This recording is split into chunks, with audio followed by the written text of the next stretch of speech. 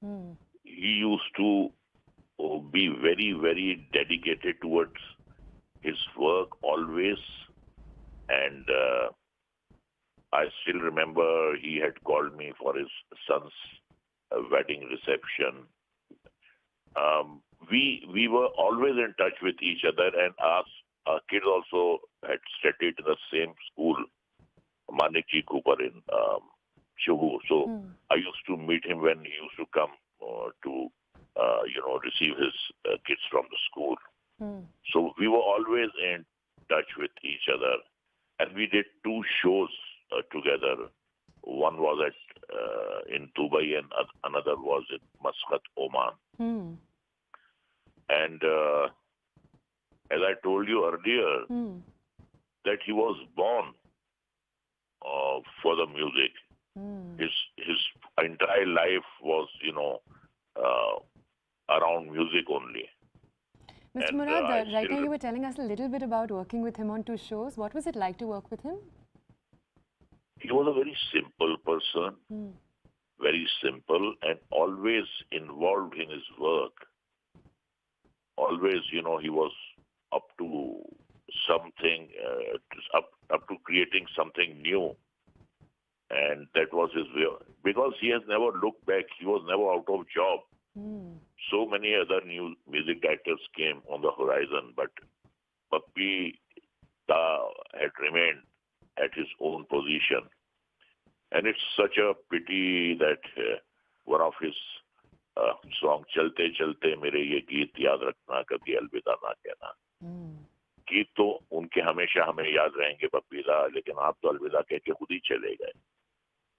So really, it's a very big shock. It's a very big loss for the entire film industry, for his billions of fans.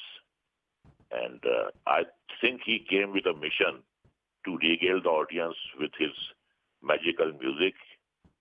He did his job, and what can one say about the person who just passed away all of a sudden? But he came with a mission to entertain the people, and he has gone after completing his job. God bless his soul. What else can we say about him? Mr. Murad, can I ask you, you were saying that you were childhood friends with him also, apart from, of course, knowing him through his whole life. Can you tell us a little bit more about what he was like as a child? Could you regale us with a few of those stories? He was like a child at heart. Child. He never grew up, he remained a child always. A very humble person, a complete family man, and he was always involved with his work as well as with his family. He has lived a very well-balanced life, domestic as well as professional life. So he was not a calculating kind of a person. Because of his talent, the producers always approached him for the work. He had never asked for any kind of work, but because of his talent, because of his versatility, this man was never out of job. And he has given so many hit films and hit songs back to back. And he had almost ruled Chennai film industry like Jitendra, like Kader Khan, or like Shakti Kapoor. So he did hundreds of films, and especially he was very popular in Madras also. So because of his behavior, because of his talent, because of his singing talent, he was always in demand, and he has sung very good chart busters also, like तुम्हारा प्यार चाहिए मुझे जीने के लिए, दिल में हो तुम आंखों में तुम, बोलो तुम्हें कैसे चाहें. And he was a popular singer also, very popular singer also. So he was versatile in the field of music.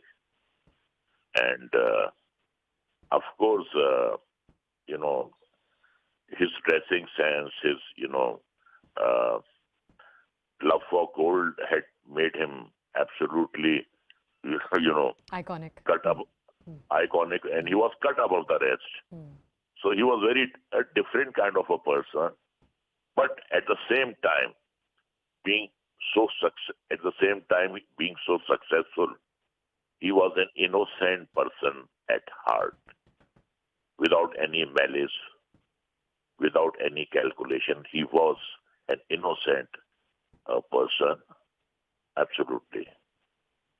Mr. Murad, thank you so much for joining us this morning here at CNN News 18, for sharing with us some of Bappi Da as his remembered legacy.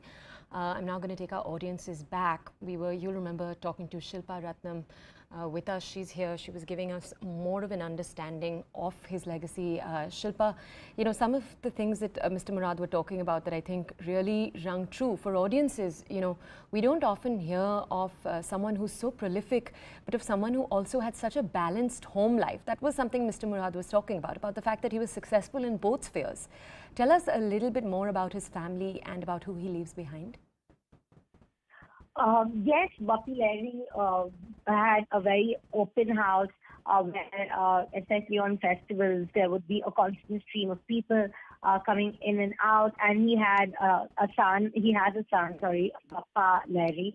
And he also has a daughter, Rema Lahiri. His son, Bappa, is Shilpa, I'm so sorry. We're actually going to composer. come back to you in a second. We also have the singer Abhishek Bhattacharjee. He's with us right now to give us a little bit more. Firstly, Abhishek, thank you so much for joining us this morning. I'm not sure about how close you were, of course, to Bappi Da. Tell us a little bit more about your connection to him first. And before you carry on, I'd just like to say I'm so sorry for your loss. मेरी success बोलिए या मेरे career के पीछे बप्पी दा का भी बहुत योगदान रहा है. हाँ. मेरा स्ट्रगल का आधा टाइम से ज्यादा बप्पी दा के साथ गुजरा है, जब वो मुझे अपने शोज में ले जाते थे. एंड ये हम लोगों को झूठ बोल के बप्पी दा चले गए. बप्पी दा आज से कितने सालों से, 30 साल से, 40 साल से कह रहे हैं कभी अलविदा ना कहना. ये क्या मजाक है, कभी अलविदा ना कहना और अलविदा कह के चले गए. गुड मॉर्निंग आज है ही नहीं. आज के दिन गुड मॉर्निंग वर्ड हट गया, ये सेंटेंस हट गया. It's a bad morning, it's a worst morning. मैं अभी मुंबई से दूर हूँ, 2-2.5 घंटा मैं फट से निकल रहा हूँ और बाद में आप लोगों के साथ बात करूंगा. लेकिन उनको कहना, वो उनको अगर कोई सुर डिस्को किंग बोलता तो ही इज द सुर किंग, मेलोडी किंग. अभिजीत जी, मैं आपसे ये पूछ सकती हूँ कि उनके साथ काम करने का एक्सपीरियंस कैसा था? बहुत इजी वे में काम करते थे, बहुत इजीएस्ट. मतलब किसी सिंगर को कोई प्रेशर नहीं देते थे.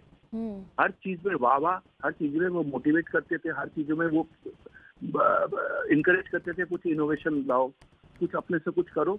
मतलब एक लेजेंडरी बोलना भी क्या मैं बोलूं. उनको अगर कहा कि तुम एक तरफ डिस्को किंग हो, एक तरफ मेलोडी किंग, और इतनी छोटी उम्र से वो काम कर रहा है और उन्हें छोटी उम्र में ही बड़े बड़ों को चैलेंज किया.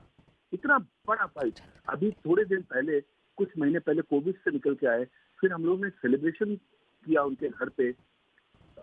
इतना बड़ा एक उनका कुछ so many years of his career. मैं बप्पा और रीमा के लिए मेरा पूरा, जब पहुंच रहा हूँ उनके घर पे जल्दी से, फिर मैं जाके बात करता हूँ. क्या शब्द नहीं मेरे पास आज. अभिजीत जी, हमारे साथ आज जुड़ने के लिए धन्यवाद. Thank you so much for bringing us, your story with Bappi Da. For our audiences, we're actually also joined by the composer Lalit Pandit. He's with us here this morning. Mr. Pandit, firstly, I'd just like to say from CNN News 18 side, we're so sorry for your loss. Can you tell us a little bit about your experiences working with Bappi Da?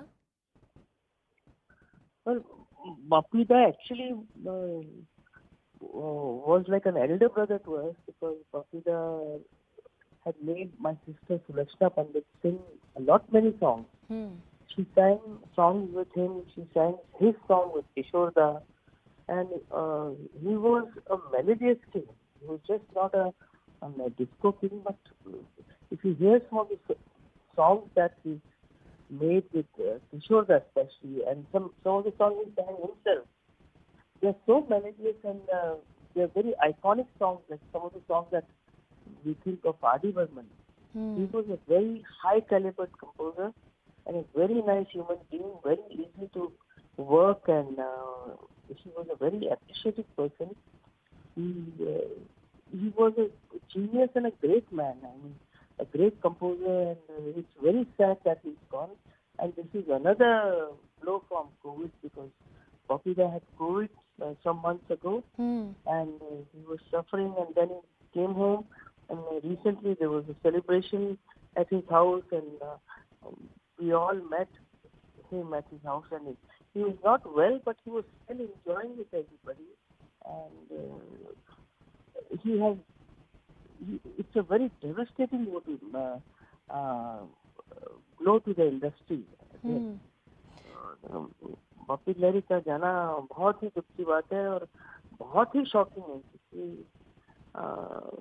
इतने अच्छे खुद singer रहे हैं और इतने अच्छे गाने बनाए हैं, और एक जमाने में जब बप्पी लहरी एकदम टॉप पे थे तो उन्होंने बड़े बड़े म्यूजिक को कुछ याद है, उनके भी सीनियर थे. He was working so hard. He used to work day and night, a very hard working legislator, and he was very quick to compose a song, arrange and work, and very, very extraordinary gifted composer and a singer. It's a very hard blow to the industry that we've lost a good human being and a composer as far she was. Lalaji, can I ask you something? You're talking to us a little bit about just how special he was when it came to actually making and composing his music. You too are obviously a composer. For our audiences who don't, maybe have such a strong understanding, could you explain to us what was so special about what Bappi was infusing into his music? Well, Bappi was a musician himself. So when a musician turns a composer, there's an evident style that emerges in the composition. Bappi had learned tabla from Santa Prasad. He was a guitarist. Bappi used to play a lot of rhythm. So if you see his arrangement and everything, the harmony structure of his chords, of his songs were, not like a novice. He was not an instinctive composer. He just composed song on words and didn't know anything about harmony or arrangement of the song. He was a complete composer. He knew his rhythms in the songs that he did, and he worked out his harmony. The harmony of the song, when he made only, you know that this is made by someone who knows music very well, and that is Bappi. His arrangement and everything in the song and the way he composed makes one see who does music or knows music that this person knows music and knows what he's doing. Bappi was absolutely a learned musician, an all-rounder himself in different, because music has a lot of aspects. Music is not just making a song. There are a lot of things involved in a music composition and recording. And Bappi knew everything about it. He knew how to not over-arrange the song, not have too many sounds in the song. Just on a guitar and something like that, he would, record songs like that. If you hear his songs in Ek Baar Kaho, are still very less known, wonderful songs he made. Then if you hear the songs of Chalte Chalte, soft and lovely songs. And Kishore Da loved him. किशोर दा को वो अपना मामा कहते थे, और बहुत किशोर दा का बहुत कॉपरेशन और बहुत प्यार रहा है इनके. किशोर दा क्या गाने अगर आप सुने जो इन्होंने प्रकाश मेहरा जी के साथ किए हैं, ये some of the biggest iTunes songs that one can hear, पत्तू बांध के, ये भी जो जॉनर था इनका, जो डांसिंग नंबर्स बनाते थे, he was tremendous in this. And as I said, at one point when he was really rocking the music industry, he was beyond every composer of that time. Every composer of that time. All right.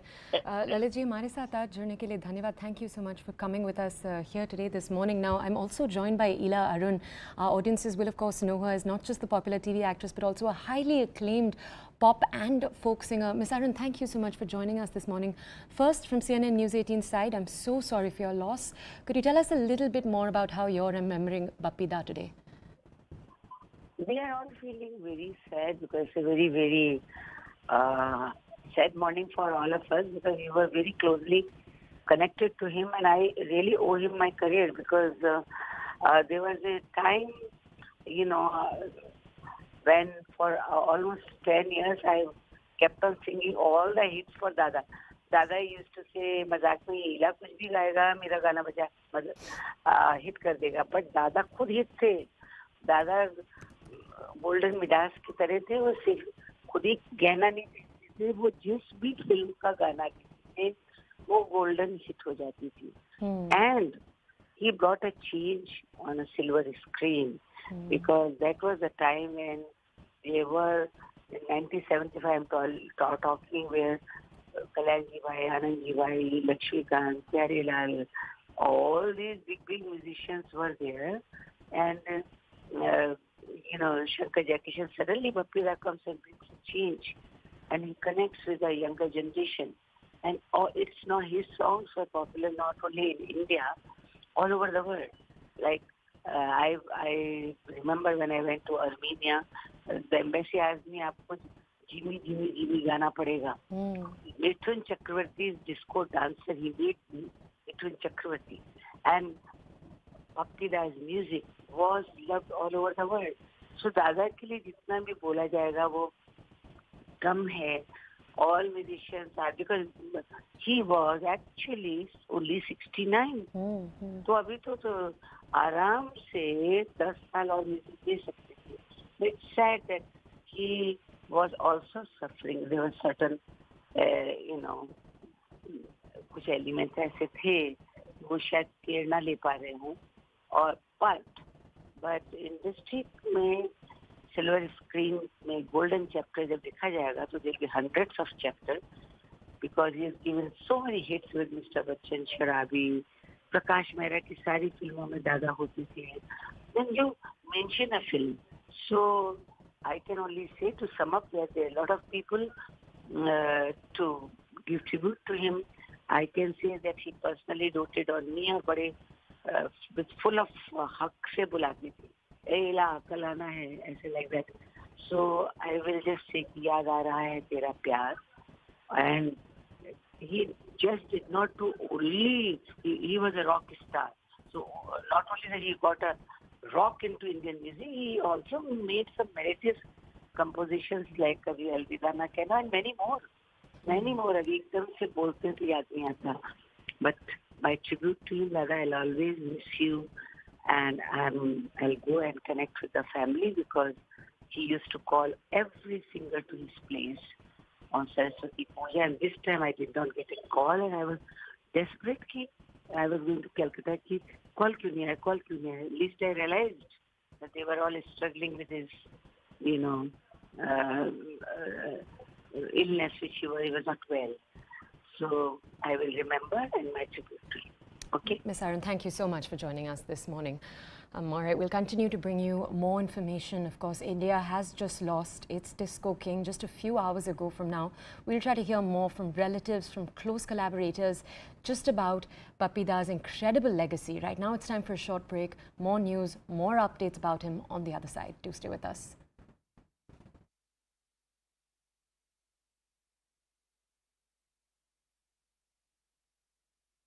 Interjected. So allow me.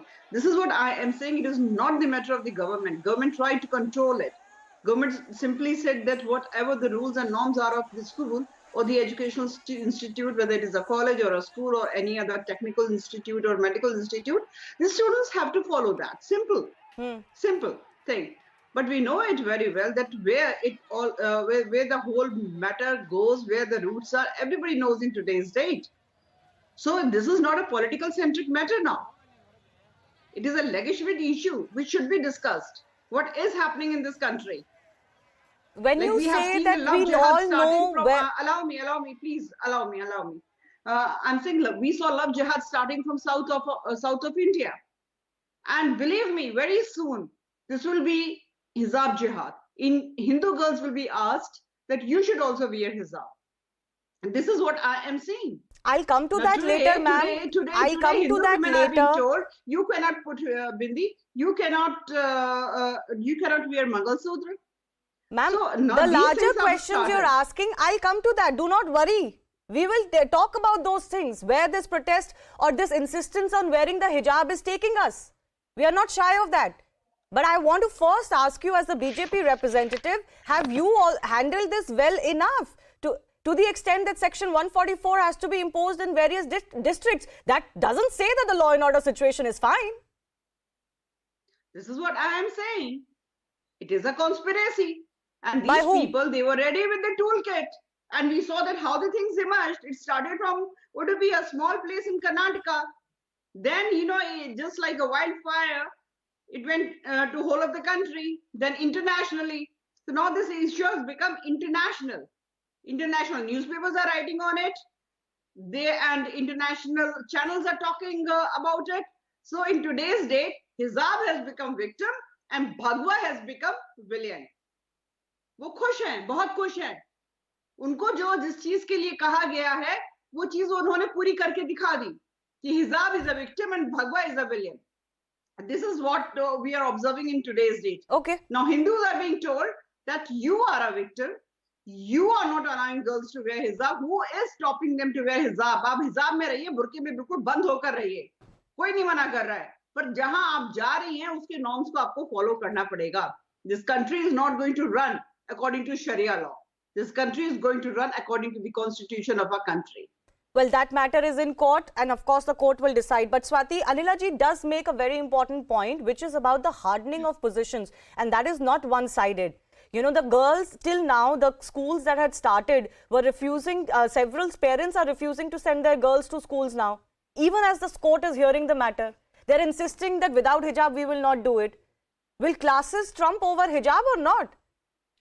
Shivani, I absolutely agree with your concern and your questions, okay? Like, for example, the way you,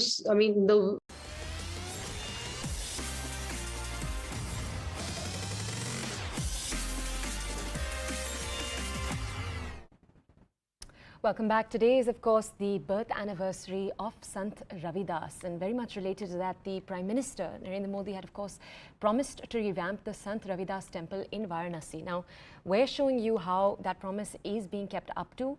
On the occasion of the birth anniversary of the poet saint, a grand program is currently being held in the town of Sir Govardhanpur. Here's a report of the story on the ground. Take a look. Preparations are on in full swing at the birthplace of Sant Ravidas in Sir Govardhanpur in Varanasi. During his visit to the temple town in 2016, Prime Minister Modi promised to develop the complex, and then in 2019 he laid the foundation stone for development works. सभी भक्तजन पहले चरण में लगभग 50 करोड़ रुपए की लागत से विस्तारीकरण और सुंदरीकरण की योजना बनाई गई है. Prime Minister Modi also shared his thoughts on the 15th century mystic poet saint and Dalit icon. ऐसे भारत की कल्पना की थी जहां बिना किसी भेदभाव के सबकी मूल आवश्यकताओं का ध्यान रखा जाए. The development of Sir Govardhanpur is costing 1,514 crores and will be done in 2 phases. A community building is being constructed at the cost of 4.5 crore rupees.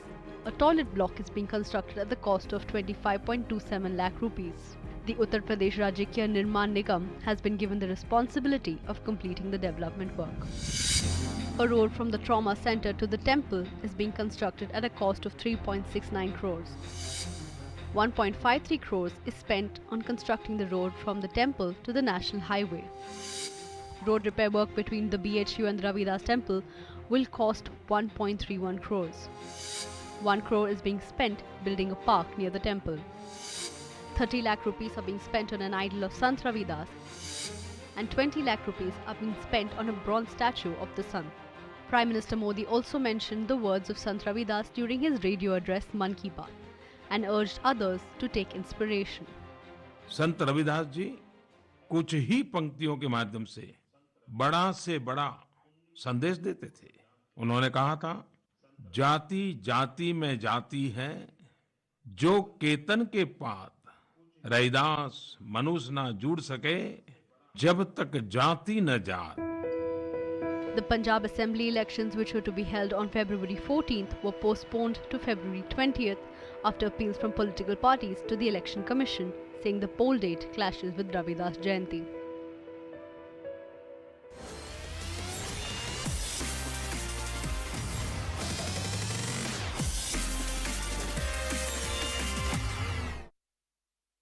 You all handled this well enough to the extent that Section 144 has to be imposed in various districts. That doesn't say that the law and order situation is fine.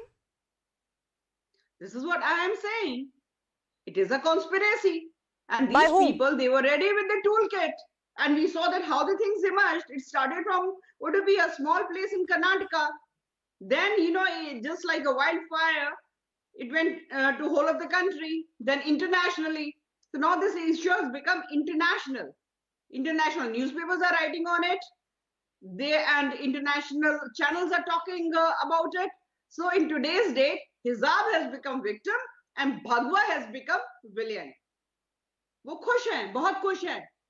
उनको जो जिस चीज के लिए कहा गया है, वो चीज उन्होंने पूरी करके दिखा दी कि Hijab is a victim and Bhagwa is a villain. This is what we are observing in today's date. Okay. Now Hindus are being told that you are a victim. You are not allowing girls to wear hijab. Who is stopping them to wear hijab? आप हिजाब में रहिए, Burke में बिल्कुल बंद होकर रहिए. कोई नहीं मना कर रहा है. पर जहां आप जा रही हैं, उसके नॉर्म्स को आपको फॉलो करना पड़ेगा. This country is not going to run according to Sharia law. This country is going to run according to the constitution of our country. Well, that matter is in court, and of course the court will decide. But Swati, Anila ji does make a very important point, which is about the hardening of positions, and that is not one-sided. The girls, till now, the schools that had started were refusing, several parents are refusing to send their girls to schools now. Even as the court is hearing the matter, they're insisting that without hijab, we will not do it. Will classes trump over hijab or not? Shivani, I absolutely agree with your concern and your questions, okay? Like, for example, the way the way the BJP spokesperson right now said, this is completely unacceptable. Way to say that whether wear a hijab or not wear a hijab, etc. This is not how a country is going to be run. Who's asking? How did we reach this stage, Shivani? That's what we have to look into. How did we reach this stage where 4 girls wearing a hijab since the beginning of the session? From there, we have reached a stage where it's become a national issue of discussion. It could have been handled very well there. For example, even when the uniform part of it, when we look at it, the uniform, whether it was prescribed or not prescribed, what happened on 4th of February, that an order had to be passed on 5th of February to ban hijabs altogether. Anila Singh, the focus will also be on the government. So far, the feeling also has been that the government hasn't handled this very well. You allowed the law and order situation to go out of hand, which you should have never allowed. And you have dilly-dallied on opening the schools. Now that the schools and PU colleges especially are finally opening, the law and order onus is purely on the state. My ram to everyone, and of course not. Of course not. No. You cannot corner government by saying that government was not able to handle law and order situation. That is why whole thing.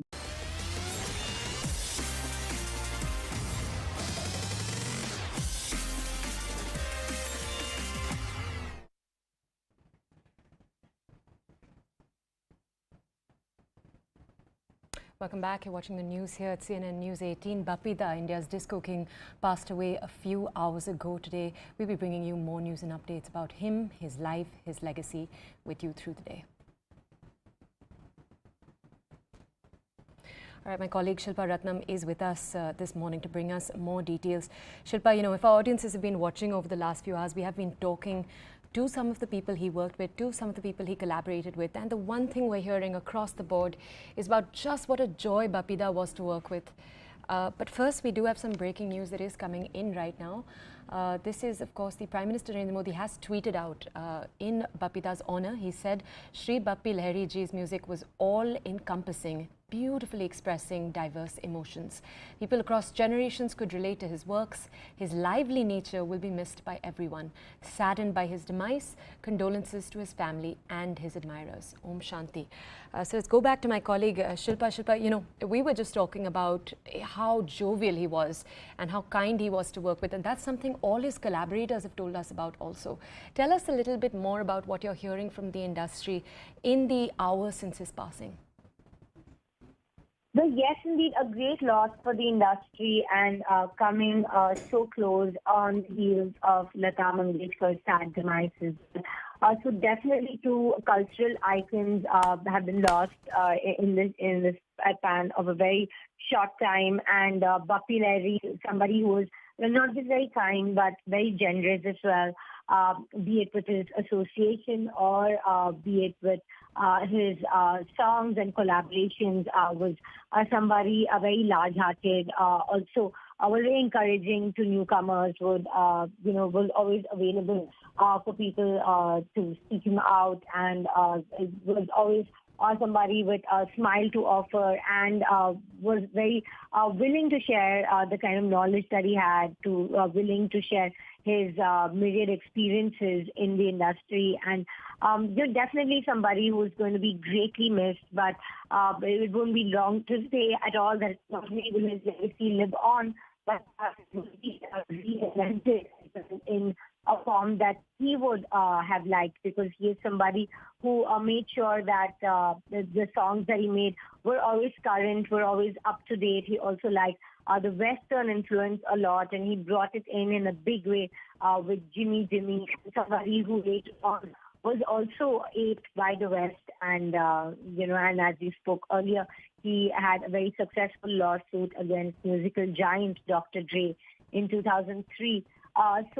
Somebody whose song was very emblematic of India as well, and Hollywood really that kind of song. For instance, his song "Come Closer" was used in a recent Oscar favorite line, which came out a few years ago, starring Nicole Kidman as well.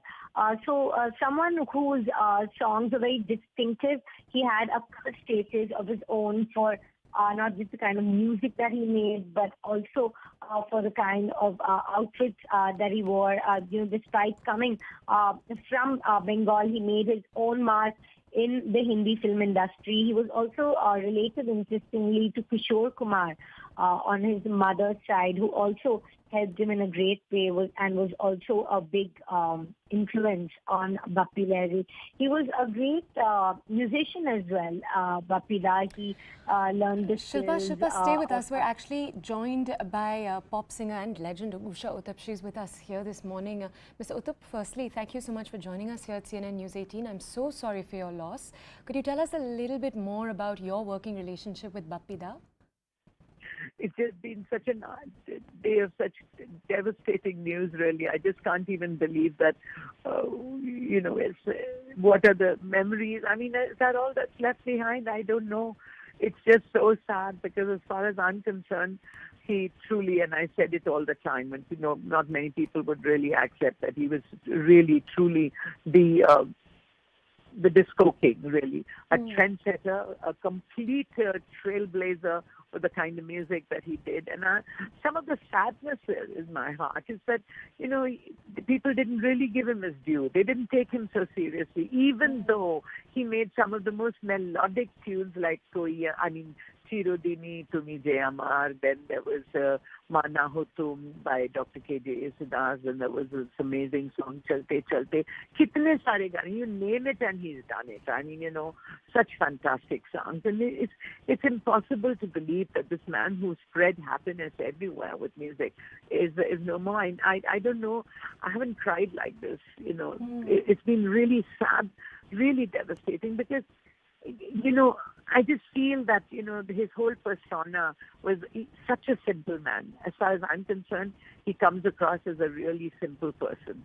He always came across to me like that. You know, he didn't think that people were making fun of his gold, or, you know, the way he came onto the stage with the gold and everything. And, you know, a lot of people made fun of that. But for me, that was his persona. He believed in it and he did it, you know. He had the courage to face his conviction. And I feel that this is impossible, actually, because he always called us the incomparable Jodi. He and I. We've worked so extensively together, and, you know, he always let me grow with the song. He always said to me, you know, he always said to me that, you know, sing the song the way you want to sing it. आप गाइए जैसे गाते हैं, बस hit बना दीजिए उसको. And, you know, he was so simple and honest to say to me, you know, we want your contribution in the song. So he would tell me the portions where, you know, when we'd rehearse, it was fine. We'd go to his house and rehearse. But when we got onto into the studio, I mean, you know, he would just leave it to me and say, okay, do what you have to do. Just make it a hit. You know, that kind of thing. It really is unbelievable, really. Such a huge, but as I've always said, the song is always better than the singer. I mean, people will be singing Ramba Ho and Koi Yahan Nache Nache or Hari Om Hari for the rest, God knows how many generations. Even now, when you walk into any discotheque or anything, those songs are being mixed and remixed and remixed. It's all either R.D. Burman or Bappi Lahiri's music that's being remixed for, because they thought ahead. You see, Bappi Lahiri really was, I think, born before his time. And he brought about, maybe at the time when Boney M and ABBA and all these people had just come on, he had already brought it into India, you see. Mr. Tup, just before you carry on, I know that it's a hard time for you, so stop us, you know, wherever you'd like. But I do want to know a little bit more about, because it was your pairing together that I know so many of us in the audience will remember. Tell us a little bit, you know, you're talking about the magic of working with him, what he was bringing to the music. Tell us a little bit more about what you thought it was that he brought, you know, to everything that he did. Yeah, I think what he brought to music were these little things, like, you know, he insisted on a kind of a bass line, you know, that kind of bass line. He's the one who brought it into the field. He's the one who brought this repeat of Ramba Ho, ho, ho, you know that. When we did that song, it was so amazing because we had a person called Cyril who was working. He had brought this new rolling machine into the floor, and he said he would set the repeat. It's actually not I who said Ramba Ho. I just said Ramba Ho, and then the repeat went on, you see. So it was now today, of course, you can do anything. You can do infinity also. But to get that ho, ho, ho, you know, it struggled and struggled and struggled. And finally, when we got the correct beat, you know, it was so amazing. So he brought that repeat thing into our film industry. As far as I'm concerned, he's the one who also brought in the arpeggio. You know, that thing into it. And then after that, it was used so extensively. So there are many things. And even using the space drum, which is, you know, toing. In those days, many people used to laugh about it. But today, if you don't do that, then the audiences are not happy. You know, they want that. Toing, Ramba ho, ho, ho. You know what I mean? Little things which, you know, he contributed to in such a way that would last forever. Did he constantly keep a ear on global music trends? How was he doing this? Sorry? Did he keep a ear on global music trends constantly? How was he coming up with this? How was he coming up with it? Yeah, with each of these things you've just talked about. No, I'm telling you that, you know, it's a pity. I feel if people took him more seriously, I mean, he could definitely have been, though he talked about it a lot, about being a global musician and things like that. But I truly wish that, you know, that could have happened in a much bigger way, because all these trends that he brought about, unfortunately, shall I say, in our film industry, if you are doing, if you're doing music for not an A-grade banner, okay, not a big banner. It's like, say, for example, Pyara Dushman or Arman, Ramba Ho or Hari Om Hari, or not for huge big banners or something like that. And it came up at a time when, there was not so much of television, or shall I say, hardly any television. So when those songs came up, I remember in Bombay, the Amul ad for Hari Om Hari. There was an iconic Amul hoarding just below the Air India office, okay? And these big ads used to come over there, which were talking the mood of the country, you see? And there was this fantastic Amul girl, as usual, dressed up like Kalpana Iyer, and and it was written Hari Om Hari to butter, And I never forget that. So he was a trendsetter without even realizing it. A trendsetter without even realizing. Ms. Uthup, if I could request you to stay with us for a little while. I also have Shibani Kashyap with us. For our audiences, not only is she an acclaimed singer, she's also not only worked with Bappi Da, but also known him for a very, very long time.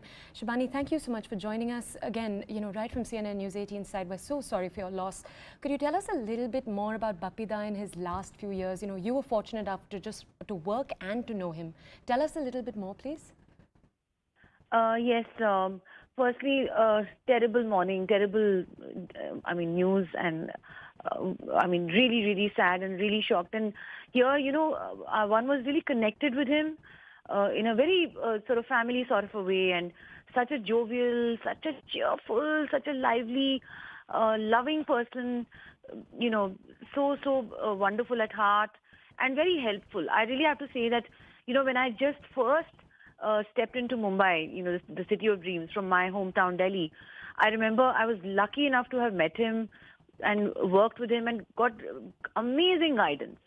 And we met because of the reality show called Bathroom Singer, which he, me and Ravi Kishan were judging, and we just had such an amazing time. We didn't know where those 6 months just flew by, because and also there was so much to learn from him. Come on, he's the legend who brought disco music, and just every song of his was so heartbreaking. His performability, his sense of humor, then the music that he used to create, his singing, his everything, the way he used to dress up, his flamboyance was so endearing also. So he was something which everything about him was very, very characteristic and distinct and unforgettable. I really have to say that unforgettable, that's what you are. I really want to dedicate this song to him. It's that this song is for him, really.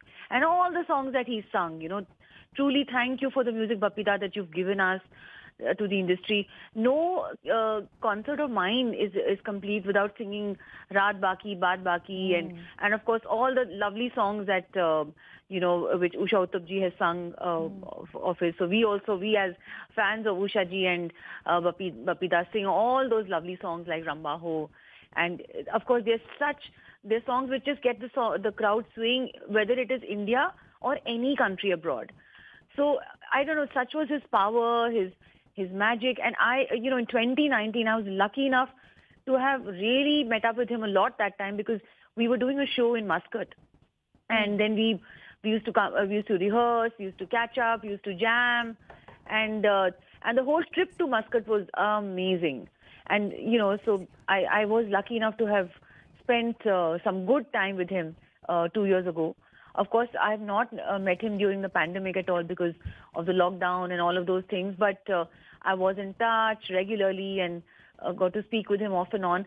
Unfortunately, I was not aware of his ill health, which had taken recent shape. So I didn't know about this. So I'm feeling very regretful and very bad that I wish I could have at least had one word with him, during that time, because in all his good times, all those happy times, we've always been together.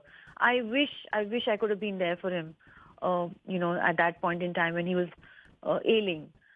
So yeah, that's my regret. But I love his family. His wife is amazing. She's such a warm person.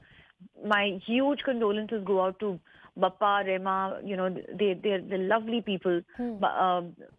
So these three, I mean, you know, his wife, Bappa, Rema, really people like that I love, and I've loved being with, spending time with, having amazing times at their place, dinners, feasts, Saraswati Puja. I always used to meet all the amazing musicians, singers, legends. All of them would congregate at Bappi Da's house, you know, especially during Saraswati Puja. That was the time that I used to truly look forward to. And he used to invite everybody with his wholehearted magnanimity, with his hospitality. Everything about him was amazing. Jovial, hospitable, helpful, magnanimous. What a sense of humor. You know, so somebody who's, I mean, and I really have to say that in the entire industry in Mumbai, because I'm not really from the industry. I come from Delhi, so I didn't know people. He was really my, the person who was like a link, the person who was like the nucleus, who used to get everybody connected. So for me, that link is gone now. I mean, I really don't have any direct connect with anyone. He was the only person who was like, if it's Bollywood music, it is Bappi Da in person for me. Who I could reach out to, who I could connect with, who I could take some help, guidance, lessons, or, you know, just sit down and listen to him about all those glorious times, you know, of his journey of music.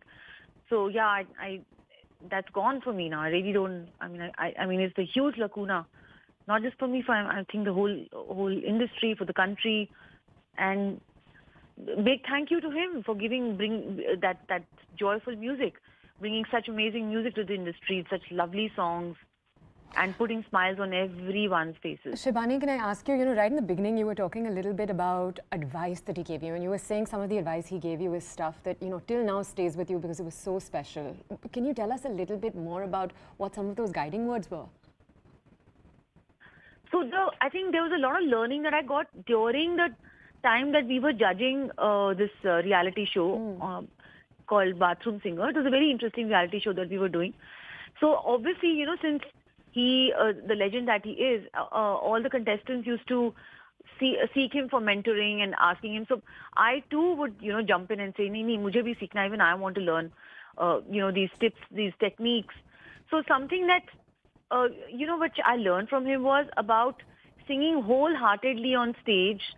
That's something I really, really learned, and how to connect with the audience, which something he really, really knew. And the power that he exuded while singing, like, something which is a huge learning for all singers, that just sing from the gut, sing from the gut, sing from the diaphragm, sing from the stomach. And that voice, that powerful voice will reach till the very end of the auditorium or the stadium or wherever you're singing. That's something I learned from him, and that those quick exercises before going on stage, quick vocal exercises, which he taught me some very interesting ones, humming exercises and stuff. So there's a lot that I can actually sit down and make a note of it, document it, and the fact that he said, koi baat nahi yaar, ye nahi hua to wo ho jayega. Something about him where he used to really be very optimistic about life, about everything. And so there's just so much that I learned from him, really. Shivani, thank you so much for joining us this morning, for sharing all of your memories with us. Now, for our audiences, we will continue to connect you with members of Bappi Lah's community, people who were impacted by him. Right now, I'd like to take you to a reaction coming in from filmmaker Madhur Bhandarkar. Take a look.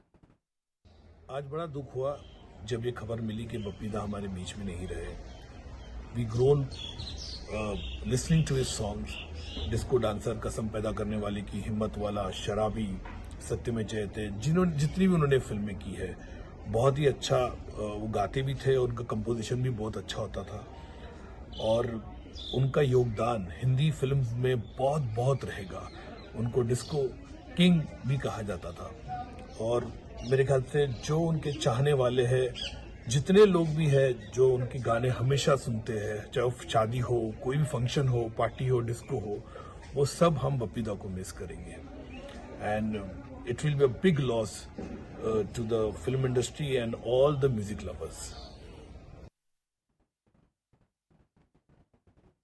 All right, we're spending some time today not just remembering Bappida's legacy, but of course also what some of his biggest hits were. We bring you now this special performance presented between Bappida and also, of course, the singer Shreya Ghoshal. Take a look.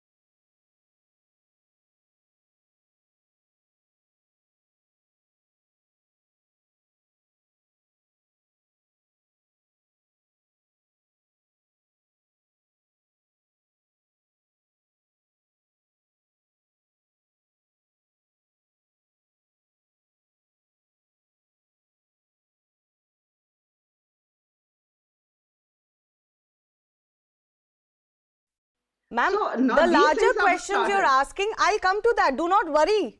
We will talk about those things, where this protest or this insistence on wearing the hijab is taking us. We are not shy of that. But I want to first ask you as the BJP representative, have you all handled this well enough to the extent that Section 144 has to be imposed in various districts? That doesn't say that the law and order situation is fine.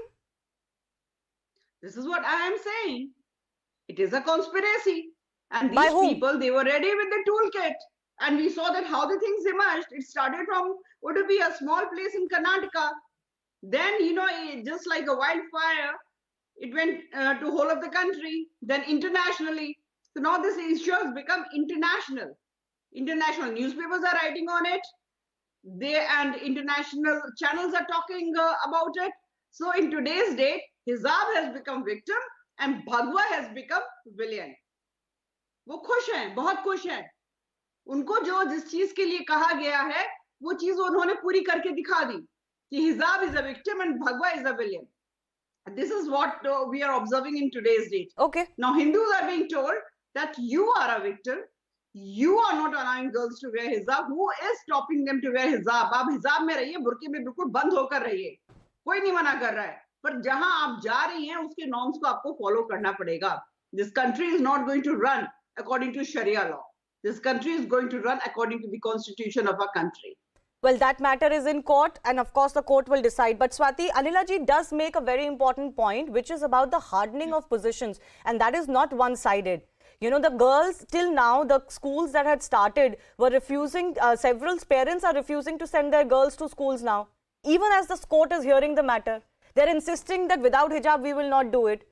Will classes trump over hijab or not? Shivani, I absolutely agree with your concern and your questions, okay? Like, for example, the way the way the BJP spokesperson right now said, this is completely unacceptable. Way to say that whether wear a hijab or not wear a hijab, etc. This is not how a country is going to be run. Who's asking? How did we reach this stage, Shivani? That's what we have to look into. How did we reach this stage where 4 girls wearing a hijab since the beginning of the session? From there, we have reached a stage where it's become a national issue of discussion. It could have been handled very well there. For example, even when the uniform part of it, when we look at it, the uniform, whether it was prescribed or not prescribed, what happened on 4th of February, that an order had to be passed on 5th of February to ban hijabs altogether. Anila Singh, the focus will also be on the government. You know, so far, the feeling also has been that the government hasn't handled this very well. You allowed the law and order situation to go out of hand, which you should have never allowed. And you have dilly-dallied on opening the schools. Now that the schools and PU colleges especially are finally opening, the law and order onus is purely on the state. My ram to everyone.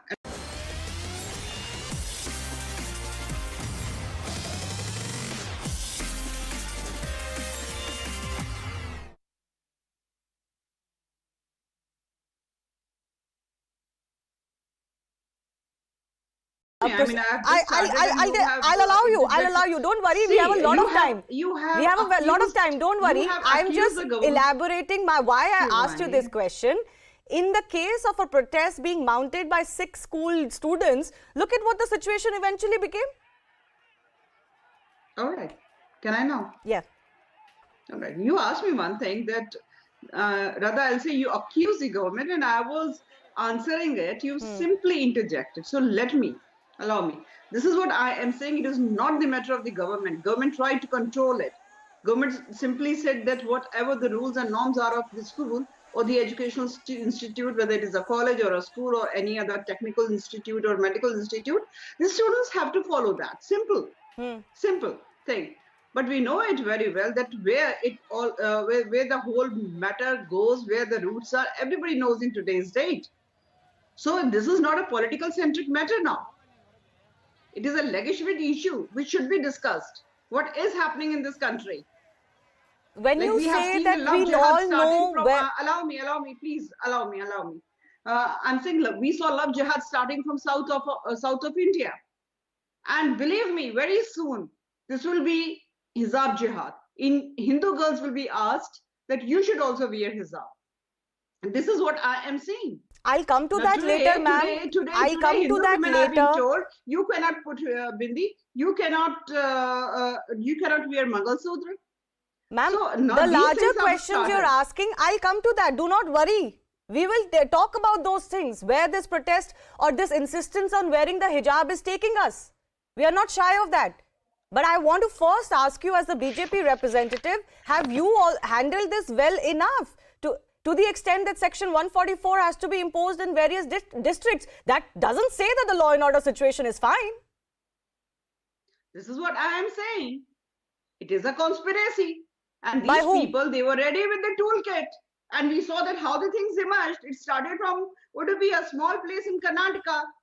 Then, just like a wildfire, it went to whole of the country, then internationally. So now this issue has become international. International newspapers are writing on it. And international channels are talking about it. So in today's date, hijab has become victim and Bhagwa has become villain. वो खुश हैं, बहुत खुश हैं. उनको जिस चीज के लिए कहा गया है, वो चीज उन्होंने पूरी करके दिखा दी. कि hijab is a victim and Bhagwa is a villain. This is what we are observing in today's date. Okay. Now Hindus are being told that you are a victim. You are not allowing girls to wear hijab. Who is stopping them to wear hijab? आप hijab में रहिए, Burke में बिल्कुल बंद होकर रहिए. कोई नहीं मना कर रहा.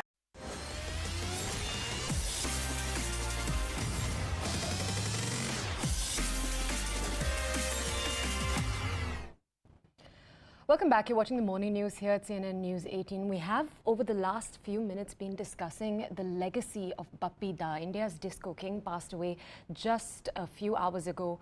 Earlier, he passed away in Breach Candy Hospital in Mumbai. Now, we don't have more details on the cause of his passing away. However, Bappi Da had suffered from some ailments after being diagnosed with COVID a little while earlier in the year. Now, we will continue to hear from relatives of his, from people close to him about what his legacy was.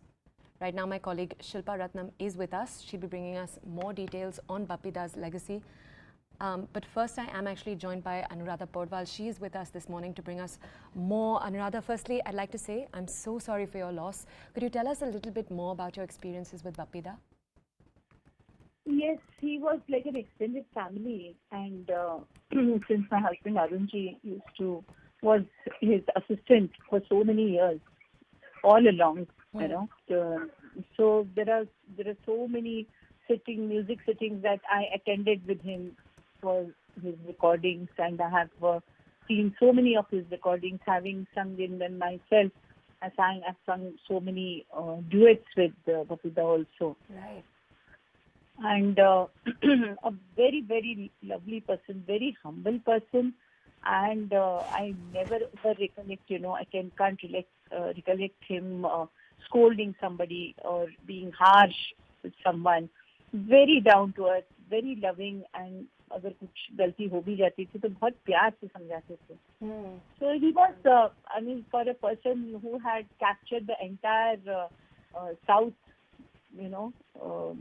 with music, he was a very down-to-earth, very humble person, and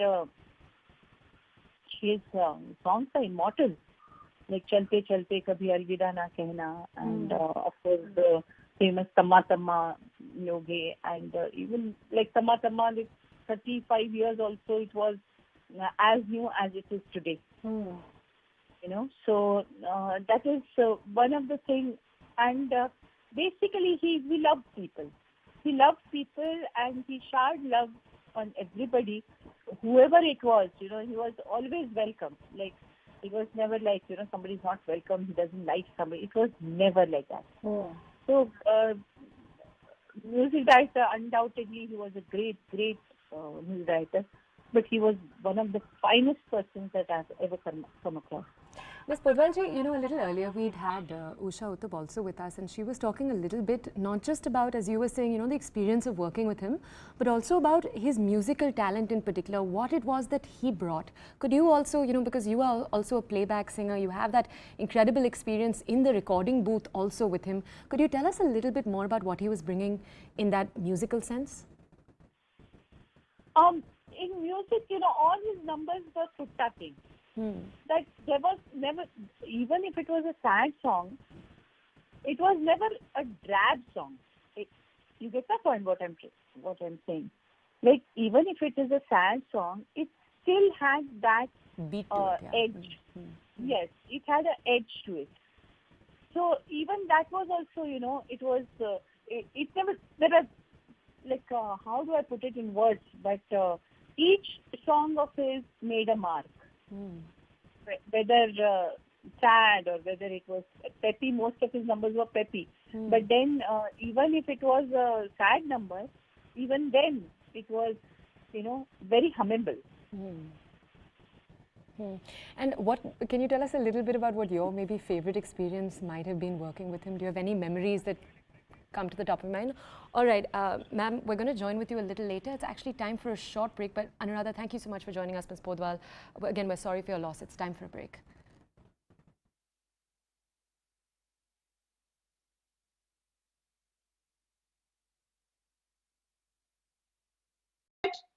They and international channels are talking about it. So in today's date, Hijab has become victim and Bhagwa has become villain. वो खुश हैं, बहुत खुश हैं. उनको जो जिस चीज के लिए कहा गया है वो चीज उन्होंने पूरी करके दिखा दी कि Hijab is a victim and Bhagwa is a villain. This is what we are observing in today's date. Okay. Now Hindus are being told that you are a victim.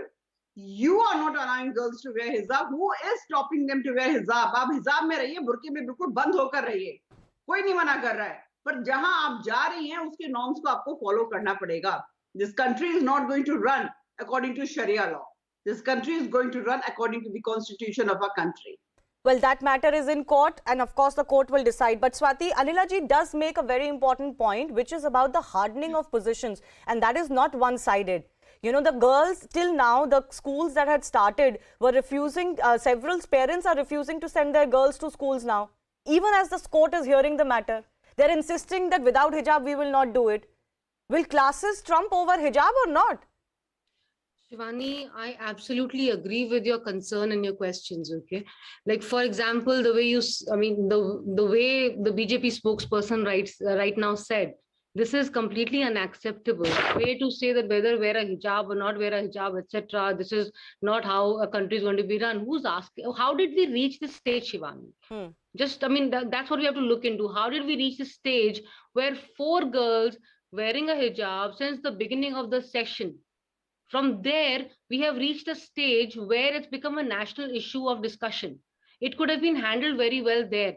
For example, even when the uniform part of it, when we look at it, the uniform, whether it was prescribed or not prescribed, what happened on 4th of February, that an order had to be passed on 5th of February to ban hijabs altogether. Anila Singh, the focus will also be on the government. You know, so far, the feeling also has been that the government hasn't handled this very well. You allowed the law and order situation to go out of hand, which you should have never allowed. And you have dilly-dallied on opening the schools. Now that the schools and PU colleges especially are finally opening, the law and order onus is purely on the state. My ram to everyone, and of course not. Of course.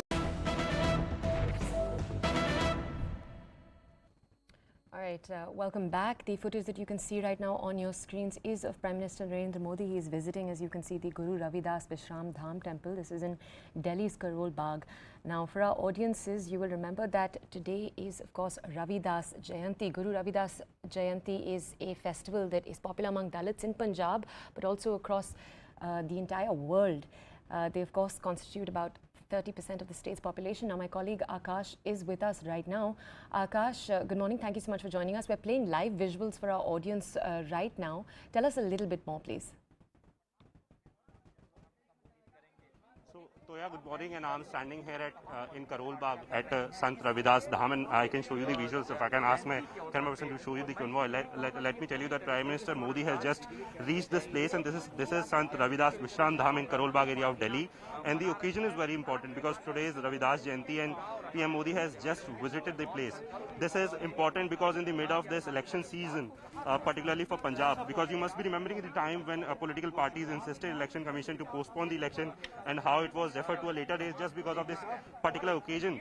And on Ravidas Jayanti today, Prime Minister Modi has visited the place, and at this point of time, you are seeing the visuals where you can clearly see the convoy, and we are told that Prime Minister Modi has just went inside and he is offering the prayers and all that homage.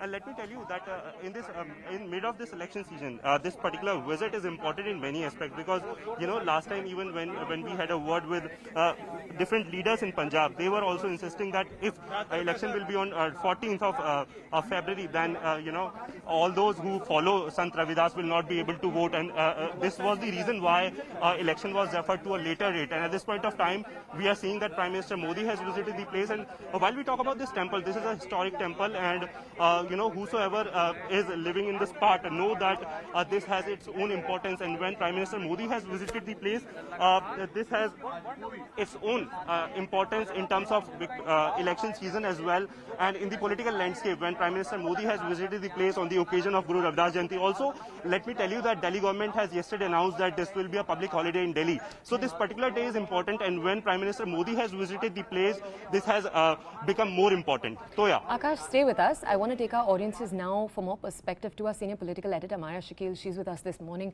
Amaya, Akash was explaining, obviously, in the middle of election season, this visit, some of the significance of it. But could you give our audiences a greater context here, please? Yes, so Prime Minister Modi had tweeted yesterday that he will be visiting the Sant Ravidas, temple in Karol Bagh, and that's what we are seeing here. And this instrument, is very important because the larger messaging by the BJP is of respecting religion and religiosity. If you remember what the Prime Minister also said, that he has imbibed the spirit of Sant Ravidas in every step and every scheme of the government, and that the recognition of Ravidas also reflects an acknowledgement of the importance of Dalits at large, who remember took to streets to protest against the demolition of the Ravidas temple, unauthorized construction on a public land. So this has become the talking point, and coming as it does just before the Punjab elections. Remember, the Punjab elections were postponed because multiple parties had demanded that today is an important day, particular and popular among Dalits, and they constitute 30% of the state's population. When the Prime Minister, in fact, tweeted informing his followers about his visit to the philosopher's temple, and the larger messaging, of course, as multiple political parties try for that very crucial 30% Dalit vote of Punjab. That is the reason why this day becomes important. Remember, just about every political party, from Aam Aadmi Party to the Congress to the BJP, had demanded that the poll dates be changed, as Sant Ravidas followers would not be able to vote if elections were held 2 days before the festival. So, Maria, as Akash was telling us a little while earlier that, Delhi government schools are shut today. And of course, Delhi is the AAP government. Tell us a little bit more about the efforts we are seeing from other political parties too to honor and mark this day. Yes. So the sense certainly is that this is a recognition of the 30% Dalits of Punjab, their state, which is going to polls. But the larger messaging that is coming here is that we are seeing those visuals of the Prime Minister's visit to this temple in Delhi's Karol Bagh. This is, of course, the occasion of Ravidas Jayanti. Guru Ravidas Jayanti is a festival which is very popular among Dalits in Punjab, Ravidasiyas as they are often called in Punjab. And this is a very important, for them. This is a very important. There are almost like 9,000 deras, if I am correct on this one, which have that approach towards Ravidasiyas. And the birth anniversary of Ravidas, it is a major religious event for lakhs of devotees, and it is being celebrated today, which of course led to an unprecedented postponement of the assembly elections in Punjab, which was earlier scheduled for February 14th to now it will be held on February 20th. The trains are in fact hired by several Jalandhar-based deras to bring the followers of this particular sect to various places for them to offer prayers. So the larger messaging has been about this community and the reach out that has happened to this particular community among the Dalits. Maria, stay with us. I actually now want to go back to Akash. As our audiences will remember, Akash is actually in Karol Bagh. The visuals that you're seeing right now of Prime Minister Modi in Karol Bagh, he is there at the scene. Akash, a few questions for you. Describe to us a little bit more the scene right now. You know, we just saw Prime Minister Modi signing some documents. Tell us a little bit more about that. But then could you also, for our audiences, tell us a little bit more about the Ravidasya identity? Okay, so Toya, let me tell you, first of all, this is the 645th anniversary of Guru Ravidas, and at this point of time, while you were talking about Aam Aadmi Party government, who has, just announced this particular day as a public holiday. At this point of time, PM Modi is inside and he's offering prayers. And while we talk about the political landscape, at this point of time, in Punjab, Aam Aadmi Party is a major challenger as well. Even they are claiming that they'll be winning with a thumping majority. So at this point of time, while this is about, it is about announcing it as a public holiday, and also while we talk about the supporters who are followers, followers who are following Sant Ravidas, as per the figures, it is said that 32% voters are Dalit voters in Punjab, and they follow Sant Ravidas. And at this point of time, this particular day has become important because, even in past, all the parties were demanding that elections should be postponed, and later election commission deferred these particular elections. So at this point of time, this day is important in terms of the politics that is going around at this point of time, and also the election season. So yeah. Akash, I just want to give our audiences more context, so stay with us. Our audiences will know that this day is also special because millions of Ravidasya followers will usually travel from Punjab to Varanasi. You have a deluge of Dalit devotees who actually land into Varanasi, which is of course the ancient center of this religion. That occasion is so important because it's not just a pilgrimage for Ravidasya believers and followers to meet other followers, it's also a big networking event. You'll have tents that have names from states from Kashmir to Maharashtra to Bihar. Take a look now at some Nat. Listen in.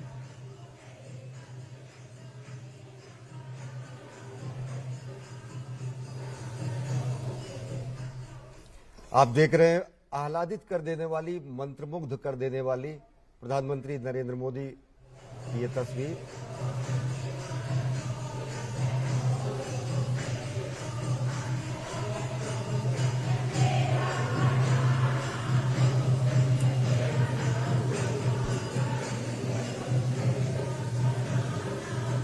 तो छेना बजाया जा रहा है। ये अगर हम माने अश्वनी तो जब हम अरदास करते हैं, नगर कीर्तन जब निकाले जाते हैं, इस तरह के संतों के दिहाड़े पर जब उनकी जन्म जयंती होती है, तो इसी का आनंद लेते हुए प्रधानमंत्री के चेहरे पर आप मुस्कान देखिए। ये जो पूरी एक बॉडी लैंग्वेज हम देख सकते हैं।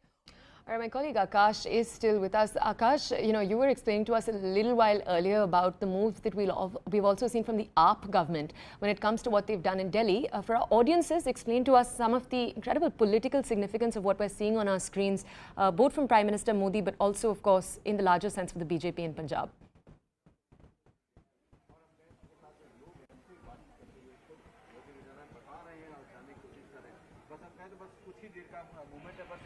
Akash, let me know if you can hear us right now. We are trying to connect with you. All right, I don't think we're able to establish that connection with Akash. We will continue to do that. But as we were saying to you, today is so important, not just because it is the anniversary of the Ravidas, but also because it's so important because you have millions of people who travel from Punjab into Varanasi to mark this occasion. They will typically stay in tents, they will typically network and meet other followers, other supporters of the Ravidasya traditions. The Sant, you'll remember, was known for a number of his very, very radical approaches for the time. He was a poet Sant. But the Ravidasyas are a very, very politically important, a very influential group, and they have incredible numerical strength, particularly when it comes to the elections as they are taking place in Punjab. Now, as we were talking a little while earlier, that journey of the pilgrims to the Janam Asthan Mandir, it began in the 1980s, so it's a relatively new phenomenon. My colleague Akash is with us. We might have been able to actually re-establish that connection with him. Akash, if you're able to hear me, the question we were trying to ask you a little bit about is, for our audiences, explain more of the political significance of the visuals that they're seeing on their screen right now.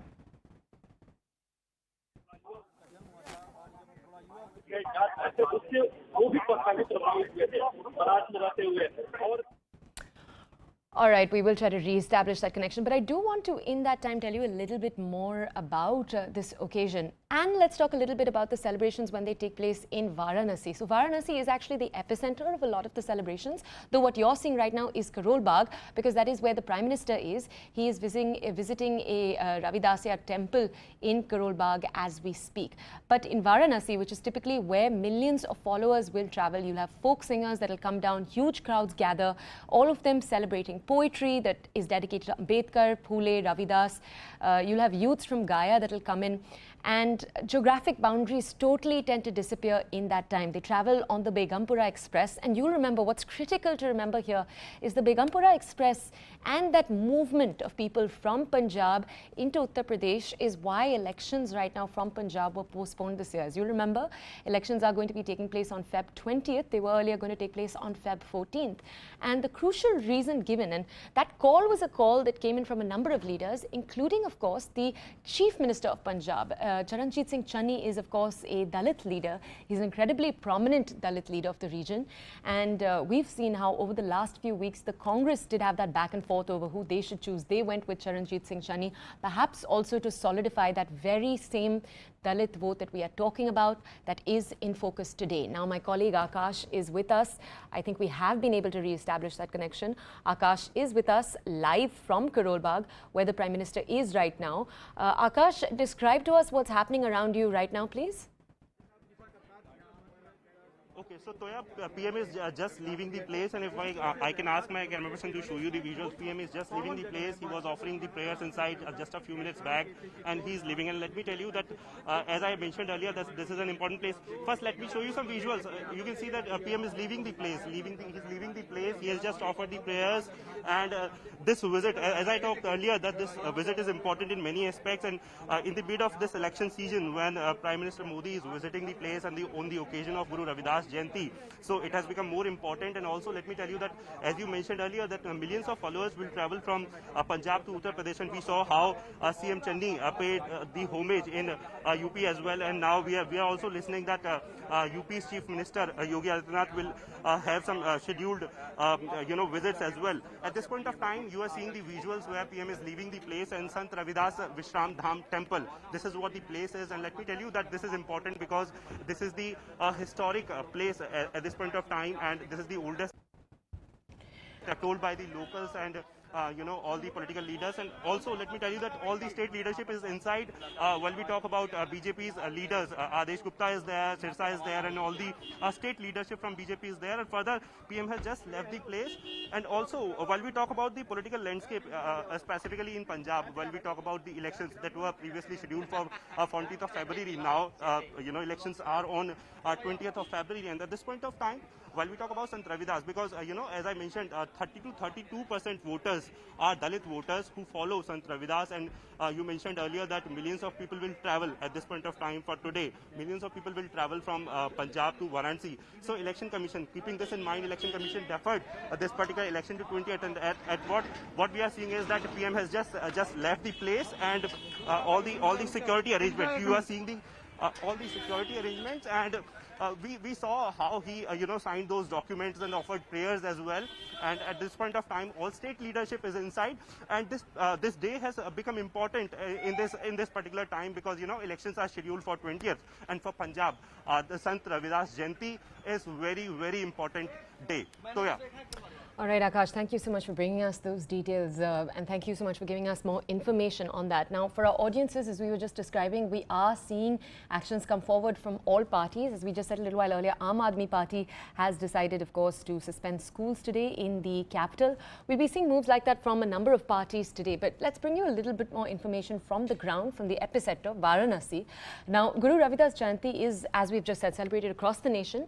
This year would be the 645th birth anniversary of the poet saint. A program is being held in the town of Sir Govardhanpur today. That's what we're calling Ground Zero. That's where all the events are set to take place. Let's check in on those preparations, and of course let's check in on a promise from the Prime Minister to revamp the Sant Ravidas temple in Varanasi. Let's take a look at what progress has happened there at all. Preparations are on in full swing at the birthplace of Sant Ravidas in Sir Govardhanpur in Varanasi. During his visit to the temple town in 2016, Prime Minister Modi promised to develop the complex, and then in 2019, he laid the foundation stone for development works. सभी भक्तजन पहले चरण में लगभग 50 करोड़ रुपए की लागत से विस्तारीकरण और सुंदरीकरण की योजना बनाई गई। Prime Minister Modi also shared his thoughts on the 15th century mystic poet saint and Dalit icon. ऐसे भारत की कल्पना की थी जहां बिना किसी भेदभाव के सबकी मूल आवश्यकताओं का ध्यान रखा जाए। The development of Sir Govardhanpur is costing 1,514 crores and will be done in 2 phases. A community building is being constructed at the cost of 4.5 crore rupees. A toilet block is being constructed at the cost of 25.27 lakh rupees. The Uttar Pradesh Rajya Nirman Nigam has been given the responsibility of completing the development work. A road from the trauma center to the temple is being constructed at a cost of 3.69 crores. 1.53 crores is spent on constructing the road from the temple to the national highway. Road repair work between the BHU and the Ravidas temple will cost 1.31 crores. 1 crore is being spent building a park near the temple. 30 lakh rupees are being spent on an idol of Sant Ravidas, and 20 lakh rupees are being spent on a bronze statue of the Sant. Prime Minister Modi also mentioned the words of Sant Ravidas during his radio address Man Ki Baat and urged others to take inspiration. संत रविदास जी कुछ ही पंक्तियों के माध्यम से बड़ा संदेश देते थे। उन्होंने कहा था, जाति जाति में जाति है, जो केतन के पात रविदास मनुष्य ना जुड़ सके, जब तक जाति न जात। The Punjab Assembly elections, which were to be held on February 14th, were postponed to February 20th after appeals from political parties to the Election Commission, saying the poll date clashes with Ravidas Jayanti.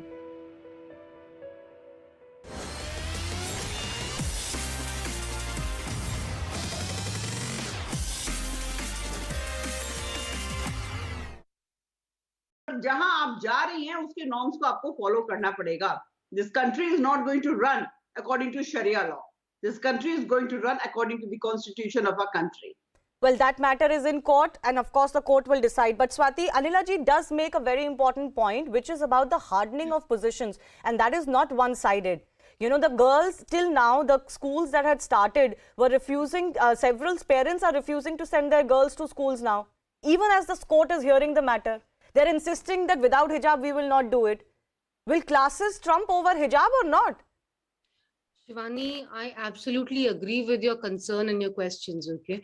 Like, for example, the way the way the BJP spokesperson right now said, this is completely unacceptable. Way to say that whether wear a hijab or not wear a hijab, etc., this is not how a country is going to be run. Who's asking? How did we reach this stage, Shivani? That's what we have to look into. How did we reach this stage where 4 girls wearing a hijab since the beginning of the session, From there, we have reached a stage where it's become a national issue of discussion. It could have been handled very well there. For example, even when the uniform part of it, when we look at it, the uniform, whether it was prescribed or not prescribed, what happened on 4th of February, that an order had to be passed on 5th of February to ban hijabs altogether. Anila Singh, the focus will also be on the government. You know, so far, the feeling also has been that the government hasn't handled this very well. You allowed the law and order situation to go out of hand, which you should have never allowed. And you have dilly-dallied on opening the schools. Now that the schools and PU colleges especially are finally opening, the law and order onus is purely on the state. My ram to everyone, and of course not. Of course not. No. You cannot corner government by saying that government was not able to handle law and order situation. That is why it whole thing blew up. Well, it did. Proportion. No, I'm speaking on facts, ma'am. There was stone pelting. Allow me. I mean, I'll allow you. I'll allow you. Don't worry. See, we have a lot of time. We have a lot of time. Don't worry. I'm just elaborating why I asked you this question. In the case of a protest being mounted by 6 school students, look at what the situation eventually became. All right. Can I now? Yeah. All right. You asked me one thing that, Radha, I'll say you accuse the government and I was answering it. You simply interjected. So allow me. This is what I am saying. It is not the matter of the government. Government tried to control it. Government simply said that whatever the rules and norms are of the school or the educational institute, whether it is a college or a school or any other technical institute or medical institute, the students have to follow that. Simple. Simple thing.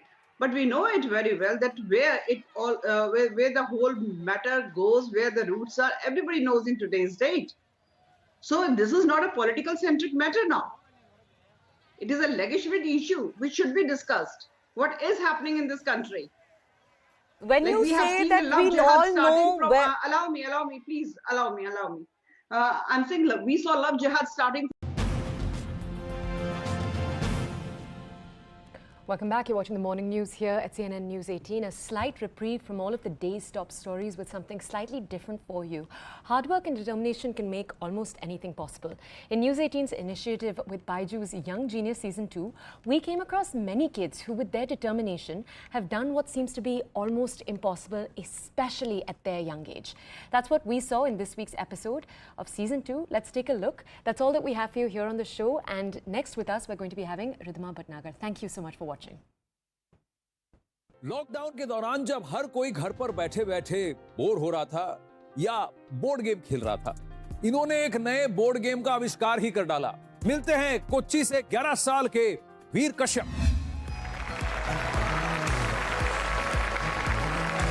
नमस्ते वीर। हाय। इन्होंने 10 साल की उम्र में इतना सुंदर game इसका आविष्कार भी किया है, तो ये कैसे हुआ बताइए। जब मैं 2 साल का था तब से मुझे शौक था बोर्ड गेम्स खेलने का। दादा तेरी के घर पे था तो वहाँ पे ज्यादा बोर्ड गेम्स नहीं थे खेलने के लिए, तो मैंने सोचा कि बोर्डम को बीट करने के लिए मैंने एक बोर्ड गेम बनाया। Please welcome one of the finest actresses on TV and in the film industry, very talented, versatile and the very beautiful Mouni Roy. अगर आपने फिर से स्नीज किया तो आप क्वारंटाइन स्टेशन जाओगे। You missed 2 turns. Yes. Oh. 1. चलो मैं घर में ही अच्छा हूँ भाई। 2. Please don't be 3. Please don't be 3. Please don't. They put me in quarantine station. ये है 14 साल की इंदौर से Tanishka Sujit.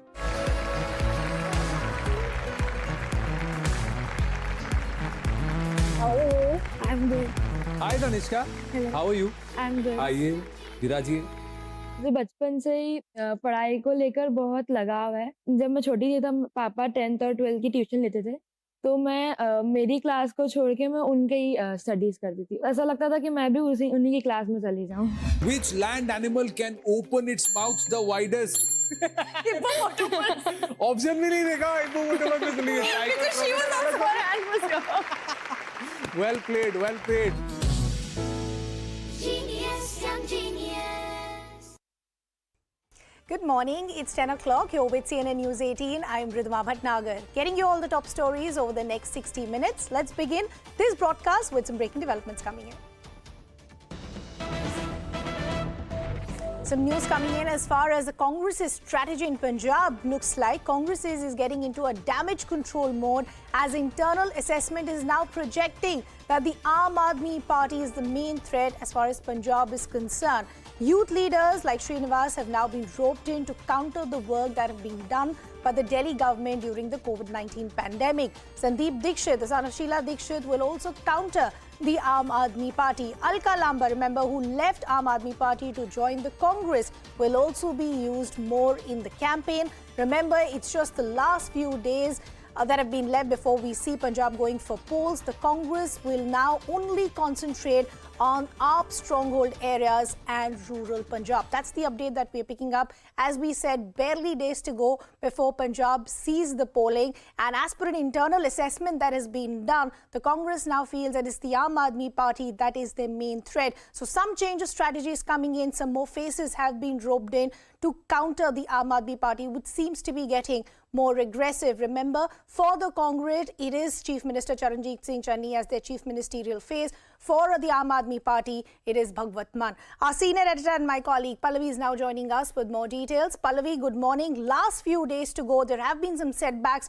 to the Congress already. What is their strategy to try and make up some lost ground? See, Ridhima, I've been traveling across the state, and you know what most of the people who tell me is that they really want a winds of change. They want change. No one, of course, is committing themselves to any political party. But when they talk about change, they say there's a sense of fatigue. We've tried them all, so let's try something new.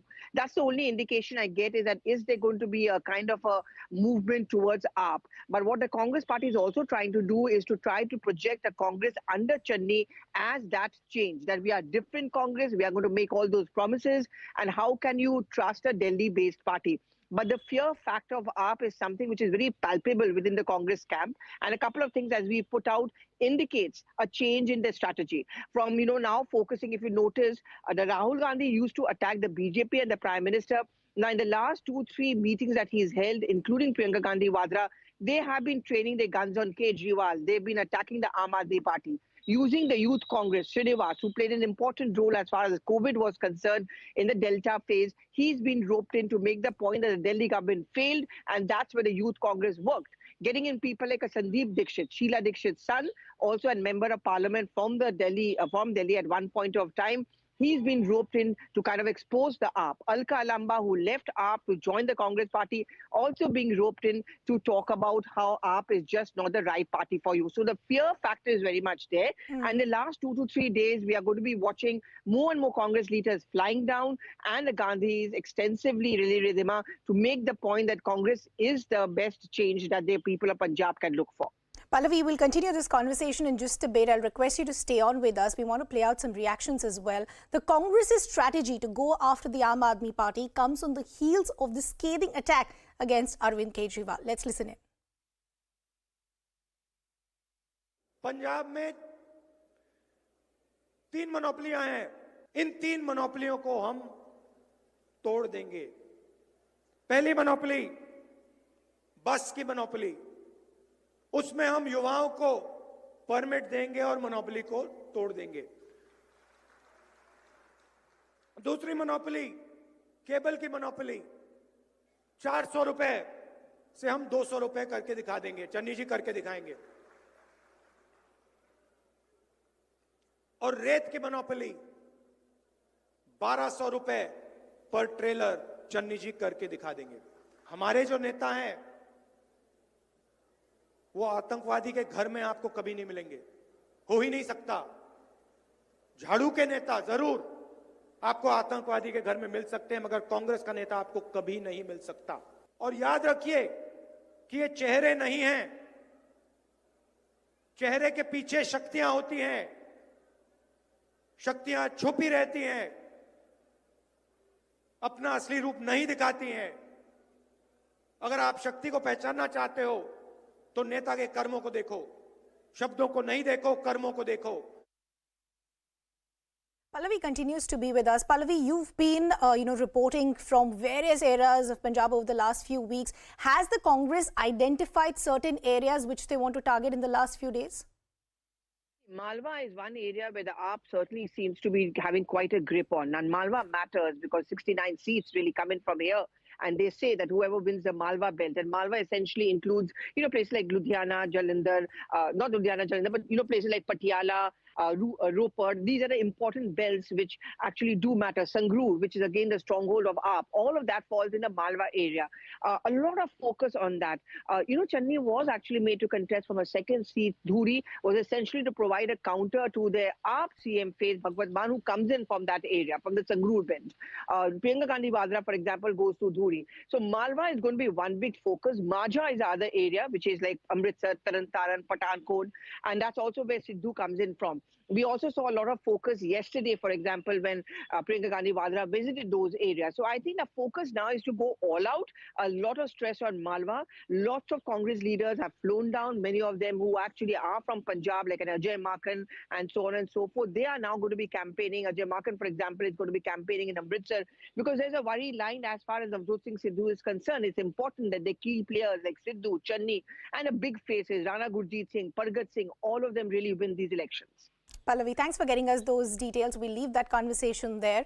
Now, as the voting day nears, News18's Aman Bhardwaj spoke to Congress General Secretary Priyanka Gandhi Vadra about the party's chance to return to power. He also spoke to her about the equations between Chief Minister Charanjit Singh Channi and the PCC Chief Navjot Singh Sidhu. Politics में क्या contribution है as a Punjabi family आप देखे चल रही हैं और लोग क्या फीडबैक दे रहे हैं? देखिए फीडबैक जो आ रहा है अच्छा आ रहा है, लोग उत्साहित हैं, लोग चाह रहे हैं कि एक पंजाबियों के लिए पंजाबी सरकार बनाए, यहीं की सरकार बने जो ठोस काम करे यहीं पंजाब से और वहाँ से रिमोट कंट्रोल ना हो दिल्ली से। और ये बहुत क्लियर है कि अगर आम आदमी पार्टी की सरकार आएगी, अगर भाजपा के साथ कोई अलायंस वाली सरकार आएगी तो वो दोनों रिमोट कंट्रोल दिल्ली से ही होंगे। पंजाब में कई रिलीजियस जो सेंटर्स हैं उनसे प्रधानमंत्री मोदी तक ने मुलाकात की है बीते 2 से 3 दिनों में। देखिए इनका काम है कि चुनाव के समय धर्म की बात करते हैं। क्या पहले इतनी महंगाई थी? लोग त्रस्त हैं, लोग परेशान हैं, अपनी रोजी रोटी नहीं कमा पा रहे हैं और ये लोग चुनाव आता है तो धर्म की बात करते हैं, जाति की बात करते हैं, क्योंकि फिर लोगों को फुसलाना चाहते हैं, गुमराह करना चाहते हैं, इसी बेसिस पे वोट लेना चाहते हैं। कॉन्ट्राडिक्शन कांग्रेस में अभी भी है, इसको हल कैसे किया जाए? सिद्धू भी हैं, चन्नी भी है, हो जाएगा हल। सब साथ में कैंपेन कर रहे हैं, सब साथ में काम कर रहे हैं, क्यों नहीं होगा हल? Let's talk a little more about Punjab. Now, while Amritsar East has been Navjot Singh Sidhu's turf, this time it's a three-way fight to the finish. Rupashri with this ground report.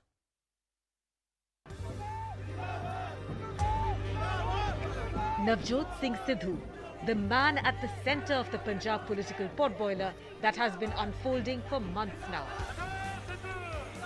He's the sitting MLA at Amritsar East, but unlike 2017, it may not be a cakewalk for him this time around. For the first time ever, Sidhu and arch-rival Bikram Singh Majithia of the Akali Dal will be squaring off. Both netas have been at loggerheads over Sidhu's allegations that Majithia has links to Punjab's drug mafia. सारा mafia दो बंदे चलाਉਂਦੇ ਸੀ, masters of corruption, साला आगे जीजू पीछे, उदू अगे ठेकेदारी system. Amritsar East has an almost equal number of Sikh and Hindu voters. Dalits from both religions make up a third of the electorate.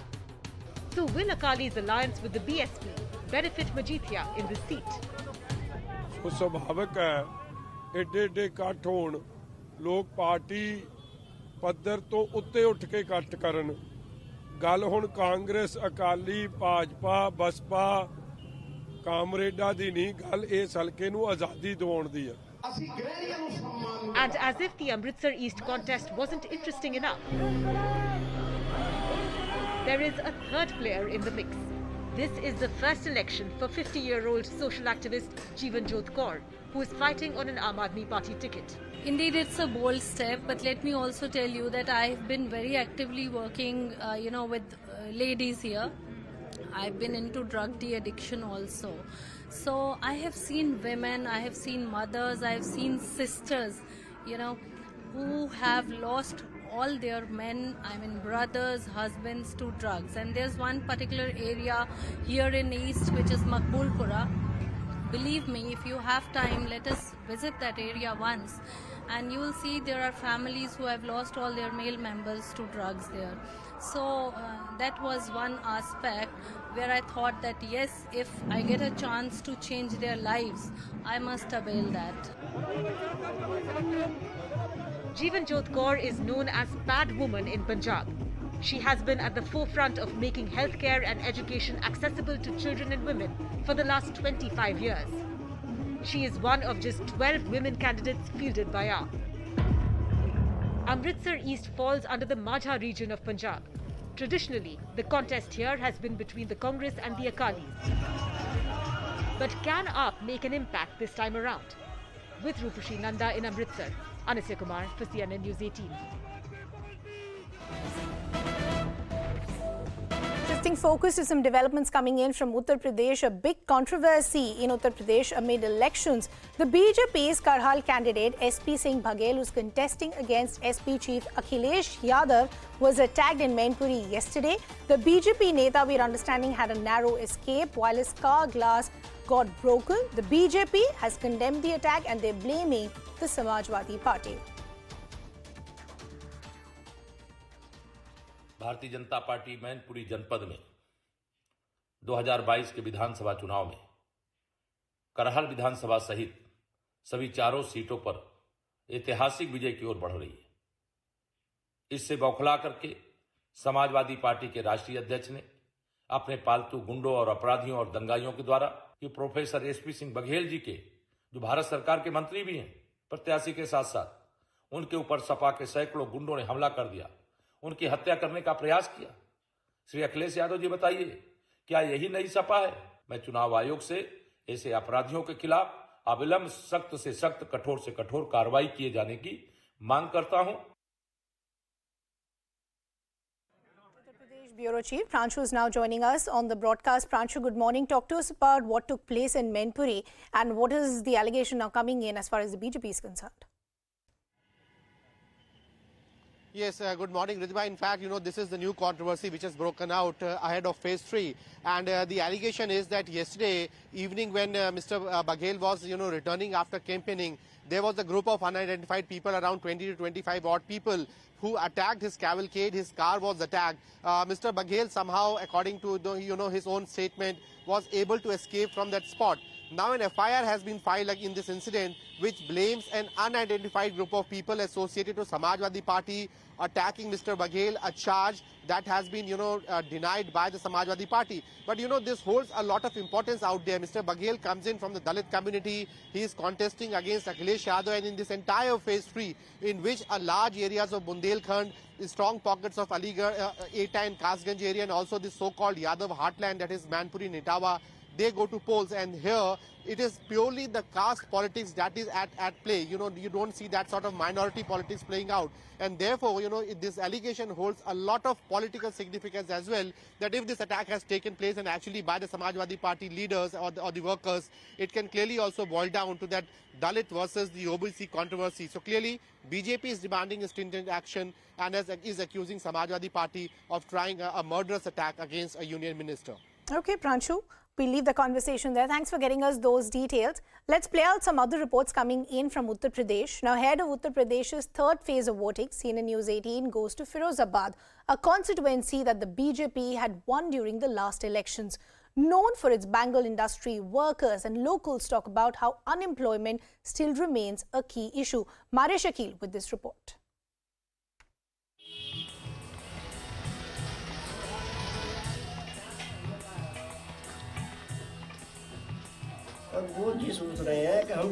In Firozabad's Mamta Nagar, Mahesh Chand Yadav and his two sons are trying to keep pace with rising prices of chemicals needed to make bangles. All artisans in the bangle business have been the beneficiaries of free ration distributed during the lockdown, but Mahesh Chand says what they need is jobs, not doles. लेकिन मैं कह रहा हूँ जब free नहीं मिला था तब भी हम भूखे तो रह नहीं थे। आज फ्री मिलने आज तो आदमी दुखी ज्यादा है। और जो फ्री नहीं मिला था तब सुखी था। तो अपना हमें तो सिर्फ अपनी मजदूरी चाहिए, अपना काम चाहिए, लोगों को रोजगार मिलना चाहिए जिससे हम हर महीने कमा सकें। आपके बच्चे भी इसी काम में लग गए? नहीं, बच्चे काम में नहीं लग गए, बच्चों की मजबूरी है। जब कोई काम नहीं है तो बच्चों को मैंने अपने पास बैठा लिया। अगर मैं पास नहीं बैठा रहूँ, ठलुआ बोलेंगे, यादवों के बच्चे 1 मिनट में गुंडा कर देंगे। सब लोग कोई भी गलती करे, कहीं पे दंगा हो जाए, लेकिन नाम यादवों को ही आना है।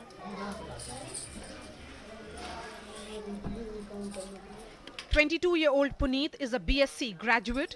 His brother, a first-year science student. Both applied for jobs but could not get any. Madam कोई ऑप्शन ही नहीं है हमारे पास, कोई दूसरा बताइए आप, कोई ऑप्शन है? सरकार बता दे कोई ऑप्शन हो हमारे पास। नौकरी कहाँ है? जो पेपर होते हैं वो तो लीक हो जाते हैं, पेपर होने के बाद लीक हो जाते हैं। ये क्या है? हर जगह पैसे मांगे जाते हैं। आप हमें है ना मतलब 3 लाख रुपए दे दीजिए, 4 लाख रुपए दे दीजिए तो हम आपको जॉब देंगे। मतलब फिर हमारी इसमें मैम एजुकेशन का क्या मतलब रहा? अगर हमें पैसे ही दे के जॉब करनी थी।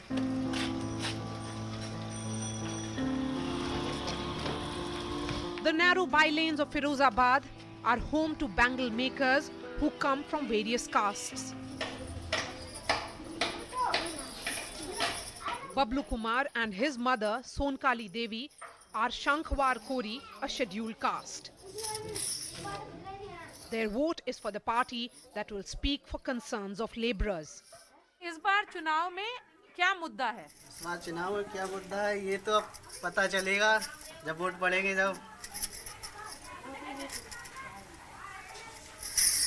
डालेंगे मोदी जी को वोट ही डालेंगे और किसी को डालेंगे, कमल को ही लाएंगे। क्यों कमल को? बढ़िया है। Physical classes for engineering and medical entrance have resumed in Jha Coaching Institute after a gap of several weeks. Students here, mostly first-time voters, are vociferous about their choice. What is one thing that will decide? I think it's my safety. So I would prefer BJP, Yogi Adityanath ji, because safety बहुत बड़ी चीज़ है। हमें बहुत safe feel करते हैं, movement सारी पहले से काफ़ी। मैं तो योगी जी को सपोर्ट करता हूँ बिकॉज इसका रीज़न ये है कि ये मतलब दंगा फसाद जितने भी पहले होते थे 2017 से पहले बहुत ज़्यादा मतलब कहीं पर लड़ाइयाँ हो रही हैं, कभी कुछ हो रहा है। इस चीज़ को मैं बहुत ज़्यादा सपोर्ट करता हूँ कि आज हम मतलब बहुत अच्छी तरह से रहते हैं एकदम आराम से, कोई कहीं पर भी किसी भी टाइम पर निकल जाओ कोई दिक्कत नहीं होती। लेकिन आज 2017 से पहले ये सब बहुत ज़्यादा चलता था। Let's play out some other ground reports now. News 18's Aman Sharma, he headed to Amethi and spoke with the BJP and the SP candidates. One, the wife of a convicted former SP minister. Two, a former Congress leader who is also known as the King of Amethi. It's set to be an interesting contest between both the parties. Let's take a look at this report.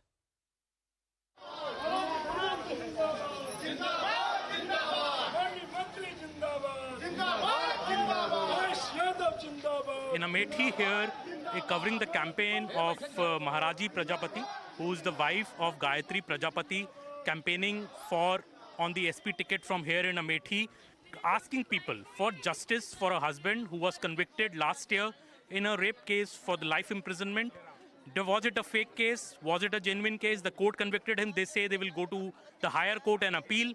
But clearly, the sympathy factor is something that the Samajwadi Party is trying to encash in Amethi. Maharaji ji, इस चुनाव में आप किस मुद्दे के साथ चुनाव लड़ रहे हैं? हम अपने पति के न्याय के लिए जनता के बीच में जा रहे हैं। हमका जनता का पूरा भरोसा है, जनता हमारे साथ है, जनता हमारी मदद करेंगे। और अखिलेश के भैया का बहुत बहुत बधाई कि जो हमका कैंडिडेट 186 अमेठी से चुने। हमारे पति ऐसा नहीं है, बुरी नज़र किसी के नहीं देखे, जनता के बीच में जाते रहे और कुल जाते रहे, सब मीटिंग होती रही, सब कुछ होती रही, कुछ नहीं किया है हमारे पति। निर्दोष है हमारे पति, निर्दोष है हमारे पति, कुछ नहीं किए हैं। हम नहीं मान सके कि हमारे पति ऐसा है। Where Maharaji Prajapati takes on Sanjay Sin, the former king of Amethi, who is campaigning, who's fighting here this time after 3 decades on an MLA seat and on a BJP ticket.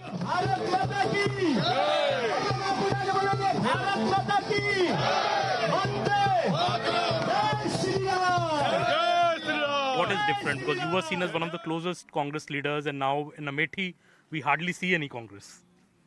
You're right. Congress itself is not ready to see their own house. Sir, in Amethi, your main challenge, as we see, is from the Samajwadi Party. The wife of former minister in the government, Gayatri Prajapati ji, is fighting from here.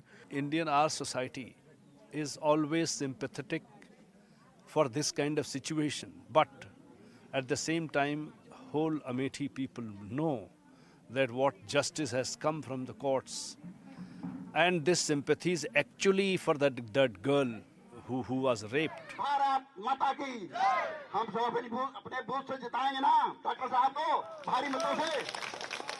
What happens in Amethi, Sanjay Singh versus Maharaji Prajapati, remains to be seen. And on 27th February, when the assembly polls, this is going to be a fascinating contest, one to watch out for. This is Aman Sharma reporting with Umesh Sharma from Amethi for CNN News 18. And ahead of the third phase of voting in the state of Uttar Pradesh, Aman also spoke exclusively with the Deputy Chief Minister, Dinesh Sharma. Let's listen in. Dinesh ji, पहले 2 phase की polling हो चुकी है। Samajwadi party का कहना है कि उनको बहुत बढ़त मिल गई है पहले 2 फेजों में। मुझे तो पूरा दृश्य याद आ रहा है कि आपने चेहरे नहीं देखे शायद। आप चेहरे देखिए कि जो नेता लोग हैं विपक्ष के, उनके चेहरा की उदासीनता वहाँ के प्रथम और द्वितीय चरण के परिणामों का कहानी बता रही है। और योगी जी का तमतमाया हुआ, जोश से भरा हुआ, चमकता हुआ चेहरा अगर आप देखोगे तो अपने आप में वो जीत की कहानी आपको समझ में आ जाएगी। जनता ने जिस तरीके से इस बार जाति और धर्म से ऊपर उठकर वोट दिए, पश्चिमी क्षेत्र में खासतौर से, मैं प्रथम और द्वितीय चरण का कह रहा हूँ। आपको क्या लगता है ये किस तरफ चुनाव जा रहा है? देखिए, योगी जी के 5 साल के कार्यकाल में एक भी दंगा प्रदेश में नहीं हुआ। 700 दंगे समाजवादी पार्टी की सरकार में हुए थे, चाहे वो छात्रों के संबंध में हो, किसानों के संबंध में हो, सांप्रदायिक हो, जाति दंगे, 700 दंगे हुए। एक भी दंगा प्रदेश में पूरे 5 साल में नहीं हुआ।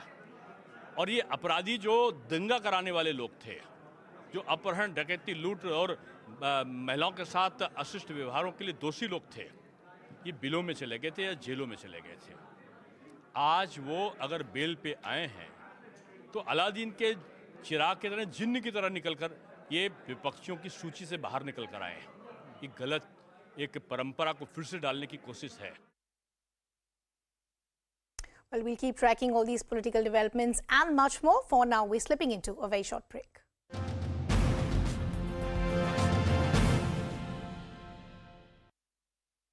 It is a legitimate issue which should be discussed. What is happening in this country?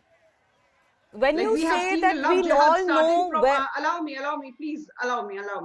I'm saying, look, we saw love jihad starting from south of India. And believe me, very soon, this will be hijab jihad. Hindu girls will be asked that you should also wear hijab. And this is what I am saying. I'll come to that later, ma'am. I'll come to that later. Told, you cannot put bindi. You cannot wear Mangalsutra. Ma'am, the larger questions you're asking, I'll come to that. Do not worry.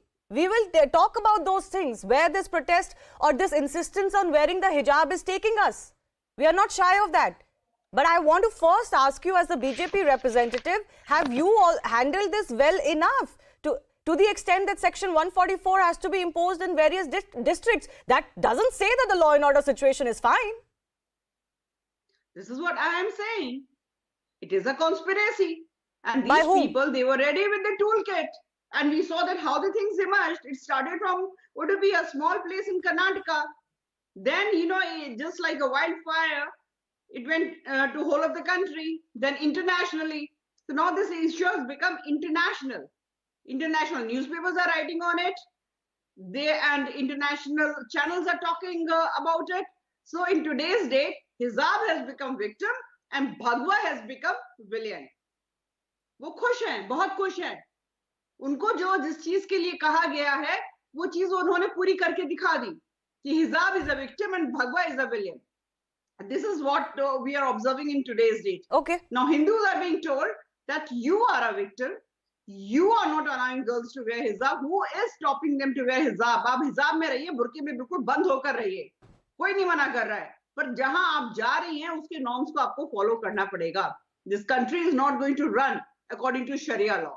This country is going to run according to the constitution of our country. Well, that matter is in court, and of course the court will decide. But Swati, Anila ji does make a very important point, which is about the hardening of positions, and that is not one-sided. You know, the girls till now, the schools that had started were refusing, several parents are refusing to send their girls to schools now, even as the court is hearing the matter. They're insisting that without hijab we will not do it. Will classes trump over hijab or not? Shivani, I absolutely agree with your concern and your questions, okay? Like, for example, the way you, the way the BJP spokesperson right now said, this is completely unacceptable. Way to say that whether wear a hijab or not wear a hijab, etc., this is not how a country is going to be run. Who's asking? How did we reach this stage, Shivani? Just, that's what we have to look into. How did we reach this stage where 4 girls wearing a hijab since the beginning of the session? From there, we have reached a stage where it's become a national issue of discussion. It could have been handled very well there.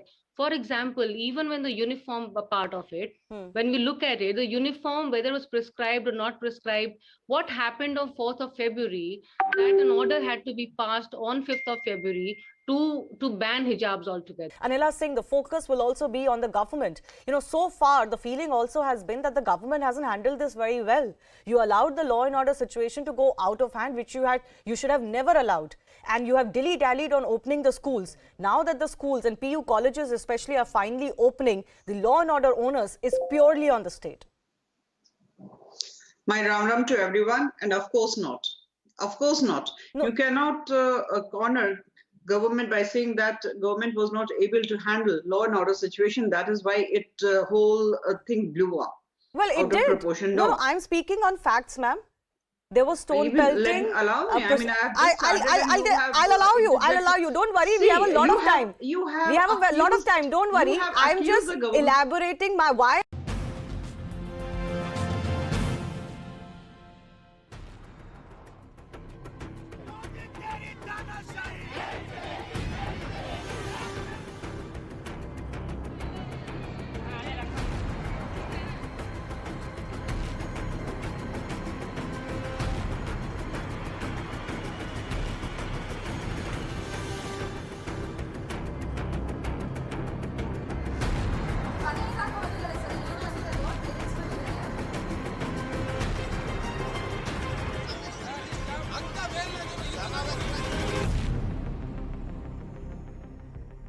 Welcome back. Thanks for staying with us. The hijab showdown still continues in Karnataka. The PU colleges and degree colleges have reopened amid heightened security directed by the state government. Section 144 persists in 10 districts to ensure peace. Meanwhile, the Karnataka High Court hearing into the permissibility of hijabs in educational institutions is going to resume once again at about 2:30 this afternoon. Yesterday, the petitioners raised the Education Act, which has no specific indication about the use of hijab in it. As we said, there is no end to this hijab controversy. Now in Udupi, a group of 20 Muslim students were barred from entering the G.S. Shankar Women's College after they refused to remove the hijab. The students have decided that they will boycott classes unless college allows them to wear the hijab. What exactly happened? Where are you studying at? Second BBA at Jharkhand College. Actually, they told us remove hijab because this is a government order, then you can enter the class. That's it. More than 20 students were there. They were said to remove the scarf. But we won't remove. They are telling that final year girls have removed. Why can't you remove? That's not a thing. Those who want to remove, they will remove. Those who want to follow their faith, they'll follow. All of a sudden, they restricted us from wearing hijab. Is this the right thing to do? All of a sudden, they restricted us from entering the class. Remove hijab. The government has given order for the PU students, not for the degree students. Why they have to tell us? I won't remove my hijab. Why they are forcing students to remove hijab? I'll see what the court says, then we'll enter the college. Swastika is now joining us live on the broadcast from Udupi. Swastika, good morning. The hope really was that by the time the colleges reopen, there would have been some middle ground that have been reached and classes would continue. But the opposite of that is happening. You spoke to some students. What really happened? I'm just going to cut across to a group of students who are protesting right outside the G. Shankar Government Women's First Grade College. This is in Udupi. Now, these girls are saying that they were not allowed to enter the campus, and you can see that the police officials, teachers, all the staff members are standing outside the college. These girls say that they were not allowed to enter. They were asked to remove their hijab. There were no orders earlier. This college allegedly allowed hijab earlier, but overnight there has been a sudden change in the decision because of the Karnataka High Court interim order, and the girls say that they are now forced to open and not wear hijab. There is an action happening, and these girls are staging a protest. They are saying they will not go back to their college campus unless they are allowed to wear hijab. What they're questioning right now is why suddenly did this college do a U-turn? Some of the girls I spoke to earlier in that interview also that we played out earlier, they tell me that there were no prior information. Parents of the students were also not informed that the college authorities are changing their rules and are not going to allow any student to wear hijab. And that is exactly why these students right now, a group of 20, actually more than 20 students who have walked out of their classrooms and are now interacting with the media, sharing why they have decided to prefer hijab over education. They say that it is integral to their faith, integral to Islam, and an overnight decision that the college authorities have taken does not sit down well with them. We are going to try and speak to her in some time now, but this is generally Swastika, that exactly is the big concern, here. right? That yes, while the petitioners continue to say that this is a part of faith, what about education? What about classes that are being missed? Is that a concern that the students understand? And secondly, what are the college authorities doing? Are they trying to have some sort of communication with the students to at least let the session continue? Well, the student here says that they have been wearing hijab right from the beginning. What they're questioning is the sudden U-turn by the college authorities. They are saying that the Karnataka High Court interim order does not specify that educational institutions that did not have a specified dress code mandate hijab. I'm going to try and speak to her. क्या हुआ? क्या हुआ? Did the college वालों ने क्या बोला है आपको? मैंने बोल दिया है ना, मैं रिपीट नहीं बोल सकती. Sorry, I'm sorry. 1 second. ಇದಕ್ಕಿಂತ ಮೊದಲು ಇವರು ನೀವು ಬರಬೇಕು. क्या? ಮೊನ್ನೆ ತನಕ ಹಿಜಾಬ್ ಹಾಕೊಂಡೇ हाँ, yes, ನಮ್ಗೆ ಅಷ್ಟು ಸಪೋರ್ಟ್ ಇದ್ದಾರೆ. पहले हिजाब अलाउ करते थे. पहले हिजाब. अभी क्या हुआ? अभी कोर्ट का डिसीजन वैसा है ना, तो कॉलेज भी क्या कर सकता है? कोई पहले इन्फॉर्मेशन दिया था आपको? क्या? कि हिजाब पहन के नहीं आना है? नहीं, कोई कुछ नहीं बोले, कोई कुछ. आप अभी क्लासेस अटेंड नहीं करेंगे? आप क्लासेस अटेंड नहीं करेंगे? अगर हम लोग ऑनलाइन क्लास कर रहे हैं, वो लोग कर रहे हैं, खत्म. अगर हिजाब अलाउ नहीं करेंगे तो आप लोग ऑनलाइन क्लासेस अटेंड करेंगे? अगर हिजाब अलाउ नहीं करते हैं तो you are not going to come back to your college? वो मुझे पता है कि वो कोर्ट के ऑर्डर के हिसाब से हमारा कॉलेज डिसीजन लेगा, तो हम लोगों को कुछ भी क्या भी फोर्स नहीं कर रहे हैं. तुमको ऐसा ही करना है, वैसा ही करना है.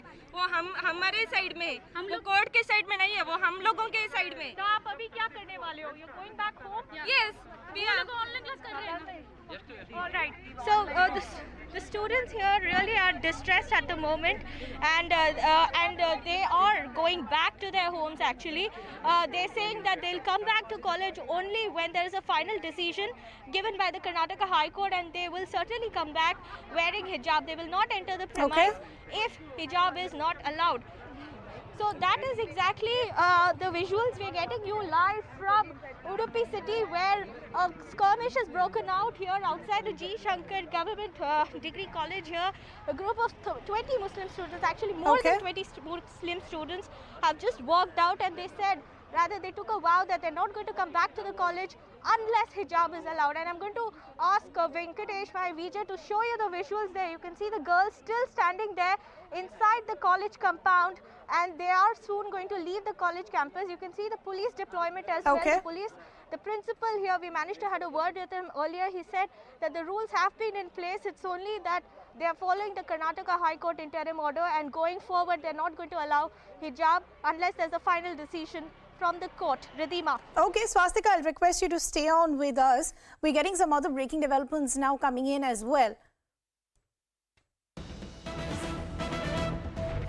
Well, it's not just Udupi. We're getting now news coming in from Vijaypura, where students at the government PU college have defied the High Court's interim order and the principal's request to remove the hijab before entering their classrooms. The students were seen wearing the hijab and then attending their classrooms. That's the update that's coming in from Vijaypura. Let's listen in to some reactions first.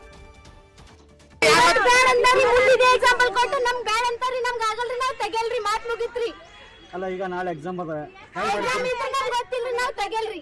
ಏನ್ ಮಾಡ್ತೀರಿ exam exam ಬೇಡ್ರಿ ಏನು ಬೇಡ್ರಿ ನಮ್ ಹಕ್ ಬೇಡ್ರಿ ಅಷ್ಟೇ ಹಾಕುನ ಪಹಲೆ exam ಬಾದ್ ಮೇ ನಿಮ್ಮ ಹೆಸರು ಬಂದ್ರೆ ಹೇಳಿದ್ರಿ ಏನಂದ್ರಿ ನಿಮ್ಮ ಹೆಸರು ತಗೊಂಡು ಏನ್ ಮಾಡ್ತೀರಿ ಹಾಕಿ ಕೊಡ್ಸ್ರಿ ಸಾಕಿಸ್ರಿ ಹೆಸರು ಹೇಳ್ಬೇಕು ನಿನ್ನ ಹೆಸರು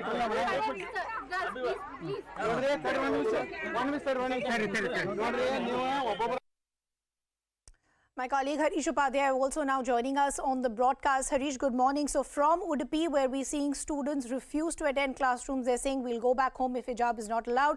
In Vijaypura, we're actually seeing students defy the interim order, wear a hijab and attend the classrooms. Have you been able to speak to some students and the authorities? What are they saying?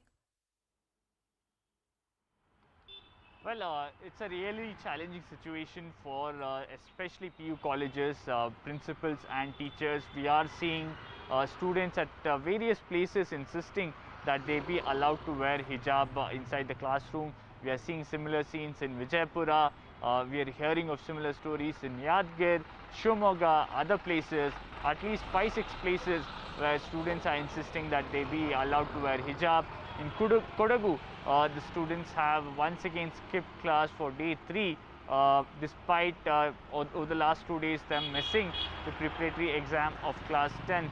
So clearly the government wants to implement the rule. The students are not really keen on following this interim order of the High Court. The college managements are in a fix, many of them allowing the students to enter the classroom with the hijab on.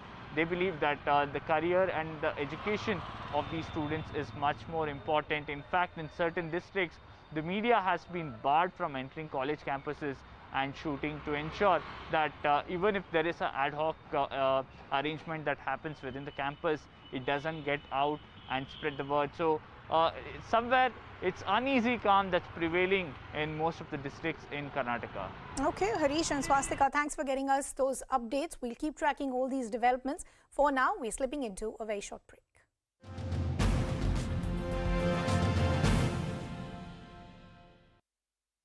Institute, whether it is a college or a school or any other technical institute or medical institute, the students have to follow that. Simple thing. But we know it very well that where it all, where the whole matter goes, where the roots are, everybody knows in today's date. So this is not a political centric matter now. It is a legitimate issue which should be discussed. What is happening in this country? When like you say that we all know where... allow me, please, allow me. I'm saying, look, we saw love jihad starting from south of India. And believe me, very soon, this will be hijab jihad. Hindu girls will be asked that you should also wear hijab. And this is what I am saying. I'll come to that later, ma'am. I'll come to that later. Told, you cannot put bindi, you cannot wear Mangalsutra. Ma'am, the larger questions you're asking, I'll come to that. Do not worry. We will talk about those things, where this protest or this insistence on wearing the hijab is taking us. We are not shy of that.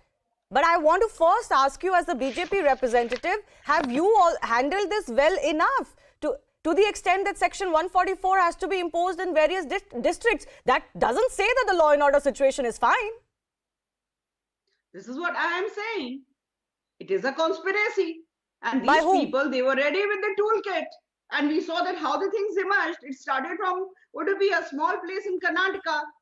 Then, just like a wildfire, it went to whole of the country, then internationally. So now this issue has become international. International newspapers are writing on it. And international channels are talking about it. So in today's date, Hijab has become victim and Bhagwa has become villain. वो खुश हैं, बहुत खुश हैं. उनको जो जिस चीज के लिए कहा गया है, वो चीज उन्होंने पूरी करके दिखा दी कि Hijab is a victim and Bhagwa is a villain. This is what we are observing in today's date. Okay. Now Hindus are being told that you are a victim. You are not allowing girls to wear hijab. Who is stopping them to wear hijab? आप हिजाब में रहिए, Burke में बिल्कुल बंद होकर रहिए. कोई नहीं मना कर रहा है. पर जहां आप जा रही हैं, उसके नॉर्म्स को आपको फॉलो करना पड़ेगा. This country is not going to run according to Sharia law. This country is going to run according to the constitution of our country. Welcome back. Thanks for staying with us. Now, Abhishek Banerjee has denied all claims of rift with TMC Supremo Mamata Banerjee. Speaking exclusively to News18, the West Bengal Chief Minister's nephew has stated that Mamata Banerjee is his leader and a guiding light. This comes a few days after Mamata Banerjee formed a new 20-member National Working Committee amid a discord between her nephew and senior TMC leaders over his one-man, one-post policy. Abhishek Banerjee's position as the party national secretary was also dissolved in this emergency meeting by Mamata Banerjee. But Abhishek Banerjee reiterates that he will continue to work according to the directions of the TMC Supremo, Mamata Banerjee. So Abhishek Banerjee there clarifying and saying that there is no rift as far as the TMC is concerned. This, of course, comes in the backdrop of those hectic meetings that we had seen over the weekend at the residence of Mamata Banerjee, where, remember, there was a new 20-member National Working Committee that was formed. Some other key developments that took place as well. Abhishek Banerjee's position as the party National Secretary was also dissolved. My colleague and a senior editor, Pallavi, is now joining us with more details. Pallavi, good morning. What are sources within the TMC telling you? Is there some sort of a lack of communication or a rift between Abhishek Banerjee and Mamata Banerjee? See, Abhishek Banerjee, when he spoke to my colleague Kamalika, makes it very clear that he still considers Mamata Banerjee to be his mentor and an inspiration, and also that there is no rift. But if you look at the events which have played out with him, all is clearly not well in the TMC. Similar to the kind of generational tug-of-war which we've seen in the Congress party. Abhishek Banerjee having his own group, his own forces, the rise of Abhishek Banerjee being in charge of, say, a Goa or a Tripura, and an old warhorse like Mamata Banerjee with her own band of her generation leaders who were with her right from the beginning. If things were all fine, she wouldn't have called that urgent meeting. She wouldn't have had that kind of reorganization of the party. Early days yet to comment, but clearly she wants to do some damage control, and Abhishek Banerjee needed to come out with that clarification that there is no question of a rift. The party is one. Okay, Pallavi, thanks for getting us all those details. We'll keep tracking all these developments and much more, but for now, we're slipping into a very short break.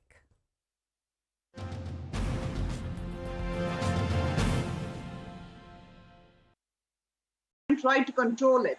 Government simply said that whatever the rules and norms are of the school or the educational institute, whether it is a college or a school or any other technical institute or medical institute, the students have to follow that. Simple, simple thing. But we know it very well that where the whole matter goes, where the roots are, everybody knows in today's date. So this is not a political centric matter now. It is a legitimate issue which should be discussed. What is happening in this country? When you say that we all know where... Allow me, please, allow me. I'm saying we saw love jihad starting from south of India. And believe me, very soon, this will be hijab jihad. Hindu girls will be asked that you should also wear hijab. And this is what I am saying. I'll come to that later, ma'am. I'll come to that later. Told, you cannot put bindi. You cannot wear Mangal Sutra. Ma'am, the larger questions you're asking, I'll come to that. Do not worry. We will talk about those things, where this protest or this insistence on wearing the hijab is taking us. We are not shy of that. But I want to first ask you as the BJP representative, have you all handled this well enough to the extent that Section 144 has to be imposed in various districts? That doesn't say that the law and order situation is fine. This is what I am saying. It is a conspiracy. And these people, they were ready with the toolkit. And we saw that how the things emerged. It started from Udupi, a small place in Karnataka. Then, just like a wildfire, It went to whole of the country, then internationally. So now this issue has become international. International newspapers are writing on it. And international channels are talking about it. So in today's date, Hijab has become victim and Bhagwa has become villain. वो खुश हैं, बहुत खुश हैं. उनको जो जिस चीज के लिए कहा गया है, वो चीज उन्होंने पूरी करके दिखा दी कि Hijab is a victim and Bhagwa is a villain. This is what we are observing in today's date. Okay. Now Hindus are being told that you are a victim. You are not allowing girls to wear hijab. Who is stopping them to wear hijab? आप हिजाब में रहिए, Burke में बिल्कुल बंद होकर रहिए. Welcome back. Thanks for staying with us. Veteran music composer and singer Bappi Lahiri passed away in a Mumbai hospital last night. Bappi Da, best known for popularizing disco music in India in the 80s and 90s, had multiple health issues and was in the hospital for almost a month and was discharged on Monday. But then his health deteriorated on Tuesday and he took his last breath in Mumbai hospital around 11:30 last night. Tributes have been pouring in from the film fraternity, political leaders for the iconic composer and singer.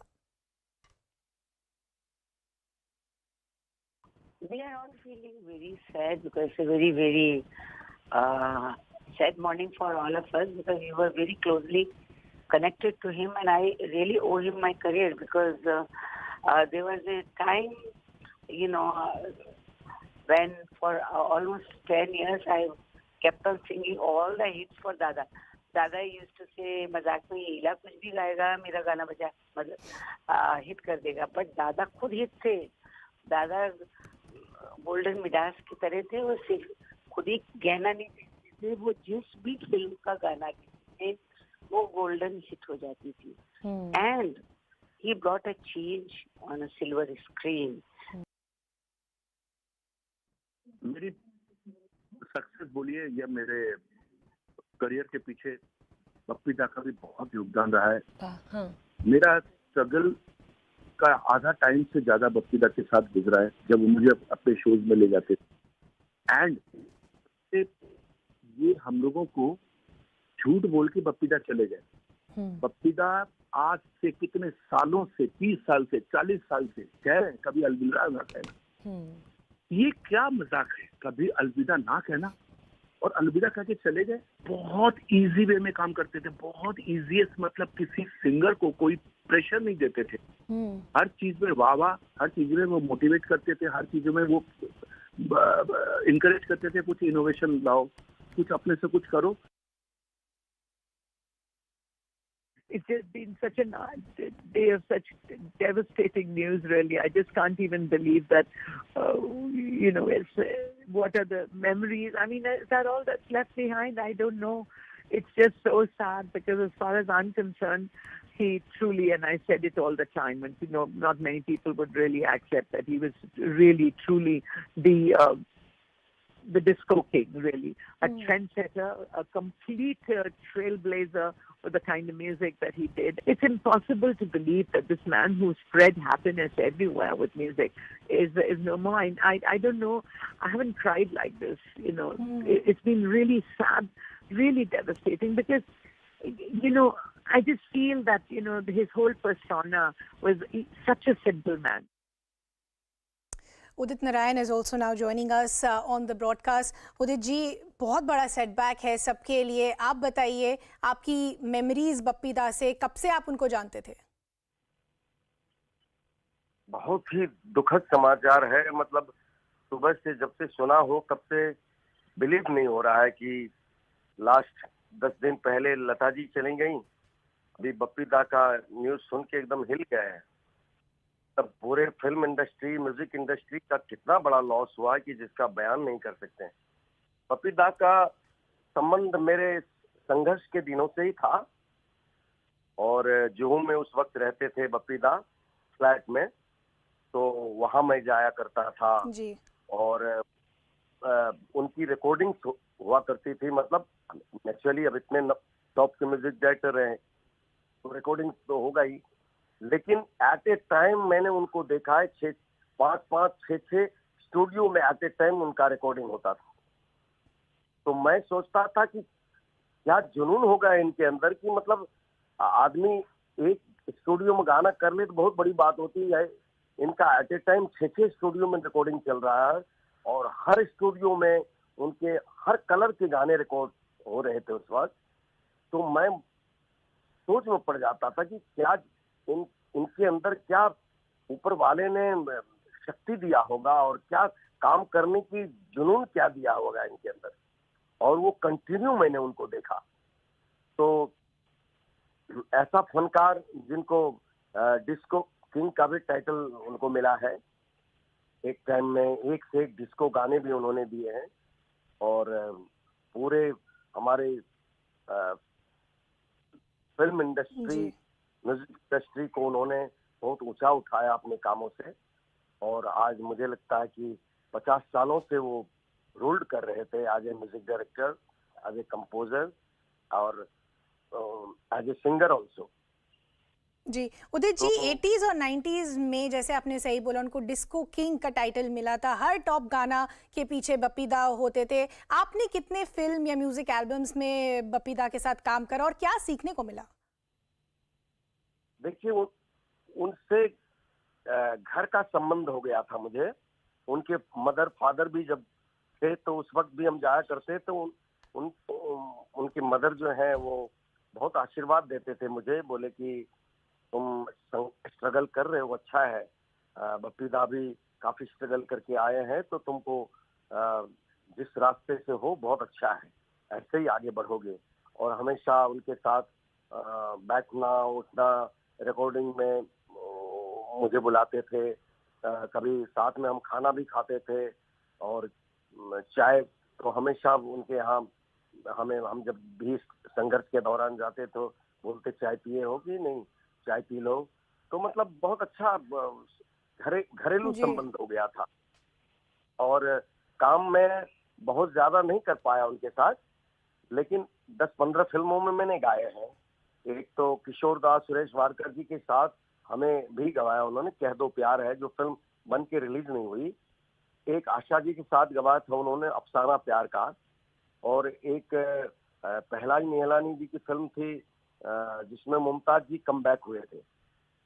तो ये सब मुझे याद है। और अभी भी हम उनके जन्मदिन बर्थडे पे हम गए थे उनके घर पे, सब लोग आए थे। तो अभी दिसंबर 27 की बात है वो, तो हम काफी 4-5 घंटा उनके साथ बैठे, उनके साथ बातें किए। बोले दादा बहुत अच्छे लग रहे हैं आप, अभी आप 100 साल कुछ नहीं होने वाला है। बहुत खुश हो रहे थे जी। और अचानक ये न्यूज़ सुन के मतलब हम सबको दहला दिए वो लोग।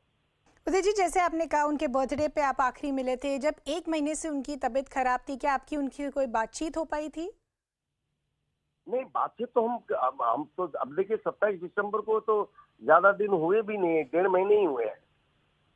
तो मतलब काफी उनके साथ बैठा, बातें किया। तो थोड़े से उनको नींद का प्रॉब्लम था, तो वो शायद ऑपरेशन करवाए थे वहाँ लॉस एंजलिस में जाके, अमेरिका में जी। वहां से उनके तबीयत में जरा गड़बड़ होना शुरू हुआ और हम सोचे कि ठीक हो जाएंगे, लेकिन वो बढ़ता गया। तो थोड़े पेन में थे वो। जी उदित जी, हमेशा ऐसा कहा जाता है कि संगीतकार से ऊपर संगीत होता है, उनका काम होता है, क्योंकि वो गाने हमेशा लोगों के साथ रहते हैं। आपके टॉप 5 बप्पी दा के फेवरेट गाने कौन से हैं? देखिए, एक से एक गाने हैं उनके। चलते चलते मुझे ये गीत याद रखना, कभी अलविदा ना कहना, कभी अलविदा ना कहना। मतलब एक से एक गाने उन्होंने दिए हैं। मतलब अगर शुरुआत करें तो पूरे दिन भी कम पड़ जाएंगे। अमिताभ जी के लिए एक से एक गाने उन्होंने कंपोज किए हैं, शराबी से और नमक साल। मतलब तारीफ किया जाए बहुत कम। फैमिली को के भगवान और उनकी आत्मा को जी शांति दे ऊपर वाला, यही। जी उदय जी, बहुत बहुत धन्यवाद हमसे बात करने के लिए। Big setback to the film industry and to his multiple fans, not just in India, but across the world as well. Let's play out some interviews that we had with Bappi in the past. In March 2021, Bappi spoke to my colleague Shilpa Ratnam. Let's listen in to this conversation. Bappi, that's also true. Like you were saying, you've always been working. I know you started playing the tabla at the age of 3. So I know sitting at home, you must have been making some music this last 1 year. Last year, when 20, I have done 3 films. That unfortunately, all is stop the skinning, no skinning. Like Bagi 3, you know the song? Bankas. Bankas. Bankas. Of course, it is your original song that they've used, no Dada? And the other picture was Coming Up. मेरा गाना था beautiful song. Tim tim tim tim tim tim tim tim tim tim tim tim da da da. Beautiful song. All your songs are lovely. All your songs are lovely, Dada. You know, I want that song is very catchy. Always catchy. Shubha Mangal, Ayushman. Yes, Shubh Mangal Savdan, yes. प्यार बिना चैन का रे, प्यार बिना चैन का रे. ये गाना बहुत अच्छा चला. Yeah, your songs, Dada, they've been not just recreated in Hindi movies, but also, you know, in English songs they've been used. Even in You Don't Mess with the Zohan, there was Jimmy Jimmy. Yes, my song, sorry to say, just now, कलियों का चमन, कलियों का चमन जब बनता है, Cardi B, the world's most popular rapper, and before that also, 20 years before, 10 years before, that song was top of the chart. Kaliyo ka Chaman. Yes. Then somebody has remixed here, Bombay. But Kaliyo ka Chaman original hit, and Jimmy Jimmy song all over the world, practically in Russia, number 1 अभी भी है, till today, number 1. But Jimmy Jimmy Aja Aja, that song, what I'm telling you. Dada, do you have any memories of that song, of recording Jimmy Jimmy? It's been 30 years. Don't miss with the Zohan. Don't miss with the Zohan. Adam Sandler, Hollywood movie. They have kept the song. Jimmy Jimmy Aja. Yeah. Dada, you have any memories of recording the original song, Jimmy Jimmy Aja Aja? You remember recording Jimmy Jimmy Aja Aja, it was, suddenly I thought I should take new artist. Parvati Khan, that time, very fresh. Parvati Khan. She sang this song. She sang so beautiful. Like I've got no choice to give the song. ये होता है, इसका है, and Parvati sang so well. आज till today, song has become ever popular. Bappi, the one song which is evergreen and of course was remade and remixed was Tamma Tamma Loge, you know, from the 1989 film Thanedar, of course, remixed in Badrinath Ki Dulhania. And the original recording of the song has also gone viral, you know, where you are singing the song and Anuradha Podbal ji is singing that song. You know, there was a revival of that as well. You know, and back then, when we look at the video of Anuradha ji singing it, you know, she's singing it very like sweetly, very subtly, but when the song kind of translates on screen, it becomes something else. Right. No, that time, Anuradha has shown the song, the Tamma Tamma Loge Thanedar. Then the picture is on Sanjay Dutt and Madhuri Dixit. And now also she sang. I sang from Los Angeles. I told to Bhushan Kumar ji, I will sing again. We feel very happy. Well, yes, I'm taking the studio and I'm singing again. And I sang a song. To Premi, you know, like, I like mood mein gaya maine. Yeah. फिर क्या daddy क्या अम्मा, एक बस तू ही प्यारे के काबिल, सारा जहां है निकम्मा, तम्मा तम्मा लोगी. Evergreen song. And Shilpa, who had that conversation with Bappi Da in March 2021, is now joining us live on the broadcast. Shilpa, you know, we've been speaking to multiple people from the fraternity and otherwise, and they're still coming to terms with the loss of first Lata Mangeshkar and now Bappi Da. What's the latest that you're picking up? Any development at his residence? What's the word that you're picking up as far as the last rites are concerned? Well, yes, right now his friends and family have been visiting.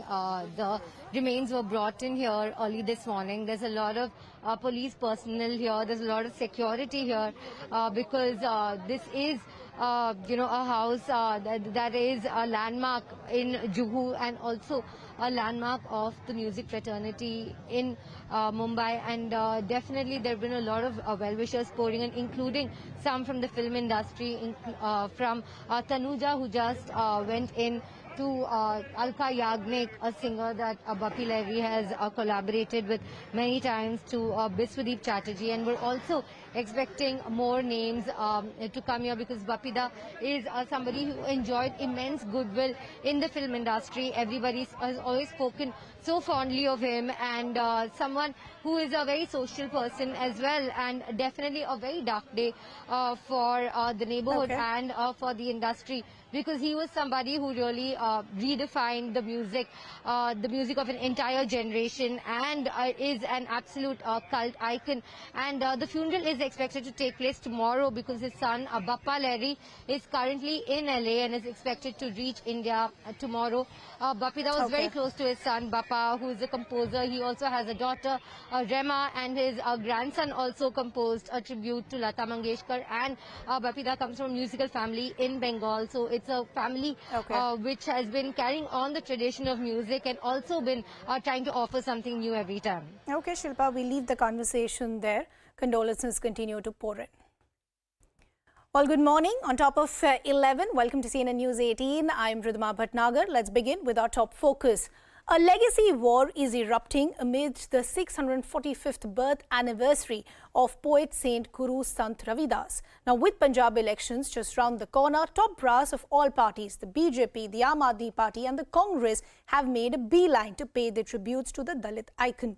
Punjab accounts for about 32% Dalit population, and the Ravidasiya community is concentrated in Doaba, which sends 23 MLAs to the 117-member house. The Prime Minister paid homage at the Guru Ravidas Dham today amid his promise to revamp the temple in Varanasi.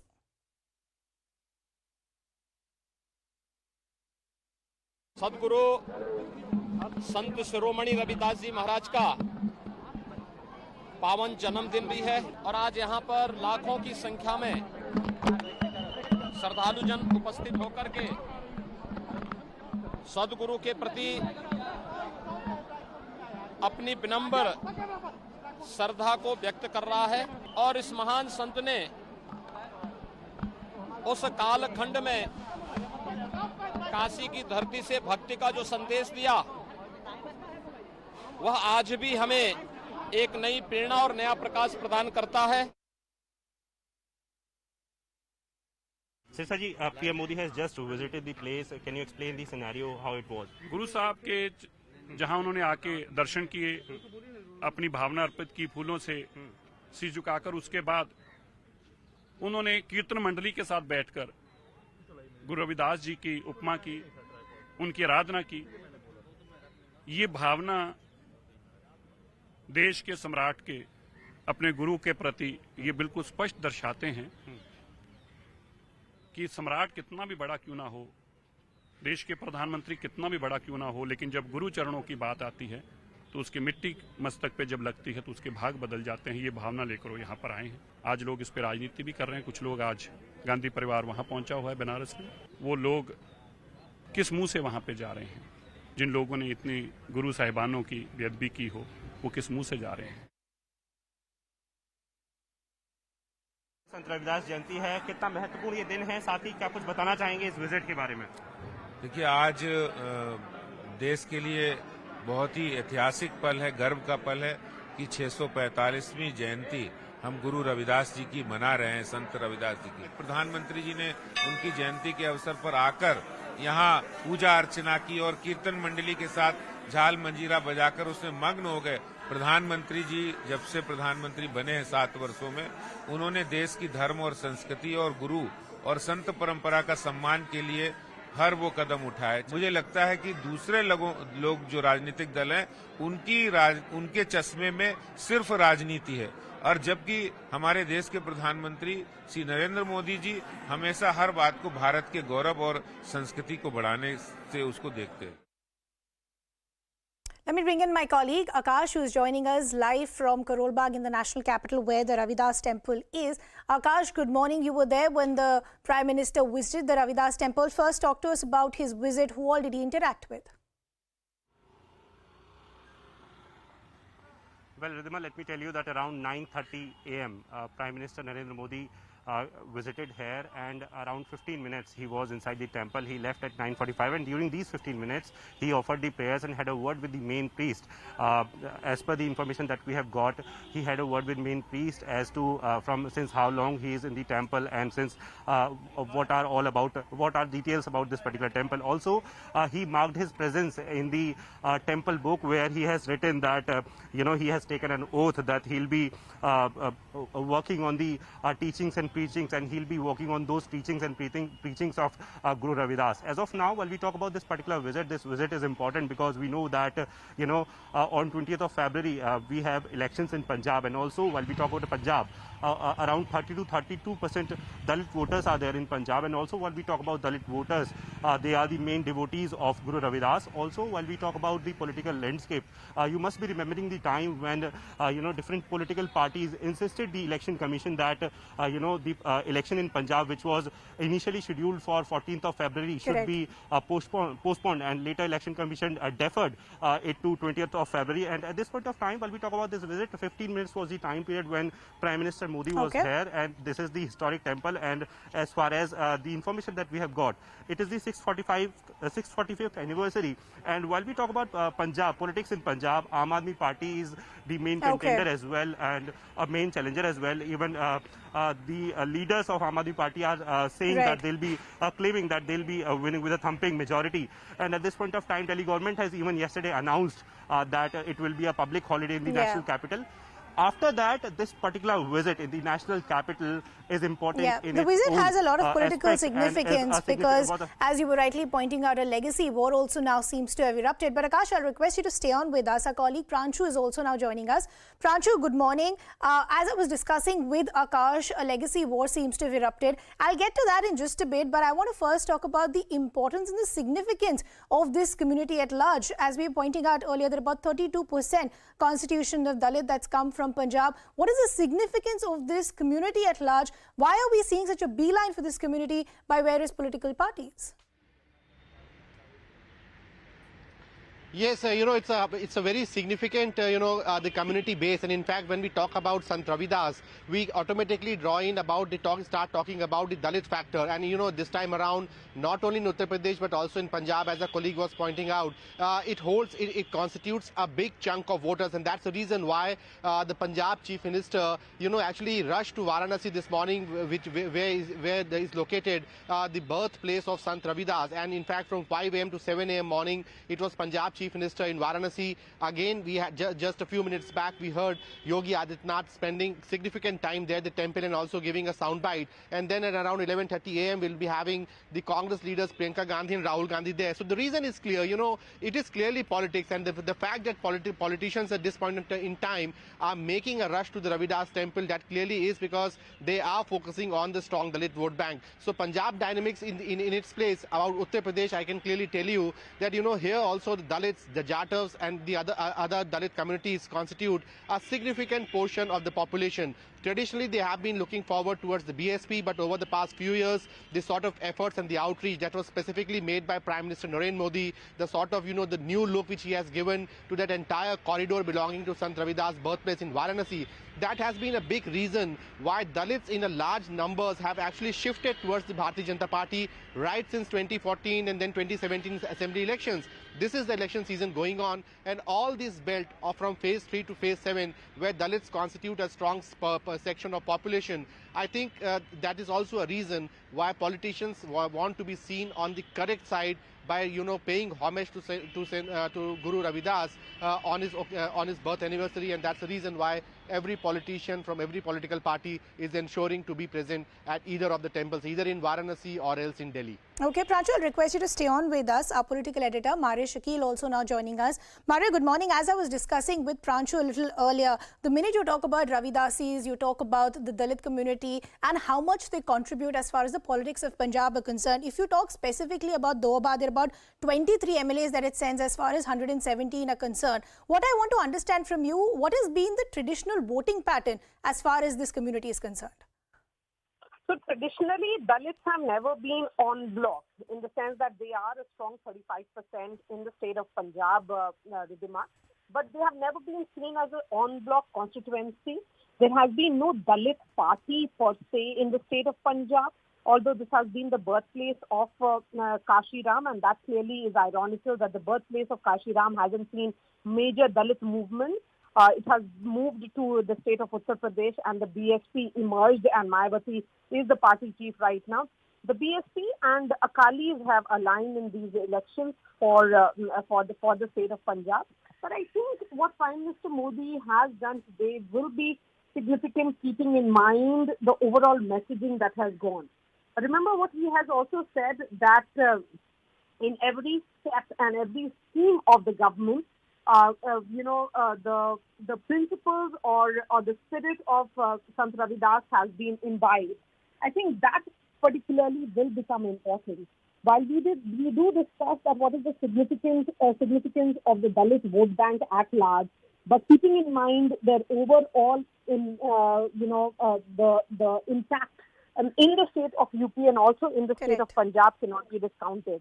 They haven't really, because Dalits in Punjab are divided among Ravidasiyas and another group, so they do not really are seen as one coherent, comprehensive vote bloc.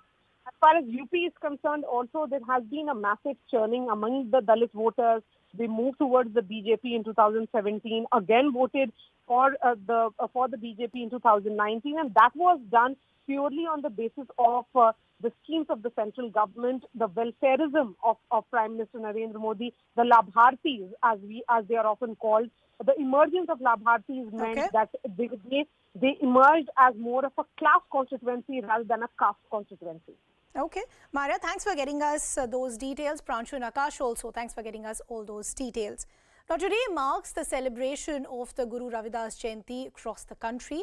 This year would have been the 645th birth anniversary of the poet saint. A grand program is being held in the town of Sir Govardhanpur today. Let's check in those preparations and a promise from the Prime Minister to revamp the Sant Ravidas temple in Varanasi.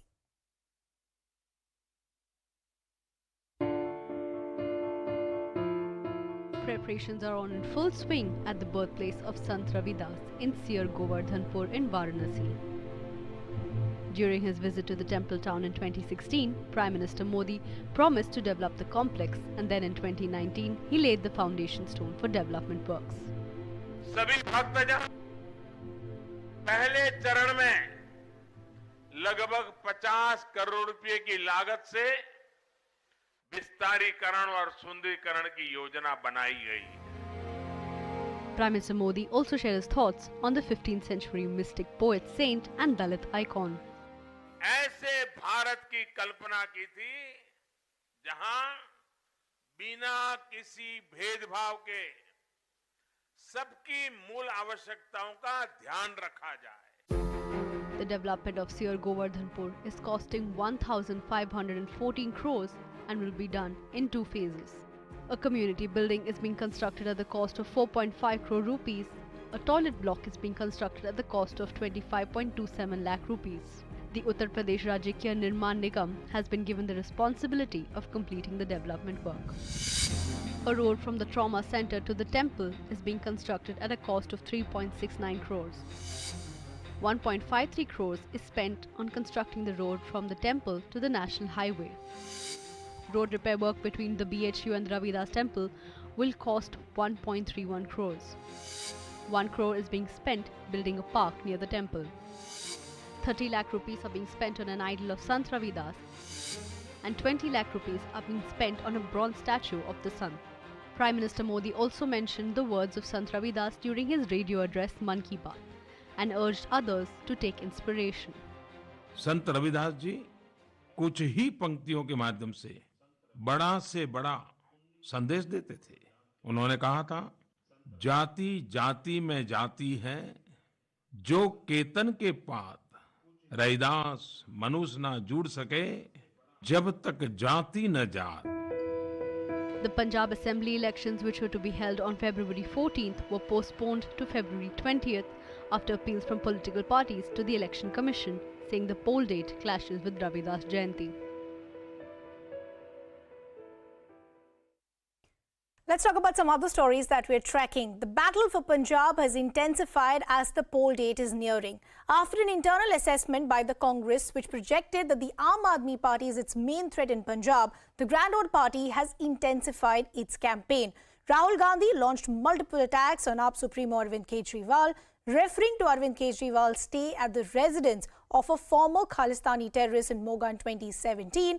Rahul Gandhi said that Kejriwal can be found at terrorist homes, but not the Congress leaders. Meanwhile, Congress has also roped in youth leaders like Srinivas to counter the work done by the Delhi government during the pandemic. Sandeep Dixit, the son of Sheila Dixit, will also counter the Aam Aadmi Party. Alka Lamba, who left the Aam Aadmi Party to join the Congress, will also be used more to campaign. In these last few days of campaigning, the Congress will only concentrate on AAP stronghold areas and rural Punjab. हमारे जो नेता हैं वो आतंकवादी के घर में आपको कभी नहीं मिलेंगे, हो ही नहीं सकता। झाड़ू के नेता जरूर आपको आतंकवादी के घर में मिल सकते हैं, मगर कांग्रेस का नेता आपको कभी नहीं मिल सकता। और याद रखिए कि ये चेहरे नहीं हैं, चेहरे के पीछे शक्तियां होती हैं, शक्तियां छुपी रहती हैं, अपना असली रूप नहीं दिखाती हैं। अगर आप शक्ति को पहचानना चाहते हो तो नेता के कर्मों को देखो, शब्दों को नहीं देखो, कर्मों को देखो।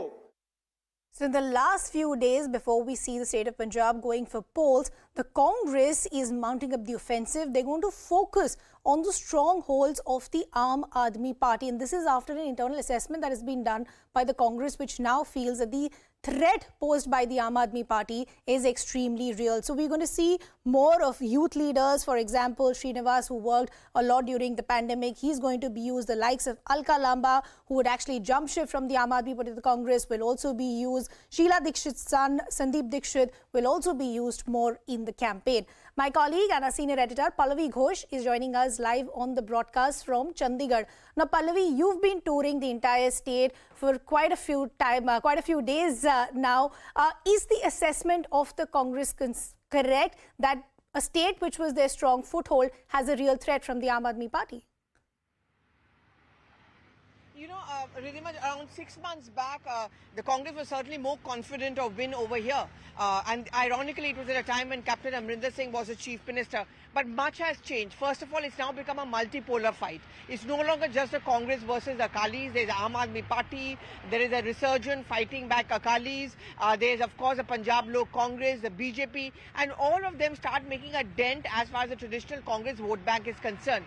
The confidence we saw in the Congress party when Channi was announced as a Dalit face, hoping to tap the SC/ST face, that confidence is somewhat shaken. They've, of course, not given up the fight. They are now fighting back aggressively, but they are re-strategizing what their really campaign should be like. And as we've been reporting, AAP is now become the contender #1. No longer training the guns only on the Akalis or the BJP. They're now focusing on AAP. So you have a Rahul and Priyanka Gandhi Vadra, for example, attacking Kejriwal's politics all the time.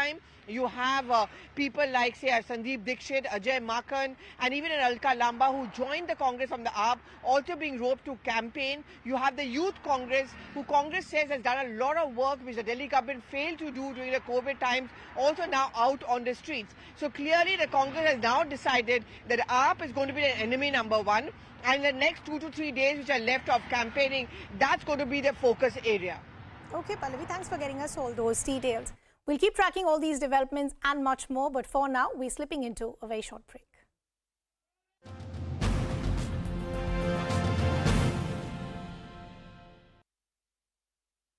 I'll come to that later. Told, you cannot put bindi, you cannot wear Mangalsutra. Ma'am, So, the larger questions you're asking, I'll come to that. Do not worry.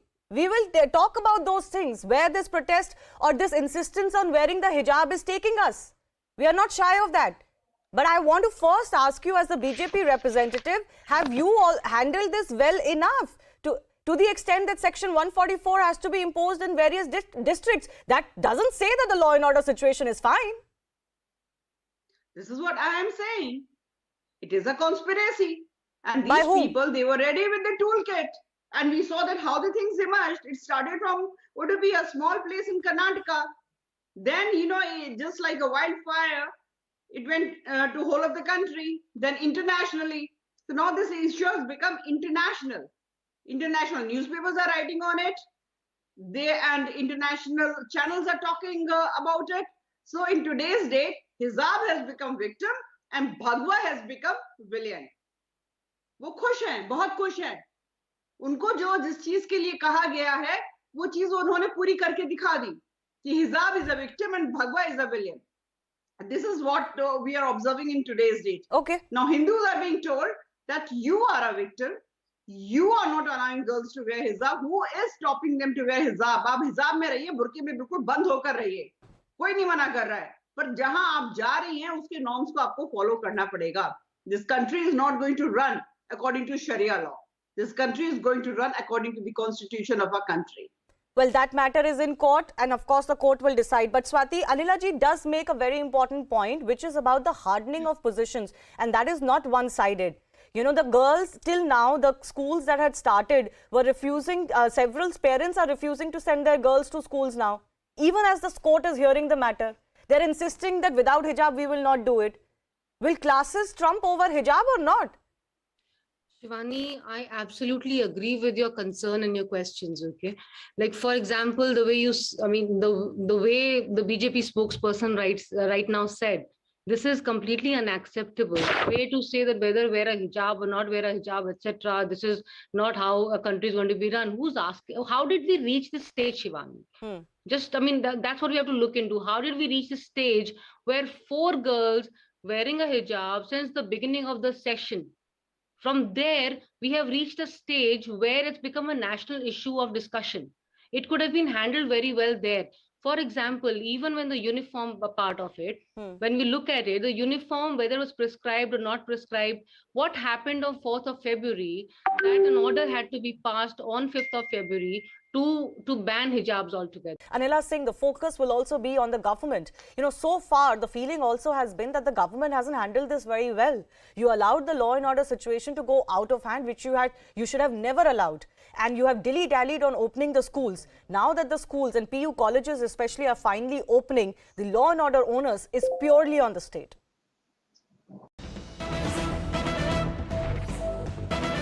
साल के बाद दिल्ली का सारा व्यापारी आम आदमी party का vote bank हो गया.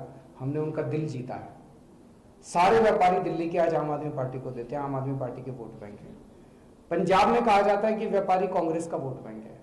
मैं सारे व्यापारियों को कहना चाहता हूं, हाथ जोड़ के अपील करना चाहता हूं, एक मौका देके देखो आप. हम आपका दिल जीत लेंगे 5 साल में. आपकी सारी समस्याओं का समाधान करेंगे. मसले बहुत हैं, केवल इंस्पेक्टर राज और रेडर मसले बहुत हैं व्यापारियों के. आपके सारे मसले भगवंत मान जी पर्सनली आपके साथ बैठेंगे और सारे मसले आपके हल करेंगे. अभी तक व्यापारियों से हिस्सा मांगा जाता था. हमारी सरकार में व्यापारियों को हिस्सेदारी दी जाएगी. व्यापारी हिस्सेदार बनेगा. व्यापारियों को हमने खूब तवज्जो दी है. अपने कोई पार्टी ऐसी नहीं है जिसने, मैंने पर्सनली मैंने और भगवंत जी ने दोनों ने बैठ के पर्सनली 8 टाउन हॉल किए हैं, व्यापारियों की समस्याओं को समझा है। और लास्ट में एक खुशखबरी आपको देना चाहता हूँ। चन्नी जी ने 3-4 दिन पहले कहा था कि भगवंत मान जी धुरी सीट से 20,000 वोट से हार रहे हैं।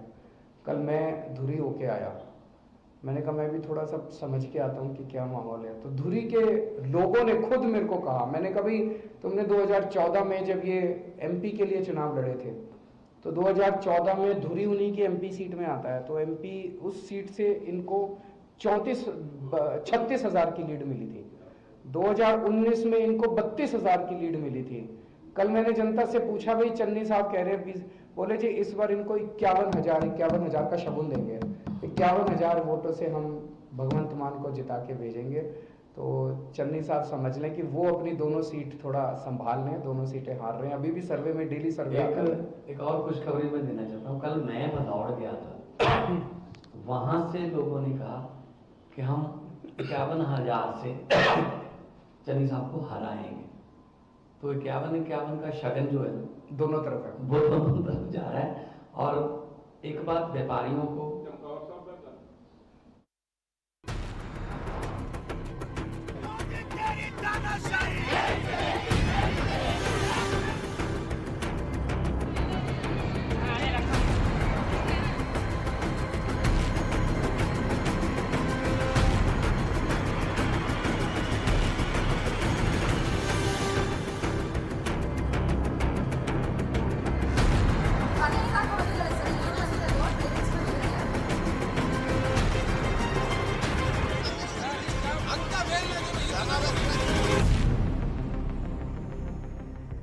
Let's talk about the other big story that we're tracking. The hijab showdown still continues in Karnataka. You have the PU and the degree colleges that reopened amid heightened security directed by the state government. Section 144 persists in 10 districts to ensure peace. A few PU students have also chosen to defy the High Court's interim order, saying they will not enter classrooms without a hijab.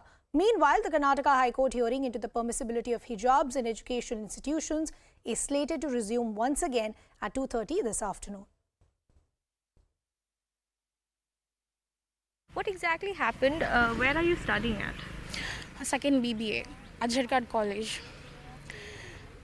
Actually, they told us remove hijab because this is a government order, then you can enter the class.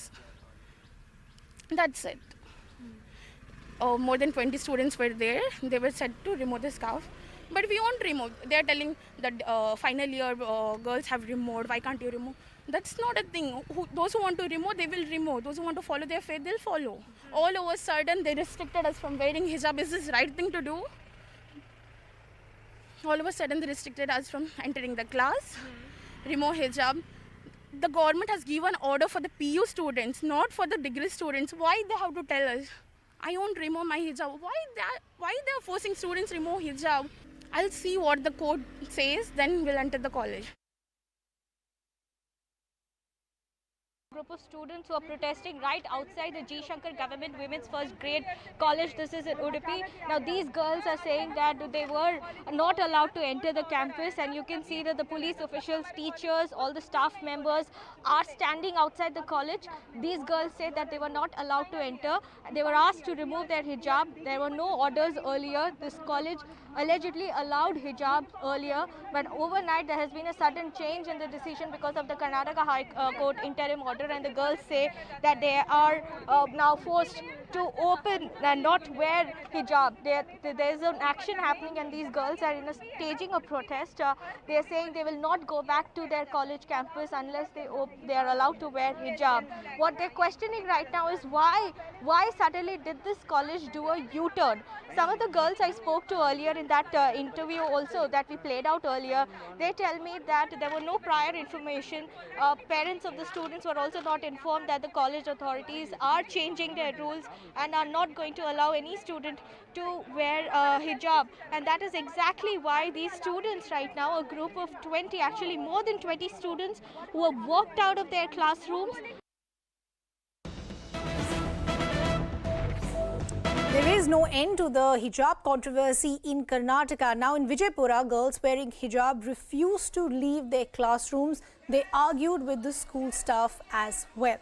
That's the update that's coming in from Vijaypura. In Udupi also, we had seen students who refused to attend classes until hijab wasn't allowed.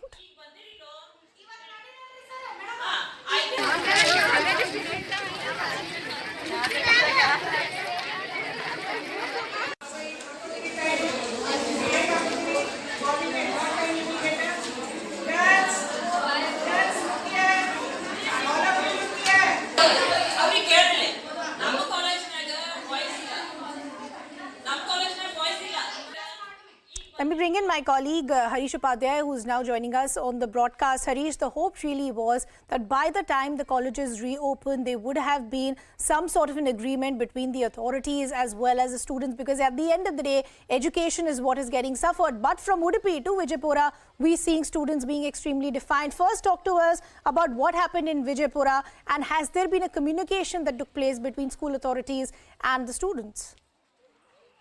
Well, the school authorities are very clear that they will have to follow the interim order of the Karnataka High Court, and they would not be able to allow anyone wearing hijab inside the classroom. Some of these colleges have now ensured that this is communicated to the parents and students, and still you see the students turning up in hijab and demanding that they be allowed inside the classroom. And there are heated arguments between the parents and the teachers, in some cases students and teachers as well. But teachers and college principals are expressing helplessness, saying that they have to follow the order of the High Court. There is no other go. Only in a few cases have we seen college managements making exceptions and allowing students with hijab to enter the classroom.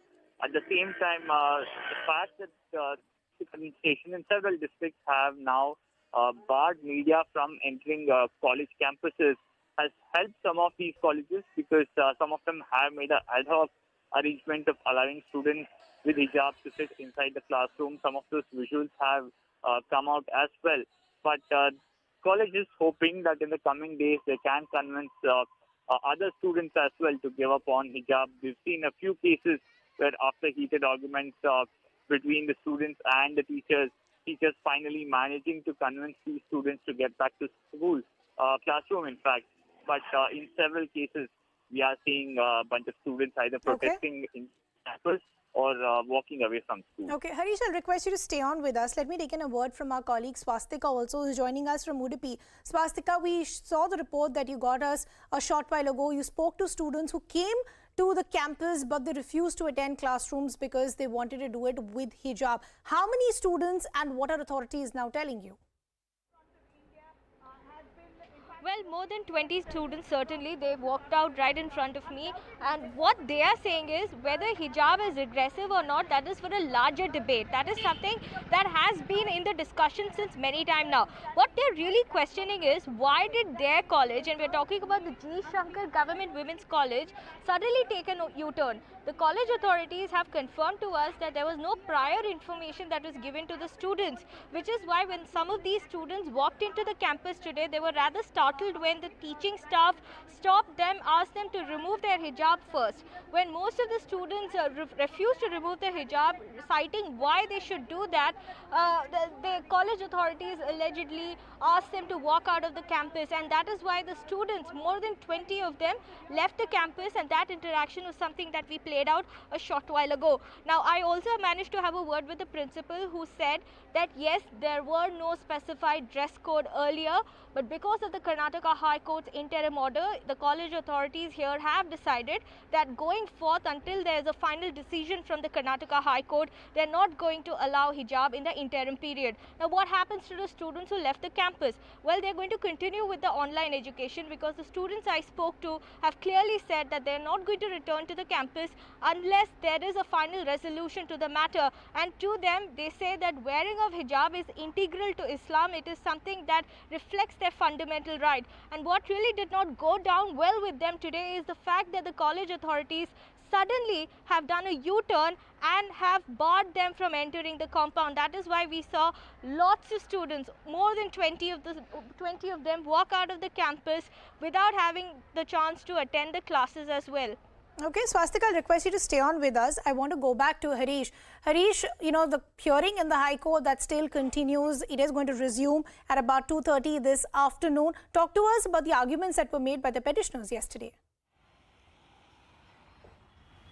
Well, you had Advocate Devdutt Kamath and also Advocate Ravidas Jayanti, both of them presenting their arguments. Devdutt Kamath largely trying to demolish the grounds on which the government order which was passed in the first week of February empowers these CDCs to take a decision on the dress code. One, he says these CDCs do not have any legal sanctity. He's saying that if it's an issue of public order, then the government needs to decide it. Third, he's saying that when someone wearing hijab doesn't affect someone else's fundamental right, it can't be banned. He's also saying the government should stop giving very frivolous excuses as government order or public order as a reason to ban someone's right to religion. So these are largely arguments made by Devdutt Kamath. He's also tried to convince them by talking about similar instances in other courts. Remember, day before yesterday, he mentioned the court of a case in Malaysia. Yesterday, he spoke about a constitutional bench of the South African Apex Court talking about similar instance where a South Indian girl wanted to wear a nose ring.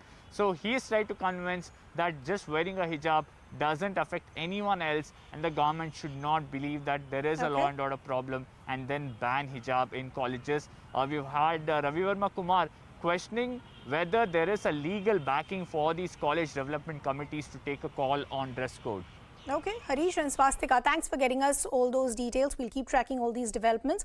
As we pointed out, the High Court will resume its hearing at 2:30 this afternoon. We're slipping into a very short break, coming back with lots more.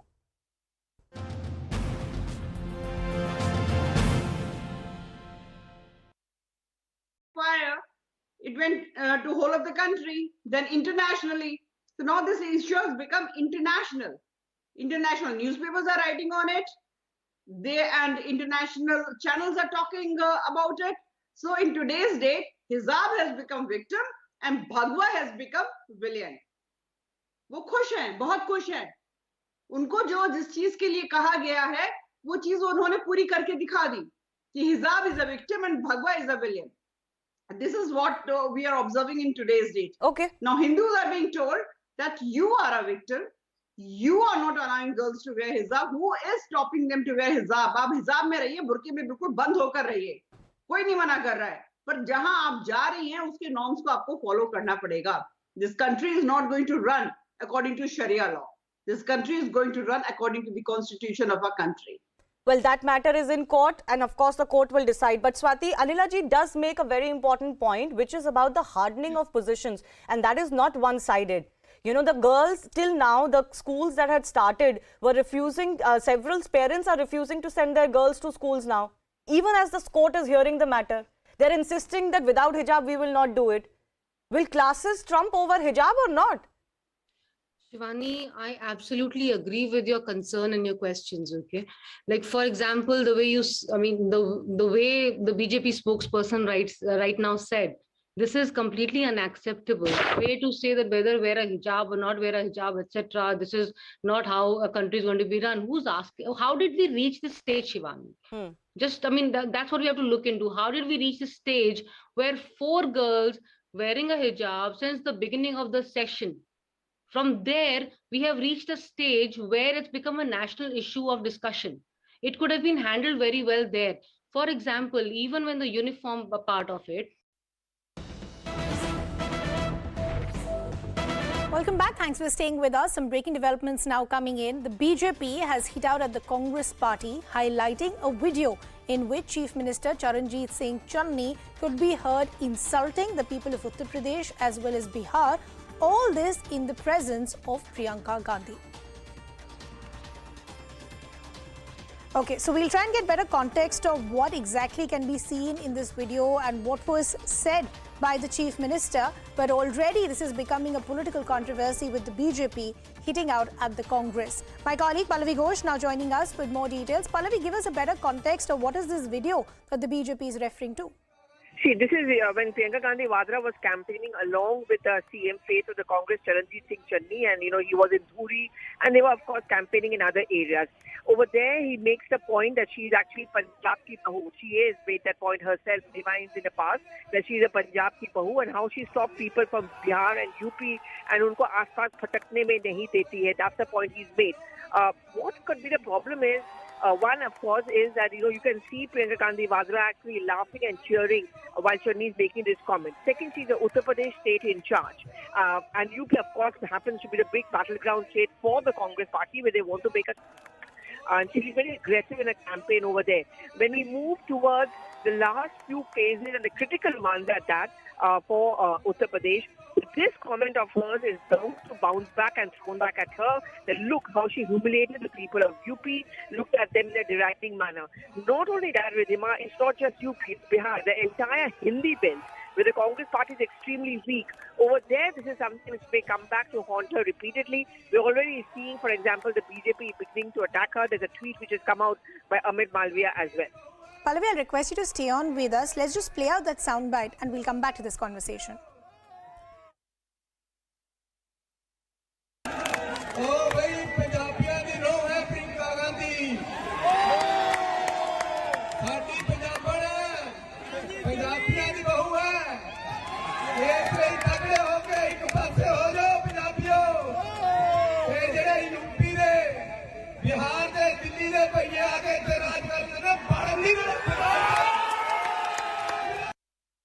Pallavi continues to be with us. Pallavi, as you were rightly pointing out, that this could mean trouble even as far as Uttar Pradesh is concerned, because that's where Priyanka Gandhi is in charge. But what I want to understand is, because it's become a political controversy, has there been a clarification from the Congress so far? Something which just broke out a short while back, no clarification yet. I think the Congress would also want to pass it off as a trivial issue. Priyanka Gandhi Vadra, interestingly, of course, is in Banaras today, where the Sant Ravidas Jayanti is taking place. Maybe we can get a reaction from her.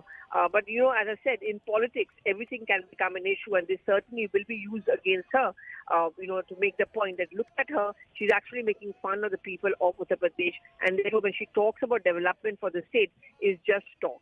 Okay, Pallavi, I'll request you to stay on with us. Our colleague and Uttar Pradesh Bureau Chief, Pranshu, also now joining us. Pranshu, at a time when Uttar Pradesh is already seeing multiple phases of polling, 2 phases are already done, and many have already pointed out that Congress is not even a real player as far as the aggression that we're seeing with the BJP and the SPRLD combined. How does these comments play out for Priyanka Gandhi Vadra, who's in charge as far as Uttar Pradesh is concerned?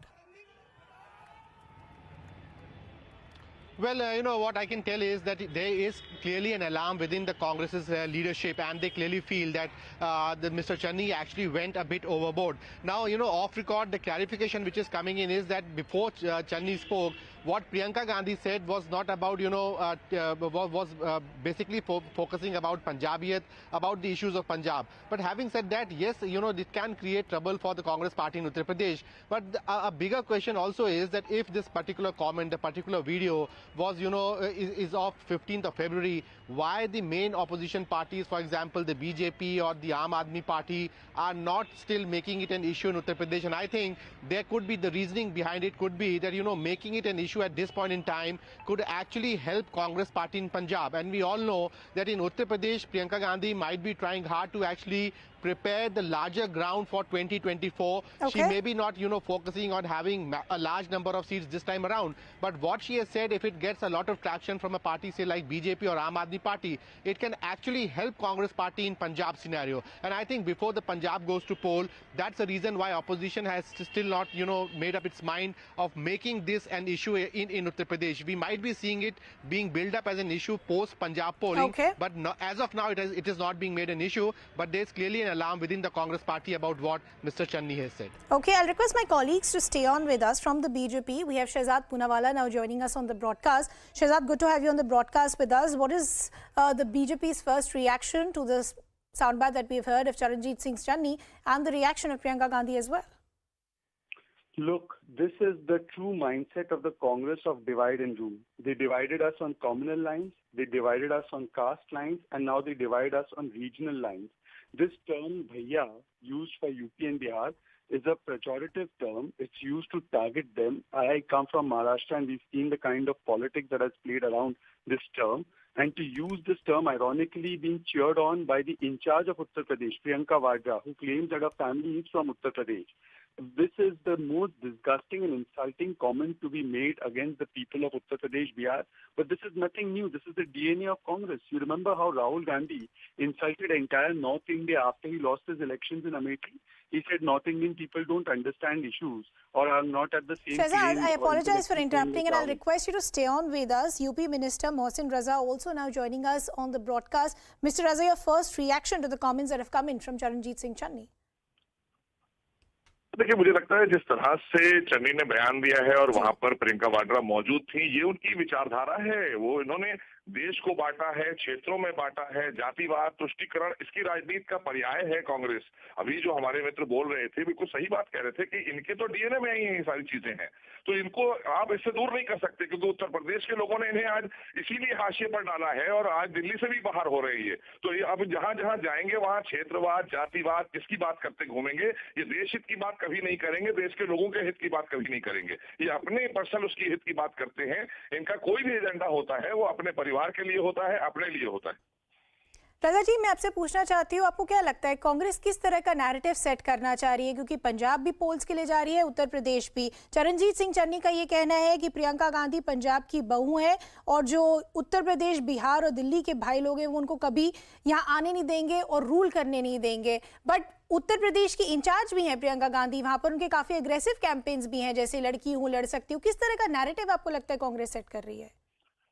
देखिए, जो narrative Congress set करना चाह रही है, मुझे लगता है इसको पहले ही देश की जनता ने भांप लिया और इनको देश से भी बाहर किया। उत्तर प्रदेश से तो ये 30-32 साल से बाहर हो गए हैं, इसी के चलते बाहर हुए हैं, क्योंकि परिवारवाद से बाहर निकलने वाली ये पार्टी थी नहीं। आज बड़े बड़े इनके नेता उस विचारधारा से सहमत नहीं है, जो विचारधारा ये आजकल लेकर चल रहे हैं।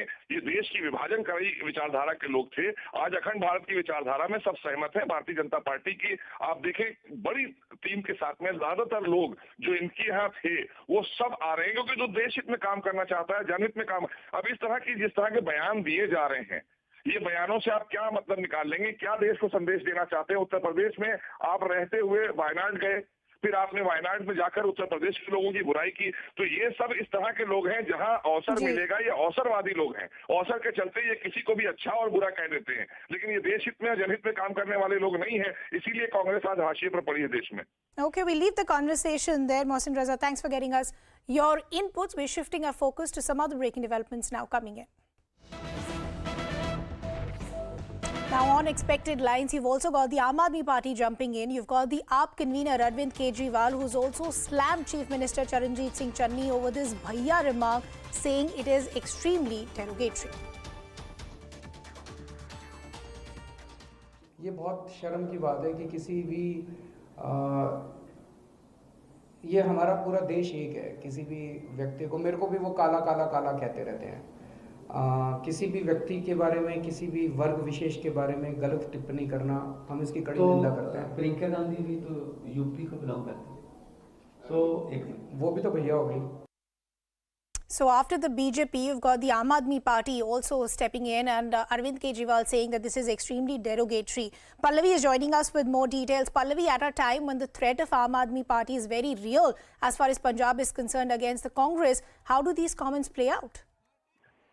And see, that's exactly what we were talking about a short while back, Rizima, how it's now going to snowball into political issues. Though AAP is not playing any role as far as UP is concerned, but clearly they are now positioned as one of the main contenders to the Congress party in Punjab. So every issue is going to be made into an issue by Arvind Kejriwal. He has been consistently attacking Channi, and now he's going to make this the point that they have scant regard for the people of UP, of other states, and it's a derogatory comment which is coming from the Chief Minister and something which seems to be condoned by Priyanka Gandhi Vadra. Okay, Pallavi, we'll leave it there. Thanks for getting us those details. We'll keep tracking all these developments. For now, we're slipping into a very short break.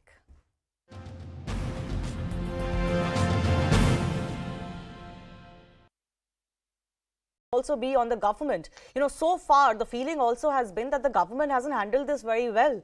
You allowed the law and order situation to go out of hand, which you should have never allowed. And you have dilly-dallied on opening the schools. Now that the schools and PU colleges especially are finally opening, the law and order onus is purely on the state. My ram ram to everyone, and of course not. Of course not. No. You cannot corner government by saying that government was not able to handle law and order situation. That is why it whole thing blew up. Well, it did. Proportion. No, I'm speaking on facts, ma'am.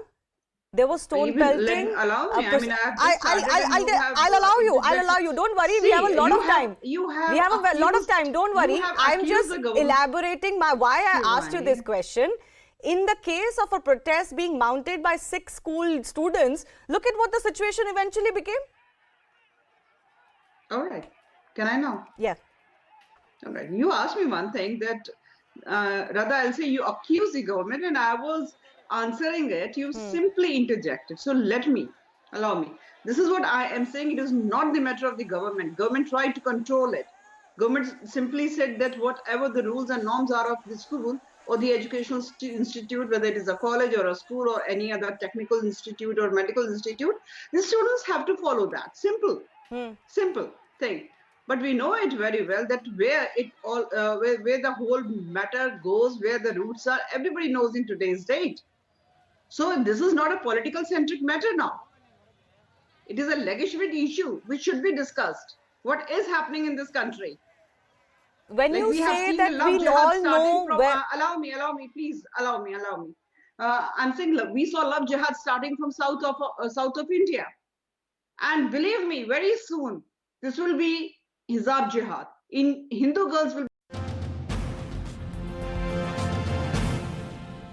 Welcome back. Thanks for staying with us. Let's also now get you a wrap of some other stories that we're tracking. India has reported 30,614 new COVID cases, 514 deaths in the last 24 hours. The new cases are 11.7% higher than yesterday. According to government sources, the Indian government might soon take a decision to start 100% international flights in the upcoming summer schedule. Since the beginning of the pandemic, curbs were imposed on international travel. Central Board of Direct Taxes has issued a refund of over 1 lakh crore rupees to more than 1.97 crore taxpayers. The income tax returns of more than 1 lakh crore rupees has been disbursed for these corporates. Union Home Minister Amit Shah has released a special postage stamp to commemorate the Delhi Police Platinum Jubilee. The Delhi Police celebrates the 75th Raising Day today. Unidentified men had pelted stones at Union Minister SP Baghel's car in UP's Mainpuri on Tuesday. The BJP is now alleging that the SP workers are behind this attack. SP Baghel is contesting against SP's chief Akhilesh Yadav in the Uttar Pradesh polls. Samajwadi party के राष्ट्रीय अध्यक्ष ने अपने पालतू गुंडों और अपराधियों और दंगाइयों के द्वारा कि प्रोफेसर SP सिंह बघेल जी के जो भारत सरकार के मंत्री भी हैं, प्रत्याशी के साथ साथ उनके ऊपर सपा के सैकड़ों गुंडों ने हमला कर दिया, उनकी हत्या करने का प्रयास किया। मैं चुनाव आयोग से ऐसे अपराधियों के खिलाफ अविलंब सख्त से सख्त, कठोर से कठोर कार्रवाई किए जाने की मांग करता हूं। Assam is gearing up for changing the name of its cities, towns and villages. Assam Chief Minister took to Twitter saying that the names which are not in accordance with culture, civilization and any name in derogatory to a caste or community will now be changed. A web portal will also be open now to invite suggestions. England's Prince Andrew has settled the sexual assault lawsuit with his accuser, now with the accuser Virginia, for an unspecified sum. Now, remember, she had accused Prince Andrew of having sex with her when she was a minor. In a blow to Royal Challengers Bangalore, Glenn Maxwell will skip the starting matches of the IPL this season due to an upcoming wedding in March. Maxwell is now the famed four-leading RSP. India's longest railway tunnel between Sambur and Apichala station of the Katra Bahinal section of Udhampur Srinagar Baramulla rail link project has been connected successfully on Tuesday. A 3-day winter carnival has started in Jammu Kashmir's Kulgam region. The government has identified 38 places to promote tourism in the Union territories. Despite the newly emerged state emergency in Canada, the protesting truckers showed no signs of backing down. This is the second time emergency powers are invoked in the history of Canada. Prime Minister Narendra Modi took to Twitter to condole the passing away of Bengali singer Sandhya Mukhopadhyay. The singer was hospitalized after testing positive for COVID-19. passed away on Tuesday due to a cardiac arrest. The Delhi High Court has refused to suspend Ansal brothers' sentence in the Upar Cinema fire tragedy case. The Patiala court had convicted the brothers for tampering with evidence in the Upar fire tragedy case. Remember, this accident took place in 1997, had killed over 50 people. Big setback to the film fraternity with the loss of Bappi Da in March 2021. Bappi Da spoke to my colleague Shilpa Ratnam. Let's listen in. Bappi, that's also true. Like you were saying, you've always been working. I know you started playing the tabla at the age of 3. So I know sitting at home, you must have been making some music this last 1 year. Last year, 20, I have done 3 films. But unfortunately, all is stopped the skinning, no skinning. Like Bagi 3, you know the song? Bankas. Bankas. Bankas. Of course, it is your original song that they've used, no Dada? And the other picture was Coming Up. मेरा गाना था beautiful song. Tim tim tim tim tim tim tim tim tim tim tim danda dara beautiful song. All your songs are lovely. All your songs are lovely, Dada. You know, I want that song is very catchy. Always catchy. Shubha Mangal, Ayushman. Yes, Shubh Mangal Savdan, yes. Pyar bina chain ka re, pyar bina chain ka re. ये गाना बहुत अच्छा चला. Yeah, your songs, Dada, they've been not just recreated in Hindi movies, but also, you know, in English songs they've been used. Even in You Don't Mess with the Zohan, there was Jimmy Jimmy. Yes, my song, sorry to say, Just now, कलियों का चमन, कलियों का चमन जब बनता है, Cardi B, the world's most popular rapper, and before that also, 20 years before, 10 years before, that song was top of the chart. कलियों का चमन. Yes. Then somebody has remixed here, Bombay. But Kaliyoga ka Chaman original hit, and Jimmy Jimmy song all over the world, practically in Russia, number 1 abhi bhi hai, till today, number 1. But Jimmy Jimmy Aja Aja, that song, what I'm telling you. Dada, do you have any memories of that song, of recording Jimmy Jimmy? It's been 30 years. Don't miss with the Zohan. Don't miss with the Zohan. Adam Sandler, Hollywood movie. They have kept the song. Jimmy Jimmy Aja. Yeah. Dada, you have any memories of recording the original song, Jimmy Jimmy Aja Aja? You remember recording Jimmy it? Jimmy Aja Aja, it was, suddenly I thought I should take new artist. Parvati Khan, that time, very fresh. Parvati Khan. She sang this song. She sang so beautiful. Like I've got no choice to give the song.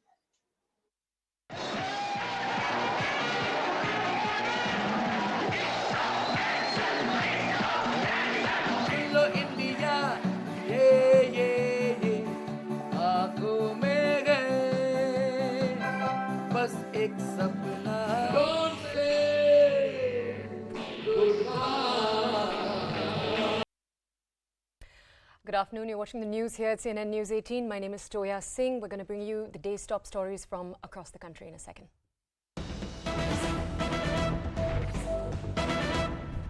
Right, with elections just a few days away in Punjab, the BJP has hit out at the Congress party. It's highlighting a video in which the Punjab Chief Minister Charanjit Singh Channi can be seen making a comment about the people of Uttar Pradesh and Bihar in the presence of Congress leader Priyanka Gandhi. We'll bring you more context, but first take a look at that bite. Oh, bhai, Punjabiyan di roh hai Priyanka Gandhi. Saadi Punjaban hai, Punjabiyan di bahu hai. Ek lehi tagde ho ke ek paase ho jao Punjabiyo. Ye jehde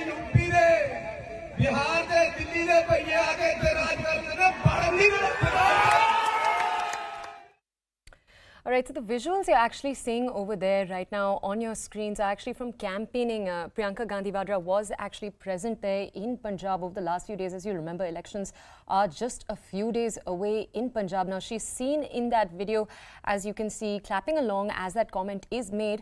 Now, what is important to understand, of course, why this story is creating such controversy is also because Priyanka Gandhi Vadra is, you remember, the UP state in charge. She's leading the Congress's efforts in Uttar Pradesh. Now, to get you more context on all of this story, my colleague first, Pallavi Ghosh, is with us this morning to bring us more context. Pallavi, thank you so much for joining us. For our audiences, we're obviously sharing that comment as it's come in from Charanjit Singh Channi. We've seen the BJP leaders over the last few hours train their guns at this comment that's come in. Share with us some of the political reactions, please.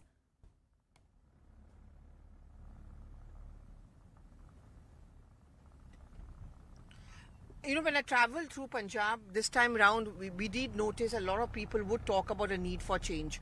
And therefore, there's a sense of fatigue. Many people do often tell me that, you know, we've tried everybody else, let's try someone new. What the Congress party wants to pitch itself as a party which has a new face in the face of Charanjit Singh Channi. That's the kind of narrative or a strategy which the Congress party is trying to build up.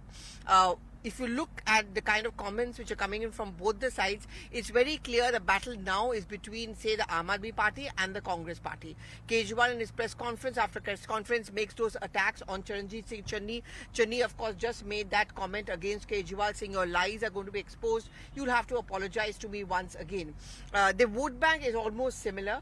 The Malwa area, which is the critical area really, Toya, is one where AAP seems to have had an edge. In fact, the last elections also in 2017, they did quite well for themselves. That's also the area which belongs to Bhagwan Mann, who's the CM face of AAP, Sangrur. That's his Lok Sabha constituency. And they say anyone who captures Malwa also captures the state of Punjab. As far as the Congress is concerned, the strategy is very simple. Kejriwal is not to be trusted. He hasn't delivered in Delhi, so the Delhi model is not going to be working over here. Pallavi, stay with us. Thank you for explaining what's happening on the ground there. Now, for our audiences, as we're talking a little bit about this comment and the possible ramifications it could also have for Uttar Pradesh, my colleague, our UP Bureau Chief Pranshu Mishra, is with us live this afternoon to bring us more context. Pranshu, for our audiences, highlight the possible ripples this could cause in Uttar Pradesh, please. Yes, that's right. See, in fact, so far, the mainstream opposition to the Congress party has not made it a big issue here in Uttar Pradesh. But, you know, this issue can clearly snowball into a major controversy. And the reason being that the entire region of Uttar Pradesh, which is still to go to polls. So starting from phase 3, that is Bundelkhand region, central UP region, and as it moves towards the eastern Uttar Pradesh, this is a region from where we see a lot of migrant laborers, workers, industrial workers going to different parts of, not only Punjab, but also elsewhere. And they're often referred to as bhaiyas when it comes to, say, the state of Maharashtra or Punjab. And therefore, this comment, if it, gets a lot of political controversy, the biggest impact it can have is in the eastern Uttar Pradesh belt, in the Bundelkhand region, the area which is still to go to polls. Now, talking about the Congress party, see, the Congress party doesn't stand a chance of losing anything big as far as the immediate assembly elections are concerned, because we all know that the race is primarily between the BJP and the Samajwadi Party alliance. So Congress is not in much of, much of a stakeholder as far as the assembly elections are concerned.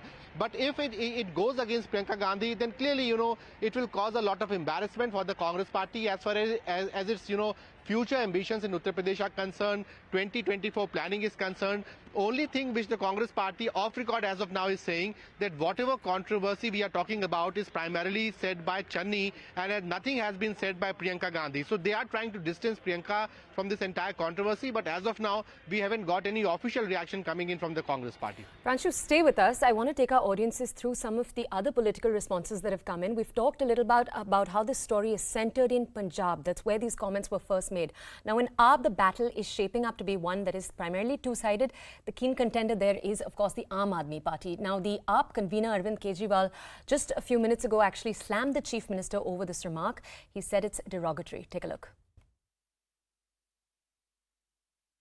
ये बहुत शर्म की बात है कि किसी भी ये हमारा पूरा देश एक है, किसी भी व्यक्ति को, मेरे को भी वो काला काला काला कहते रहते हैं, किसी भी व्यक्ति के बारे में, किसी भी वर्ग विशेष के बारे में गलत टिप्पणी करना, हम इसकी कड़ी निंदा करते हैं। प्रियंका गांधी भी तो यूपी को बिलोंग करती है, तो वो भी तो भैया हो गई।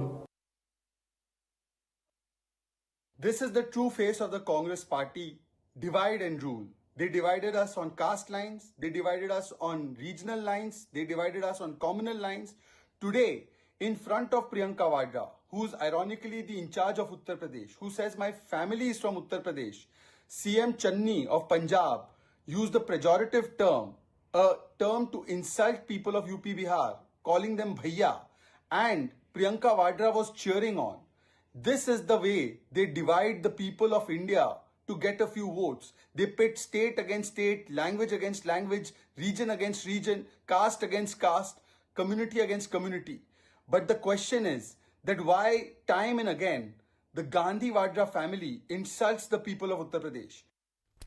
So we have Rakesh Tripathi, the BJP leader. He's with us this afternoon. Mr. Tripathi, firstly, thank you so much for joining us here at CNN News 18. This comment coming in from the Chief Minister Charanjit Singh Channi, very much in the presence of UP State in charge Priyanka Gandhi Vadra. What's your first response? जिस तरह से चन्नी ने उत्तर प्रदेश के लोगों का अपमान करने का काम किया है और प्रियंका वाड्रा जी उनके साथ वहां मौजूद खड़ी थी। प्रियंका जी स्वयं उत्तर प्रदेश की प्रभारी हैं और उत्तर प्रदेश के लोगों का लगातार जिस तरह से अपमान करने का प्रयास अलग अलग नेता करते हैं और उनको प्रोत्साहित करने का काम जो लोग करते हैं उनको यूपी में वोट मांगने का अधिकार नहीं होना चाहिए। कुछ दिन पहले ममता बनर्जी ने भी उत्तर प्रदेश के लोगों का अपमान किया और उसके बाद वो अखिलेश यादव के साथ आकर के मंच साझा करती है, उत्तर प्रदेश में वोट करने की अपील करती है। ऐसे सभी लोग जो उत्तर प्रदेश के लोगों का अपमान करते हैं उनको उत्तर प्रदेश खारिज करने का काम करेगा और जो चुनाव आने वाले हैं इन चुनावों में उत्तर प्रदेश की जनता इन सारी बातों का खामियाजा भुगतने के लिए विपक्ष को मजबूर करेगी। मिस्टर त्रिपाठी, आपको लगता है कि इस प्रतिक्रिया, ये जो बयान आया है, इसका प्रभाव पड़ेगा इन इलेक्शंस पे? देखिए ये सरल सा बन गया है कि यूपी के लोगों को अपमानित करिए और यूपी के लोग बहुत स्वाभिमानी हैं, वो इस प्रकार के अपमान को स्वीकार नहीं करेंगे। आप स्वाभिमान पर अगर चोट करेंगे तो निश्चित तौर पर उत्तर प्रदेश के लोग इसका जवाब देंगे और इसका जवाब मतदान के दिन अपने मत से प्रकट करेंगे। आने वाले जो चरणों के चुनाव है उन चरणों के चुनाव में ये एक महत्वपूर्ण मुद्दा होगा कि कैसे कांग्रेस पार्टी के पंजाब के मुख्यमंत्री उत्तर प्रदेश के लोगों को अपमानित करने का काम करते हैं और प्रियंका वाड्रा जो उत्तर प्रदेश की प्रभारी है, राहुल गांधी जो यहाँ से सांसद होते रहे हैं, श्रीमती सोनिया गांधी जो कांग्रेस की अध्यक्षा है, वो स्वयं उत्तर प्रदेश से हैं और किस प्रकार से उत्तर प्रदेश का अपमान हो रहा है और वो वहां पर खिलखिलाकर हंस रही है, किसी प्रकार की कोई टिप्पणी नहीं करती है, उनको रोकती नहीं है। इसका मतलब वो उत्तर प्रदेश के लोगों के अपमान में साथ खड़ी है। इससे पहले भी राहुल गांधी जी ने स्वयं उत्तर प्रदेश के लोगों का अपमान किया है। जब वो केरल के वायनाड से चुनाव लड़ने जाते हैं तो यूपी के लोगों की राजनीतिक बुद्धिमत्ता पर सवाल खड़े करते हैं। उत्तर प्रदेश के लोगों का ये अपमान उत्तर प्रदेश के लोग बर्दाश्त नहीं करेंगे। मिस्टर त्रिपाठी जी, हमारे साथ आज जुड़ने के लिए धन्यवाद. Now we will try to bring you a response from the Congress party to respond to some of those claims that have come in. Now, our UP Bureau Chief Pranshu Mishra is very much still with us. Pranshu, we just heard from the BJP leader Rakesh Tripathi over there. He was saying that the people of Uttar Pradesh will give a fitting response to this answer. But something very interesting you were pointing out is that the eastern Uttar Pradesh, of course, which as our audiences will know, are the phases that have yet to see the elections actually come to them. That is where this comment could actually have the most impact. Tell us more. Yes, I was saying that, that region is particularly from where you see a lot of migration happening to, as a laborer to either Punjab or also other industrial cities and states. And that's the reason why if the opposition, BJP especially, wants to play out on this issue, it can be the most emotional issue, the most emotive issue, especially in pockets of eastern Uttar Pradesh and in the region of Bundelkhand. And the Congress party really is concerned about this particular video of statement of Mr. Channi, that too in presence of Priyanka Gandhi. And it is said to be from, of 15th of February. So clearly, this statement has a lot of potential in as far as embarrassment for the Congress party in the state of UP is concerned. So how is Congress party going to deal with it? They are clearly hoping that, with time this controversy will die down. But the sort of attack, the momentum which the BJP is now trying to mount, the Aam Aadmi Party in charge, convener Mr. Arvind Kejriwal has come forward. I really think that Congress party will need to do a lot of batting in order to try and, evade through this entire controversy. Pranshu, stay with us. Let's try to understand a little bit more about the Congress response, or one could say, of course, the lack of Congress response. Now, I do have the Congress leader, Raman Subramaniam. He's with us. He is the leader from the Punjab Congress. He's with us this afternoon. Mr. Subramaniam, firstly, thank you so much for joining us here at CNN News 18. This response that's come in from the Chief Minister Charanjit Singh Channi, we've just had a BJP leader on the show pointing to the fact that Priyanka Gandhi Vadra was present on the stage with him. He was pointing to the fact that there hasn't been a Congress response defending that remark till now. Is there anything you'd like to say? I don't think it is anything controversial. It is the colloquial language, that is used here for any outsider, which is used from UP or Bihar. They are called bhaiyas in Punjab, and it is not out of any disrespect. In fact, this is the normal parallel that is used while talking to the people from that area. And even they themselves call themselves bhaiyas from UP or Bihar or anything outside. See, in Punjab, there is a wider narrative that Aam Aadmi Party is being ruled, is being monitored or being controlled by a person who has no cultural or links with Punjab. And over the time, and most of the Congress leader or most of the Aam Aadmi Party leaders who belong to the Punjab were humiliated and kicked out of that. And I think that this narrative is, if you can understand, nobody will like that somebody from Punjab come and rule Bihar or UP. We have a But sense Mr. of Subramaniam, right there, as you're saying, even if we shift the focus from just that usage of the word bhaiya to the larger comment that was made, where he's saying that we won't allow people from UP, Bihar, Delhi to come here, because Priyanka Gandhi... All right. Do you want to further clarify? Please understand. Most of the migrant laborers come for industrial as well as agricultural works. Right. So there is an economic symbiotic relation with the people from these migrant laborers. Exactly. But you can understand that coming here for economic activity and coming here for political reasons are two different things. You can't have You see, there are constituencies in which there are more than 10 lakh people staying, but the voters are just 2 lakh. 8 lakh are migrant laborers. They don't have right to vote here. They don't even vote here. Whenever there are votes in UP and Bihar, they go back to their villages and they go back and vote at their respective places, at their native places. So what Mr. Channi has said is absolutely correct. There is a reasonable degree of repulsion against the people who want to remote control Punjab.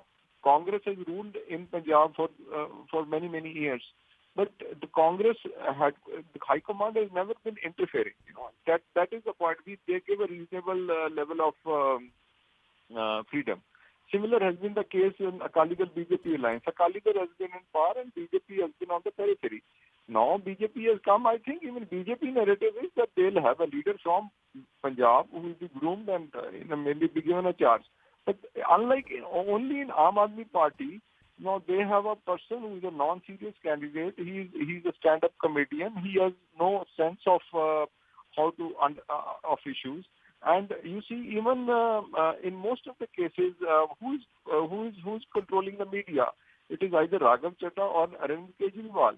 And this is and once the elections are over, you will see Aam Aadmi Party falling flat, and then all the projections will go haywire. And at the ground level, they have no connect. It is just a media creation. They have bought out media, social media, TV, and every channel. Mr. Subramaniam, thank you so much for bringing us your opinion on that issue over the last few minutes. Now, I want to take our audiences back to the story in Punjab.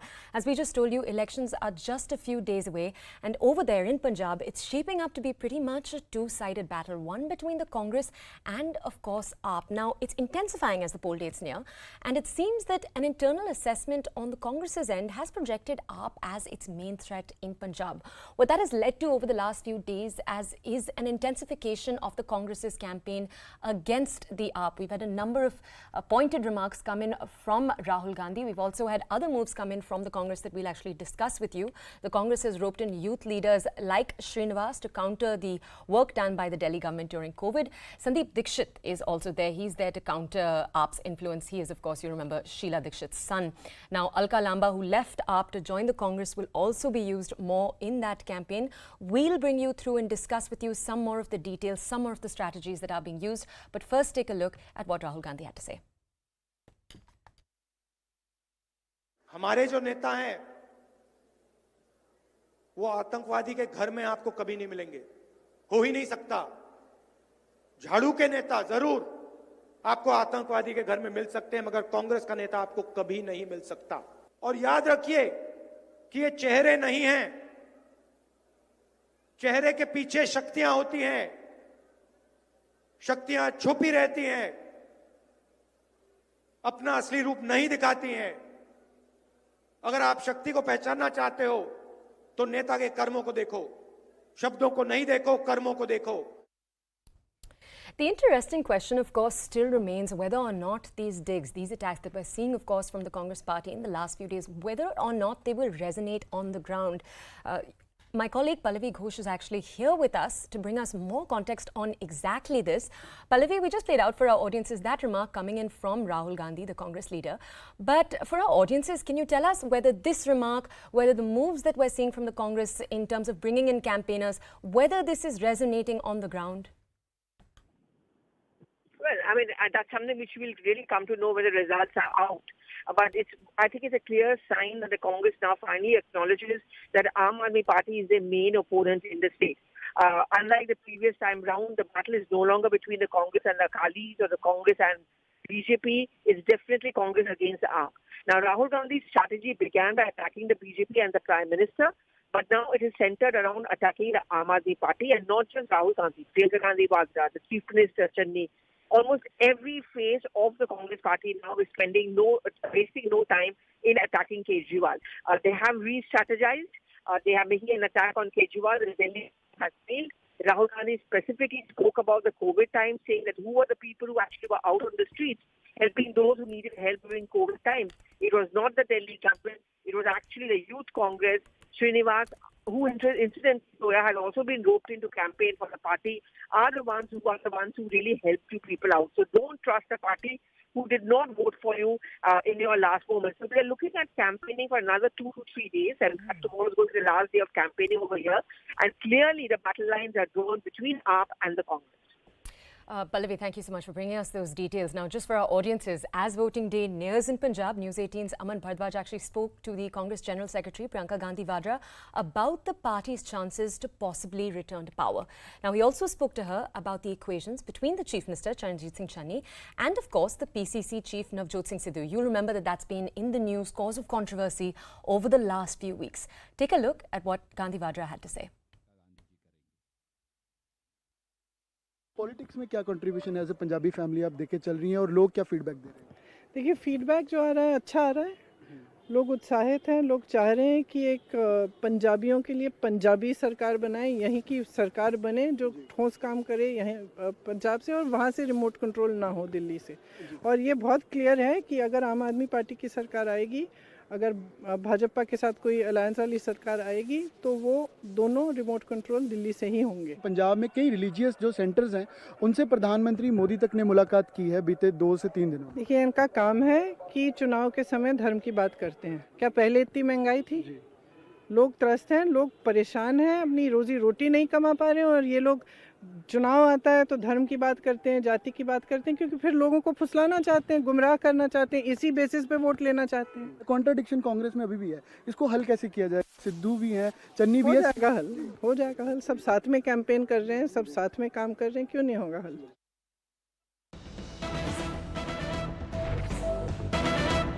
Moving very quickly from that news in Punjab now to Uttar Pradesh, where a day after his car was attacked in Mainpuri, BJP's Karhal candidate and the Samajwadi Party chief Akhilesh Yadav's main challenge, that is SP Singh Baghel, has been provided with central security cover. CISF will be providing Z category security to SP Baghel.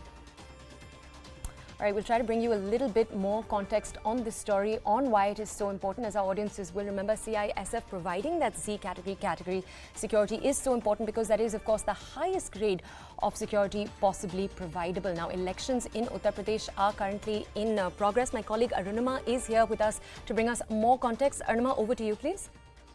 So, SP Singh Baghel, his convoy actually faced an attack. He's taking on his, chief ministerial candidate Akhilesh Yadav. In Karhal, which is in Mainpuri area. It's the Yadav strong belt, and the BJP workers felt that SP supporters attacked SP Singh Baghel's convoy there. And post that, the central government has decided that he should be given the Z category security cover in Uttar Pradesh. CISF, the Central Industrial Security Force, will cover him The only other category which is more stringent than Z is Z plus. So in a sense, this is the highest, one of the two highest categories of security that is being provided. Not just SP Singh Baghel, similarly more leaders from the Bharatiya Janata Party, about 24 of them from BJP who are from Punjab and Uttar Pradesh. They are all being provided security cover till the time the elections are over. But SP Singh Baghel, because he's a union minister and he's come under attack during the campaigning process, him getting security cover becomes important. Arima, thank you so much for bringing us those details. As our audiences will remember, elections are currently taking place in 7 phases across Uttar Pradesh. We'll bring you more information on this story and others. Right now, though, it's time for a short break. See you in a bit. गुरु जी की फतेह के इस उद्घोष को लेकर हम ये फतेह rally कर रहे हैं। अपने गुरुओं, अपने संतों की वाणी पर चलकर ही हम 21वीं सदी का नवा पंजाब बनाएंगे।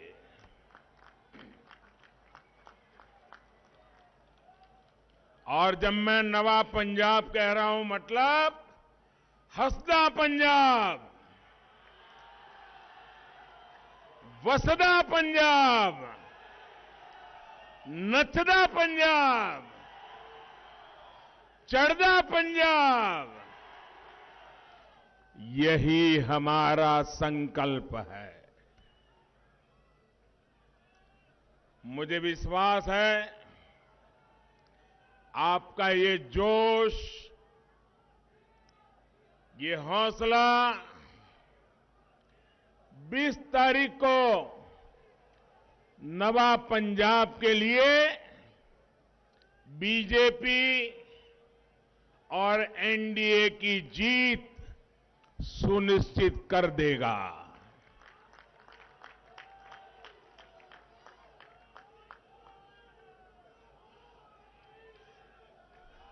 सरकार बनाएंगे ना, भाजपा की सरकार बनाएंगे ना, पूरा पक्का विश्वास है। आपका ये जो दमखम है ना, उसमें ही मुझे विजय नजर आ रहा है। साथियों, मैं पठानकोट की इस पवित्र धरती से मुक्तेश्वर महादेव मंदिर और अमृतसर के दुर्गियाना माता मंदिर का प्रणाम करता हूं। ये धरती हरमंदिर साहब और करतारपुर साहब की भी धरती है। इस पवित्र धरती से मैं सभी गुरुओं को श्रद्धापूर्वक नमन करता हूं। आज संत रविदास जी की भी जयंती है। यहां आने से पहले मैं दिल्ली में गुरु रविदास विश्राम धाम मंदिर जाकर आया हूं, आशीर्वाद लेकर के आया हूं। पंजाब से भी बड़ी संख्या में हमारे साथी लाखों श्रद्धालु उनकी जन्मस्थली बनारस गए हुए हैं। यहां से जो यात्री और देश भर से यात्री आज जो बनारस आए हैं, उनकी सहूलियत के लिए जितना कुछ कर सकता हूं, मैंने और योगी जी की सरकार ने करने का प्रयास किया है। यहां के मेरे सभी साथियों की सहूलियत के लिए रेलवे ने 2 विशेष ट्रेन भी चलाई है। और बनारस के सांसद के नाते ये मेरी जिम्मेवारी बनती है कि जब आप मेरे मेहमान बने हो तो मुझसे हो सके उतना श्रद्धालुओं की सेवा करो, बनारस में उनको कोई तकलीफ न हो, उनकी जरूरी सुविधाएं मिले। ये मेरा सौभाग्य है कि काशी में संत रविदास मंदिर परिसर में हमने बहुत बड़ा भव्य लंगर हॉल श्रद्धालुओं को अर्पित किया। मैं आप सभी को और बनारस गए श्रद्धालुओं को भी संत रविदास जयंती की अनेक अनेक शुभकामनाएं देता हूं। मेरा ऐसा सौभाग्य है कि जब यहां मंच पर आ रहा था तो मुझे वाल्मीकि समाज के सभी प्रमुख लोगों ने पवित्र माला पहना करके मुझे आशीर्वाद दिए। मैं वाल्मीकि समाज के भी सभी संतों का हृदय से प्रणाम करता हूं। आज मेरा यह भी सौभाग्य रहा कि कबीर परंपरा के अनुयायी भी आज यहां आकर के मुझे आशीर्वाद दे रहे थे। ये भी मेरा बड़ा सौभाग्य है। और मंच पर आते ही संत शिरोमणि पूज्य रविदास जी के चरणों में यहां भी मुझे माथा टेकने का मौका मिल गया। साथियों, संत रविदास जी का एक दोहा है और ध्यान से सुनिए। और जब ध्यान से सुनोगे तो आपका भी पक्का विश्वास हो जाएगा कि मोदी की सरकार वही कर रही है जो संत रविदास जी कह के गए हैं।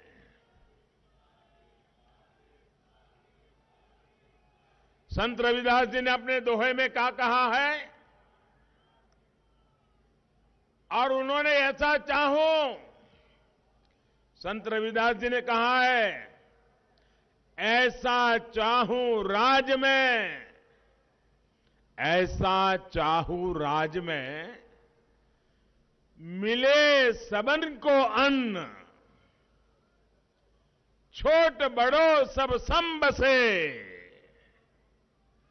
छोट बड़ो सब सम बसे, रविदास रहे प्रसन्न। संत शिरोमणि पूज्य रविदास जी ने क्या कहा था? उन्होंने कहा था, मैं एक ऐसा राजा चाहता हूं। देखिए, रविदास जी ने कहा है, मैं एक ऐसा राजा चाहता हूं जिससे राज्य में सभी को अन्न मिले, हर कोई एक समान समरस होकर रहे, और जब ऐसा होगा तो स्वाभाविक रूप से रविदास जी प्रसन्न होंगे ही। ये संत रविदास जी ने कहा है। साथियों, सबका साथ सबका विकास के मंत्र, उस मंत्र को लेकर के चल रही भाजपा का आदर्श भी संत रविदास जी के शब्दों से प्रेरणा लेकर के हम आगे बढ़ते हैं। और इसलिए हमारी सरकार के लिए गरीब का कल्याण सर्वोपरि है। आप देखिए, पूरी दुनिया में एक ऐसी महामारी आई है, ऐसी महामारी आई है, 100 साल में कभी ऐसी महामारी नहीं आई और पूरी दुनिया में फैली है। लेकिन भाजपा सरकार ने संत रविदास जी की इस भावना को प्राथमिकता दी। मिले सबको अन्न। दुनिया के बड़े बड़े देशों में आज कोरोना की वजह से गरीब को हर तरह की दिक्कत आ रही है। खाने पीने की समस्या हो रही है, लेकिन इतने बड़े संकट में 100 साल की सबसे बड़ी महामारी में इस काल में भारत करोड़ों देशवासियों को मुफ्त में राशन उपलब्ध करा रहा है।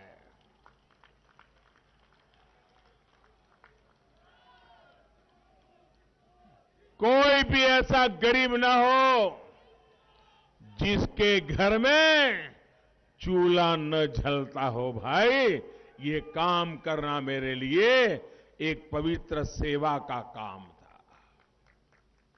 पंजाब के भी लाखों गरीबों को 2 साल से मुफ्त राशन मुहैया कराया जा रहा है।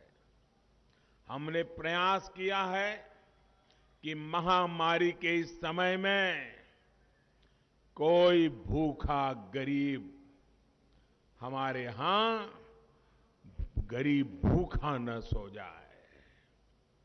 कोरोना की वैक्सीन भी हमारी सरकार ने मुफ्त मुहैया कराई। गांव-गांव जाकर के मेरे देशवासियों का जीवन बचाने के लिए रात दिन काम किया और दुनिया में जो नहीं कर पाए वो काम हिंदुस्तान ने करके दिखाया। करीब करीब 95% से ज्यादा लोगों को पहला डोज तो लग ही चुका है और दूसरा डोज भी करीब करीब सबको लगने की दिशा में तेज गति से काम हो रहा है। और वैक्सीन की वजह से लोगों को कोरोना से लड़ने के लिए बहुत बड़ा सुरक्षा कवच मिला है। भाइयों बहनों, आप सबने वैक्सीन लगवाई है ना? मुझे बताइए, वैक्सीन लगवाई है ना? आपको एक नए पैसे का खर्चा हुआ है क्या? आपको कोई दिक्कत हुई है क्या? मुझे बताइए, ऐसे संकट के समय ये पवित्र काम मुझे करना चाहिए था कि नहीं करना चाहिए था? देशवासियों को वैक्सीन लगनी चाहिए थी कि नहीं लगनी चाहिए थी? भाइयों बहनों, इसी वैक्सीन की वजह से अब पंजाब में भी स्थितियां थोड़ी बहुत सामान्य होने के कारण आर्थिक गतिविधियों ने भी अपना जोर पकड़ना शुरू कर दिया है। साथियों, पठानकोट में मैं अभी देख रहा था, कई परिवारों से मैं हाथ उठा करके सबको नमस्ते कर रहा था। सारे पुराने लोगों के चेहरे आज मेरे सामने थे। एक साधारण कार्यकर्ता के रूप में कभी 2 व्हीलर पर आता था, कभी रेल के डिब्बे से यात्रा करके पहुंचता था और आपके पठानकोट आता था। कभी जम्मू से दिल्ली जाता था तो रात को ट्रेन स्टेशन पे ये पठानकोट के अनेक परिवार मेरे लिए खाना लेकर